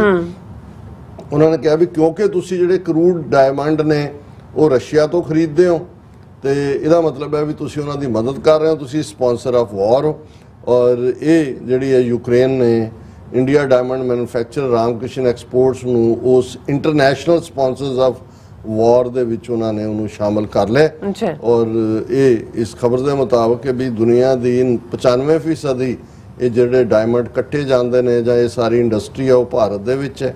ਔਰ ਉਹਦੇ ਚੋਂ 1.3 ਬਿਲੀਅਨ ਡਾਲਰ ਜਿਹੜੇ ਨੇ ਇੱਕ ਇਸ ਕੰਪਨੀ ਦਾ ਰੈਵਨਿਊ ਹੈ। 1.3 ਬਿਲੀਅਨ ਇਹ SRK ਸ਼੍ਰੀ ਰਾਮਕ੍ਰਿਸ਼ਨ ਐਕਸਪੋਰਟਸ ਕਰਦੇ ਨੇ। ਔਰ ਇਹ ਵੀ ਉਹਨਾਂ ਨੇ ਕਿਹਾ ਜੀ ਤੁਸੀਂ ਹੁਣ ਭਾਵੇਂ ਜੇ ਲਓਗੇ ਰਸ਼ੀਆ ਤੋਂ ਐਲਰੋਸਾ ਔਰ ਦੂਸਰੇ ਵੀ ਇਹਨਾਂ ਦਾ ਹੋਰ ਵੀ ਡਿਟੇਲ ਹੈ। ਔਰ ਉਹਨਾਂ ਨੇ ਕਿਹਾ ਕਿ ਜੀ ਅਸੀਂ ਇਸ ਨੂੰ ਸਪਾਂਸਰ ਆਫ ਵਾਰ ਐਲਾਨਦੇ। ਸੋ ਇਹ ਬਹੁਤ ਚੰਗੀ ਗੱਲ ਹੈ, ਅਸੀਂ ਵਧਾਈ ਦਿੰਦੇ ਯੂਕਰੇਨ ਵਾਲਿਆਂ ਨੂੰ ਕਿ ਭਾਈ ਉਹਨਾਂ ਨੇ ਘੱਟੋ ਘੱਟ ਬਾਣੀਏ ਦੇ ਬਈ ਖਾਤੇ ਨੂੰ ਹੱਥ ਪਾਇਆ। ਇਹ ਵੈਸੇ ਤਾਂ ਬੇਸ਼ਰਮ ਨੇ, ਕਿਉਂ ਧੋਤੀ ਬੰਨੀ ਹੋਏ ਨਾ ਬੰਨੀ ਹੋਏ ਇਹਨਾਂ ਨੂੰ ਉਹ ਧੋਤੀ ਦਾ ਸ਼ਰਮ ਲਈ ਹੁੰਦੀ ਹੈ ਨਾ, ਉਹ ਤਾਂ ਹੈ ਹੀ ਨਹੀਂ ਸ਼ਰਮ। ਬਿਲਕੁਲ। ਸੋ ਹੁਣ ਆਪਾਂ ਆਪਣੇ ਵਿਊਅਰਸ ਦੇ ਜਿਹੜੇ ਮੈਸੇਜ ਨੇ ਉਹ ਲਾਈਵ ਲੈਣ ਜਾ ਰਹੇ ਹਾਂ। ਔਰ ਆਲ ਅਬਾਊਟ ਟਰੂਥ ਐਂਡ ਸਿੱਖਿਜ਼ਮ ਸਾਨੂੰ ਫਤਿਹ ਬੁਲਾਉਂਦੇ ਨੇ, ਬਲਜੀਤ ਵਰਜ ਵੀ ਫਤਿਹ ਬੁਲਾਉਂਦੇ ਨੇ, ਖਾਲਸਾ ਦੇਸ਼ ਪੰਜਾਬ ਜੀ ਵੀ ਫਤਿਹ ਬੁਲਾਉਂਦੇ ਨੇ। ਫਿਰ ਕਹਿੰਦੇ ਨੇ ਕਿ ਸਾਡੇ ਇੰਦਰਜੀਤ ਸਿੰਘ ਸੰਧੂ ਜੀ ਵੀ ਫਤਿਹ ਬੁਲਾਉਂਦੇ ਨੇ। ਐਂਡ ਇਸੇ ਤਰ੍ਹਾਂ ਜ਼ੁਬੇਰ ਜੀ ਸਾਡੀ ਸਿਹਤ ਜਿਆਬੀ ਦੀ ਅਰਦਾਸ ਕਰਦੇ ਆ। ਔਰ ਇਸੇ ਤਰ੍ਹਾਂ ਆਲ ਅਬਾਊਟ ਟਰੂਥ ਜੀ ਕਹਿੰਦੇ ਨੇ ਕਿ doctor Sahib love you from eastern Punjab. And ਇਸੇ ਤਰ੍ਹਾਂ ਸਿੰਘ ਜੇ ਚਾਵੇ ਤਾਂ ਤੇਰਾ ਖਾਲਸਾ ਹੋਣਾ, ਅਕਾਲ ਪੁਰਖ ਤੂੰ ਸਭ ਕੁਝ ਲਾਣਾ। ਸੋ ਅਮਰਜੀਤ ਸਾਨੇ ਵੀ ਫਤਿਹ ਬੁਲਾਉਂਦੇ ਨੇ। ਸੋ ਇਸੇ ਤਰ੍ਹਾਂ ਸਾਡੇ ਕੋਲ ਮੈਸੇਜ ਆਏਗਾ, ਇਹ ਜ਼ੁਬੇਰ ਜੀ ਹੋਰਾਂ ਦਾ ਤੁਸੀਂ ਜਵਾਬ ਦੇ ਦਿੱਤਾ ਜਿਹੜਾ ਪ੍ਰੋਟੈਸਟ ਵਾਲਾ। ਔਰ ਗੋਵਿੰਦਰ ਸਿੰਘ ਜੀ ਖਾਲਸਾ ਜ਼ਿੰਦਾਬਾਦ, TV 84 ਜ਼ਿੰਦਾਬਾਦ ਕਹਿੰਦੇ ਨੇ। ਐਂਡ ਫਿਰ ਕਹਿੰਦੇ ਨੇ ਕਿ TV 84 is the voice of a Sikh nation, keep it up the good work, we always stand with TV 84। And Jatinder Singh ji ਵੀ ਸਾਨੂੰ ਫਤਿਹ ਬੁਲਾਉਂਦੇ ਨੇ। ਐਂਡ ਇਸੇ ਤਰ੍ਹਾਂ ਜਤਿੰਦਰ ਸਿੰਘ ਜੀ ਵੀ ਚੜ੍ਹਦੀ ਕਲਾ ਦੀ ਅਰਦਾਸ ਵੀ ਕਰਦੇ ਨੇ। ਔਰ ਸਿੰਘ ਗਰਚਾ ਜੀ ਵੀ ਖਾਲਸਾ ਜ਼ਿੰਦਾਬਾਦ ਕਹਿੰਦੇ ਨੇ। ਔਰ ਇਸੇ ਤਰ੍ਹਾਂ ਮੈਸੇਜ ਆਏਗਾ ਸਾਡੇ ਕੋਲ ਹਰਜਿੰਦਰ ਸਿੰਘ ਜੀ। ਹਾਂਜੀ, ਪਤਾ ਨਹੀਂ ਕੀ ਇਹਨਾਂ ਨੇ ਕਹਿਣ ਦਾ ਮਤਲਬ ਹੈ ਇਹਨਾਂ ਦਾ। ਵੈਸੇ ਹਰਜਿੰਦਰ ਸਿੰਘ ਨੂੰ ਆਪਾਂ ਉਹਦਾ ਨਾਮ ਅਨਾਉਂਸ ਕਰ ਦਿੰਦੇ ਹਾਂ। ਗੁਰਮੁਖ ਸਿੰਘ ਜੀ ਵੀ ਸਾਨੂੰ ਫਤਿਹ ਬੁਲਾਉਂਦੇ ਨੇ। ਹੋਰ ਇਸੇ ਤਰ੍ਹਾਂ ਫਿਰ ਹੈਗਾ ਮੈਸੇਜ ਐਸਾ ਫਿਰ ਸਲਾਮ ਸਭ ਨੂੰ। ਐਂਡ ਫਿਰ ਖਾਲਸਾ ਜ਼ਿੰਦਾਬਾਦ ਵੀ ਕਹਿੰਦੇ ਨੇ। ਔਰ ਬਲਕਾਰ ਸਿੰਘ ਜੀ ਵੀ ਫਤਿਹ ਬੁਲਾਉਂਦੇ ਨੇ। ਔਰ ਜਸਕੀਰਤ ਸਿੰਘ ਵੀ ਫਤਿਹ ਬੁਲਾਉਂਦੇ ਨੇ। ਔਰ ਕਹਿੰਦੇ ਡਾਕਟਰ ਸਾਹਿਬ ਜੀ ਜਿਵੇਂ ਇਨਸਾਨੀਅਤ ਤੋਂ ਪਹਿਲਾਂ ਮੋਦੀ ਵਪਾਰ ਨੂੰ ਜ਼ਿਆਦਾ ਤਰਜੀਹ ਦੇ ਰਿਹਾ, ਹੌਲੀ ਹੌਲੀ ਭਾਰਤ ਦਾ ਹਾਲ ਸ਼੍ਰੀਲੰਕਾ ਵਰਗਾ ਹੋਣਾ, ਮੋਦੀ ਨੇ ਝੋਲਾ ਚੱਕ ਕੇ ਭੱਜ ਜਾਣਾ। ਹਾਂਜੀ, ਜਾਨੀ ਕਿ ਫਕੀਰ ਨੇ ਜਾਲੀ ਫਕੀਰ ਨੇ। ਸੌਰੀ, ਰਾਣਾ ਆबिद ਵੀ ਵੈਰੀ ਇਨਫੋਰਮੇਟਿਵ ਇਨਫੋਰਮੇਟਿਵ ਜਿਹੜਾ ਪ੍ਰੋਗਰਾਮ ਕਹਿੰਦੇ ਨੇ ਔਰ ਲਵ ਫਰੋਮ ਪਾਕਿਸਤਾਨ ਹਾਂਜੀ ਰੈਗੂਲਰਲੀ ਦੇਖਦੇ ਨੇ ਔਰ ਖਾਲਿਸਤਾਨ ਜ਼ਿੰਦਾਬਾਦ ਵੀ ਕਹਿੰਦੇ ਨੇ ਔਰ ਗੁਰਮੀਤ ਸਿੰਘ ਸਵੇਰੇ ਉੱਠ ਕੇ ਦੇਖਦੇ ਨੇ ਇਹਨਾਂ ਦਾ ਹੋਰ ਵੀ ਤਿਆਗ ਹੈ ਹਾਂਜੀ ਬਿਲਕੁਲ ਨੀਂਦ ਛੱਡ ਕੇ ਹਾਂਜੀ ਔਰ ਗੁਰਮੇਲ ਸਿੰਘ ਜੀ ਵੀ ਹਮੇਸ਼ਾ ਤਰ੍ਹਾਂ ਨਾਲ ਦੇ ਬੜੇ ਵਧੀਆ ਮੈਸੇਜ ਹੁੰਦੇ ਨੇ ਔਰ ਇਹ ਫਤਿਹ ਵੀ ਬੁਲਾਉਂਦੇ ਨੇ ਔਰ ਕਹਿੰਦੇ ਰਾਜ ਸਾਹਿਬ Neelam dear Neelam Kaur ji thanks you are doing A grade job for the Sikh nation keep it up good god bless you and ਫਿਰ ਉਹਨਾਂ ਮੈਸੇਜ ਕਹਿੰਦੇ ਕਿ ਸੌਰੀ ਕਹਿੰਦੇ ਮੈਂ ਕੱਲ ਆਊਟ ਆਫ ਟਾਊਨ ਸੀ ਔਰ ਮੈਂ ਜਿਹੜਾ ਲਾਈਵ ਸ਼ੋ ਨਹੀਂ ਦੇਖਿਆ ਜਦੋਂ ਮੈਂ ਘਰ ਆਇਆ ਫਿਰ ਜਿਹੜਾ ਮਿਡਨਾਈਟ ਜਿਹੜਾ ਤੁਹਾਡਾ ਸ਼ੋ ਜਿਹੜਾ ਰਿਪੀਟਰ ਦੇਖਿਆ ਸੋ ਨਾਈਸ ਔਰ ਕਿਰਪਾਲ ਸਿੰਘ ਸ਼ਰਮਾ ਜੀ ਵੀ ਕਹਿੰਦੇ ਨੇ ਰਾਜ ਸਾਹਿਬ ਤੇ ਭੈਣ ਨੀਲਮ ਕੌਰ ਜੀ ਵਾਹਿਗੁਰੂ ਜੀ ਕਾ ਖਾਲਸਾ ਵਾਹਿਗੁਰੂ ਜੀ ਕੀ ਫਤਿਹ ਮੈਂ ਸਪੇਨ ਤੋਂ ਹਰ ਪ੍ਰੋਗਰਾਮ ਵੇਖਦਾ ਬਹੁਤ ਡੂੰਘੇ ਵਿਚਾਰ ਹੁੰਦੇ ਨੇ ਔਰ ਆਪ ਜੀ ਦੇ ਔਰ ਗੁਰੂ ਸਾਹਿਬ ਜੀ VH4 ਦੇ ਜੀਆਂ ਨੂੰ ਸਦਾ ਚੜ੍ਹਦੀ ਕਲਾ ਬਖਸ਼ਣ ਬਹੁਤ ਮਿਹਰਬਾਨੀ ਤੁਸੀਂ ਵੀ ਸੁਖੀ ਵਸੋ ਖੁਸ਼ ਰਹੋ ਬਿਲਕੁਲ ਰਾਣਾ ਆਬਿਦ ਜੀ ਕਹਿੰਦੇ ਨੇ ਡਾਕਟਰ ਸਾਹਿਬ ਆਈ ਥਿੰਕ ਸਿੱਖ ਕੌਮ ਨੂੰ ਕਲੈਕਟਿਵ ਵਿਜ਼ਡਮ ਦੇ ਨਾਲ ਵਰਲਡ ਵਾਈਡ ਆਪਣਾ ਇੱਕ ਜਿਹੜਾ ਲੀਡਰ ਵੀ ਚੂਜ਼ ਕਰ ਲੈਣਾ ਚਾਹੀਦਾ ਖਾਲਿਸਤਾਨ ਦੇ ਲਈ ਰਾਣਾ ਆਬਿਦ ਜੀ ਅੱਗੇ ਵੀ ਸ਼ਾਇਦ ਮੈਂ ਮੈਂਸ਼ਨ ਕੀਤਾ ਸੀ ਵੀ ਸਾਡੇ ਇਹ ਮਾਡਲ ਚੱਲਣਾ ਨਹੀਂ ਹੈ ਸਾਡੇ ਕਲੈਕਟਿਵ ਲੀਡਰਸ਼ਿਪ ਦਾ ਹੁਣ ਪ੍ਰੋਜੈਕਟ ਸਾਰੇ ਸਿਕਸ ਫਾਰ ਜਸਟਿਸ ਨੇ ਖਾਲਿਸਤਾਨ ਰੈਫਰੈਂਡਮ ਨੂੰ ਜਿਹੜਾ ਉਹ ਅੱਗੇ ਤੋਰਿਆ ਹੈ ਵਰਲਡ ਸਿੱਖ ਪਾਰਲੀਮੈਂਟ ਦੇ ਤੌਰ ਤੇ ਇੱਕ ਬਾਡੀ ਜਿਹੜੀ ਸਰਬੱਤ ਖਾਲਸਾ 2015 ਨੇ ਬਣਾਈ ਜਿਹਦਾ ਇੱਕ ਸੈਸ਼ਨ ਅਕਤੂਬਰ ਦੇ ਪਹਿਲੇ ਹਫਤੇ ਉਸ ਬਾਰੇ ਅਸੀਂ ਗੱਲਬਾਤ ਕਰਾਂਗੇ ਜੀ ਦੁਨੀਆ ਭਰ ਦੇ ਡੈਲੀਗੇਟ ਇੱਥੇ ਨਿਊਯਾਰਕ 'ਚ ਇਕੱਠੇ ਹੋਣਗੇ ਸੋ ਉਹਨਾਂ ਦਾ ਇੱਕ ਆਪਣਾ ਮੈਂਡੇਟ ਹੈ ਪੰਜਾਬ 'ਚ ਜਿਹੜੀਆਂ ਧਿਰਾਂ ਨੇ ਉਹ ਆਪਣੇ ਢੰਗ ਨਾਲ ਕੰਮ ਕਰ ਰਹੀਆਂ ਨੇ ਪਰ ਕੋਈ ਕਿਸੇ ਦਾ ਇਖਤਲਾਫਾਤ ਨਹੀਂ ਹੈ ਥੋੜਾ ਬਹੁਤ ਹੁੰਦਾ ਹੈ ਵਨ ਅਪਮੈਨਸ਼ਿਪ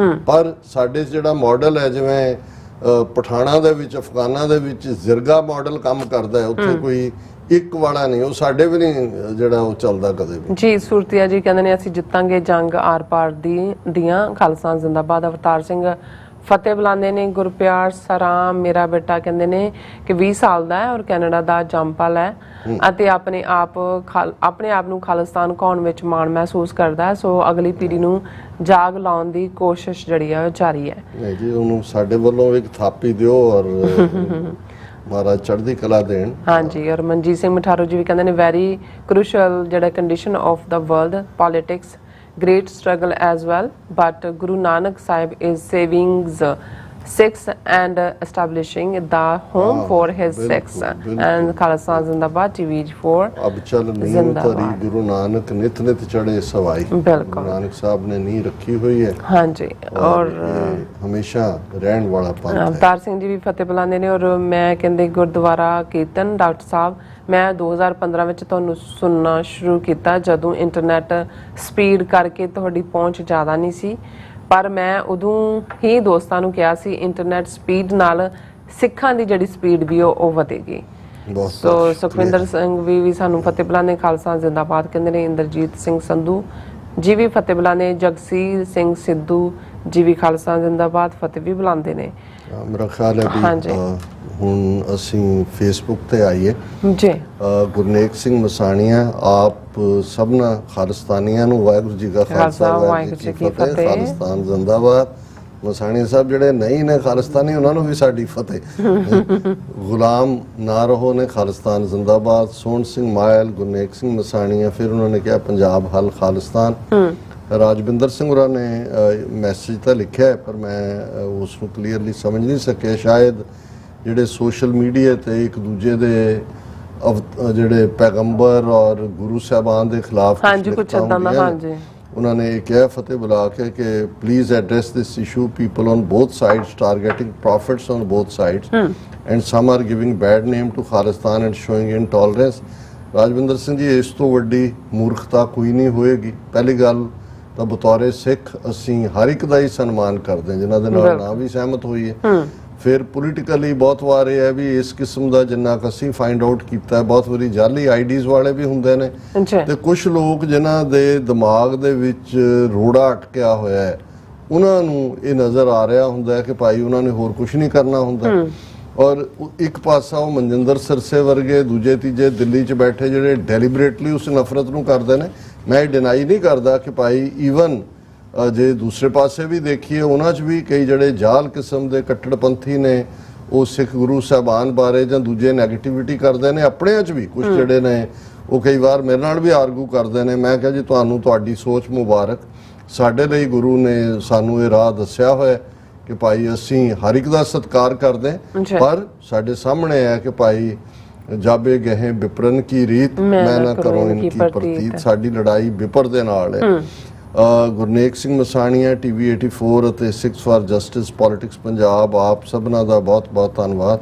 ਤੁਹਾਡਾ ਵੀ ਵੀਰ ਗੁਰਨੇਕ ਸਿੰਘ ਜੀ, ਤੁਸੀਂ ਰੈਗੂਲਰਲੀ ਜਿਹੜਾ ਕਮੈਂਟ ਕੀਤਾ ਹੈ ਇਸ ਦੇ ਉੱਤੇ ਔਰ ਹੌਸਲਾ ਦਿੱਤਾ ਹੈ। ਬਿਲਕੁਲ। ਔਰ ਗੁਲਾਮ ਨਾਰੋ ਦੀ ਆਈਟਮ ਕਿ ਹੁਣ ਕਿਸੇ ਨੇ ਭੁਜੀਆ ਅਚਾਰ ਨਹੀਂ ਲੈਣਾ, ਇਹ ਮੇਰਾ ਖਿਆਲ ਹੈ ਕਿ ਵੀ ਉਹ ਟ੍ਰੇਡ ਵਾਲੇ ਕੈਨੇਡਾ ਦੇ ਉੱਤੇ ਹੀ। ਬੌਬ ਸਿੰਘ ਉਹ ਕਹਿੰਦੇ ਨੇ ਯੂਕਰੇਨ ਨੂੰ ਸਾਰੇ ਭਈਏ ਬੈਨ ਕਰ ਦੇਣੇ ਚਾਹੀਦੇ ਨੇ। ਭਈਆ ਜਿੱਥੇ ਵੀ ਦੁਨੀਆ ਵਿੱਚ ਜਾਏਗਾ ਉੱਥੇ ਗੰਗੂ ਚੰਦੂ ਵਾਲਾ ਕਿਰਦਾਰ ਜ਼ਰੂਰ ਦਿਖਾਏਗਾ। ਕਾਫੀ ਹੱਦ ਤੱਕ ਇਹਨਾਂ ਦੀ ਅਸਲੀਅਤ ਜੱਗ 'ਚ ਹਸ਼ਰ ਹੋ ਰਹੀ ਹੈ, ਨਸ਼ਰ ਹੋ ਰਹੀ ਹੈ ਕਹਿਣਾ ਚਾਹੁੰਦੇ ਨੇ, ਅਤੇ ਹੁੰਦੀ ਰਹੇਗੀ। ਬਿਲਕੁਲ ਇਹਨਾਂ ਦੇ ਕਿਰਦਾਰ ਤੋਂ ਹੀ ਸਾਹਮਣੇ ਆ ਜਾਂਦਾ ਹੈ ਕਿ ਭਾਈ ਇਹ ਕੀ ਲੋਕ ਨੇ।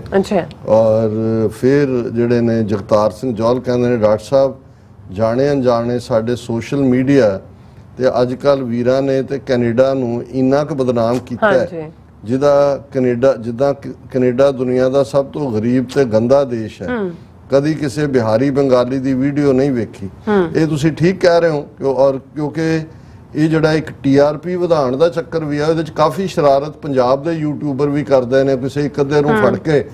ਹੁਣ ਇੱਕ ਜ਼ਮਾਨੇ 'ਚ ਈਵਨ ਜੇ 200 ਬੰਦਾ ਕਿਸੇ ਰਾਹ ਤੇ ਤੁਰਿਆ ਐਜੂਕੇਸ਼ਨ ਜਾਂ ਐਕੈਡੈਮਿਕ 'ਚ, ਸਰਵਾਈਵ ਤਾਂ ਅੱਗੋਂ ਵਾਲੇ ਹੀ ਕਰਦੇ ਨੇ ਜਿਹੜੇ ਬਹੁਤ ਪਿੱਛੇ ਰਹਿ ਗਏ, ਜਾਂ ਦੂਜੇ ਹੁਣ ਕਈ ਇੰਜੀਨੀਅਰ ਬਣ ਵੀ ਜਾਂਦੇ ਸੀ ਉੱਥੇ, ਕੋਈ ਸਾਰੀ ਉਮਰ SDO ਥੋੜੀ ਲੱਗਦੇ ਸੀ, ਓਵਰਸੀਅਰ ਵੀ ਨਹੀਂ ਸੀ ਉਹਨਾਂ ਨੂੰ ਕੋਈ ਲਾਂਦਾ।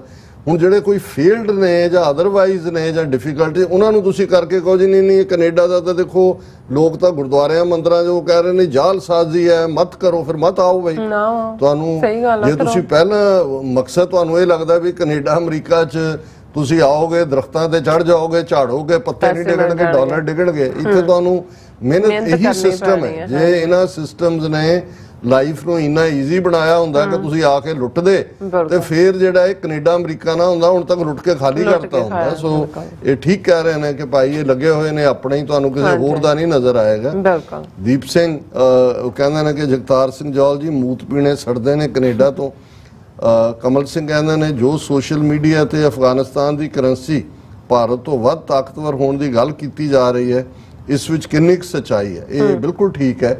ਔਰ ਹੁਣ ਯਾਨੀ ਅਫਗਾਨਿਸਤਾਨ ਨੇ ਇੰਟਰਨਲ ਕਾਫੀ ਕੁਛ, ਹਾਲਾਂ ਉਹਨਾਂ ਦੀ ਕੋਈ ਲਾਈਨ ਨਾਲ ਅਸੀਂ ਸਹਿਮਤ ਨਹੀਂ ਹੈ ਜੋ ਉਹਨਾਂ ਦਾ ਵਿਮਨ ਐਜੂਕੇਸ਼ਨ ਜਾਂ ਦੂਜੇ ਹਵਾਲੇ ਨਾਲ ਹੈ, ਪਰ ਉਹ ਕਿਤੇ ਨਾ ਕਿਤੇ ਉਹਨਾਂ ਨੇ ਆਪਣੇ ਆਪ ਨੂੰ ਸਟੇਬਲ ਕੀਤਾ ਹੈ, ਕਿਉਂਕਿ ਚਾਈਨਾ ਨੇ 2 ਦਿਨ ਪਹਿਲਾਂ ਹੀ ਆਪਣਾ ਰੈਗੂਲਰ ਐਂਬੈਸਡਰ ਅਫਗਾਨਿਸਤਾਨ ਦੇ ਵਿੱਚ ਨੋਮੀਨੇਟ ਕੀਤਾ। ਇਹਦਾ ਮਤਲਬ ਹੈ ਵੀ ਉਹ ਚਾਈਨਾ ਪਹਿਲਾ ਮੁਲਕ ਬਣ ਗਿਆ ਜਿਹਨੇ ਅਫਗਾਨਿਸਤਾਨ ਨੂੰ ਮਾਨਤਾ ਦਿੱਤੀ ਹੈ, ਅਜੇ ਪਾਕਿਸਤਾਨ ਨੇ ਵੀ ਨਹੀਂ ਦਿੱਤੀ ਹੋਈ। ਸੋ ਇਹਦਾ ਮਤਲਬ ਇਹ ਹੈ ਕਿ ਵੀ ਉਹਨਾਂ ਨੇ ਇਕਨੋਮੀ ਨੂੰ ਜਿਹੜਾ ਕਿਤੇ ਨਾ ਕਿਤੇ ਸਟੇਬਲ ਕੀਤਾ। ਉਹ ਜਿਹੜਾ ਫਿਰ ਉਹਨਾਂ ਨੇ ਗੁਲਾਮ ਨਾਰੋ ਦੀ ID ਨੇ ਕਿਹਾ ਕਿ ਸਾਊਦੀ ਵਾਲੇ ਭਾਰਤੀ ਮੁਸਲਮਾਨਾਂ ਨੂੰ ਮੁਸਲਮਾਨ ਨਹੀਂ ਮੰਨਦੇ। ਮੈਨੂੰ ਲੱਗਦਾ ਗੱਲ ਇਵੇਂ ਹੀ ਹੈ, ਉਹ ਜਿਵੇਂ ਬ੍ਰਾਹਮਣ ਬਾਕੀਆਂ ਨੂੰ ਸ਼ੂਦਰ ਸਮਝਦੇ ਨੇ, ਵੱਡੇ ਤਬਕੇ ਨੂੰ, ਤੇ ਸ਼ਾਇਦ ਉਹਨਾਂ ਸ਼ੇਖਾਂ ਨੂੰ ਇਹ ਲੱਗਦਾ ਵੀ ਪ੍ਰੋਫਿਟ ਸਾਡੇ ਆਏ ਸੀ ਤੇ ਅਸੀਂ ਜਿਹੜੇ ਆ ਮੁਸਲਮਾਨ ਹੈ, ਬਾਕੀ ਸਾਰੇ ਸ਼ੂਦਰ ਹੀ ਨੇ, ਅਦਰਵਾਈਜ਼ ਇਵੇਂ ਨਾ ਕੀਤਾ ਹੁੰਦਾ। ਫਿਰ ਬੌਬ ਸਿੰਘ ਕਹਿੰਦੇ ਨੇ ਡਾਕਟਰ ਸਾਹਿਬ ਹਿੰਦੂ ਧਰਮ ਵਿਗਿਆਨ ਦੇ ਹਵਾਲੇ ਤੋਂ ਜਦੋਂ ਹਰਨਾਕਸ਼ ਨਾਮ ਦਾ ਇੱਕ ਦੈਂਤ ਧਰਤੀ ਨੂੰ ਸਮੁੰਦਰ ਦੇ ਤਲ ਤੱਕ ਖਿੱਚ ਕੇ ਲੈ ਗਿਆ ਤਾਂ ਵਿਸ਼ਨੂੰ ਨੇ ਇਸ ਨੂੰ ਬਚਾਉਣ ਲਈ ਇੱਕ ਸੂਰ ਦਾ ਰੂਪ ਧਾਰ ਲਿਆ। ਹੁਣ ਲਿਖਿਆ ਕਿ 1000 ਸਾਲ ਤੱਕ ਲੜਦੇ ਰਹੇ ਵਿਸ਼ਨੂੰ ਤੇ ਹਰਨਾਕਸ਼। ਫਿਰ ਵਰਾ ਜਿਹਨੂੰ ਬੌਰ ਅੰਗਰੇਜ਼ੀ 'ਚ ਕਹਿੰਦੇ ਨੇ ਦੈਂਤ ਨੂੰ ਮਾਰ ਦਿੱਤਾ ਅਤੇ ਧਰਤੀ ਨੂੰ ਪਾਣੀ ਵਿੱਚੋਂ ਆਪਣੇ ਦੰਦਾਂ ਨਾਲ ਉਭਾਰਿਆ ਤੇ ਬਾਹਰ ਕੱਢ ਦਿੱਤਾ। ਇਸ ਲਈ ਜਿਹੜੇ ਵਿਸ਼ਨੂੰ ਦੇ ਅਵਤਾਰ ਨੇ, ਵਰਾ ਜਿਹੜਾ ਉਹਨੂੰ ਵੀ ਅਵਤਾਰ ਮੰਨਿਆ ਜਾਂਦਾ। ਸਾਰੇ TV 84 ਵਾਲੇ ਜ਼ੋਰ ਨਾਲ ਤਾੜੀ ਲਾਓ।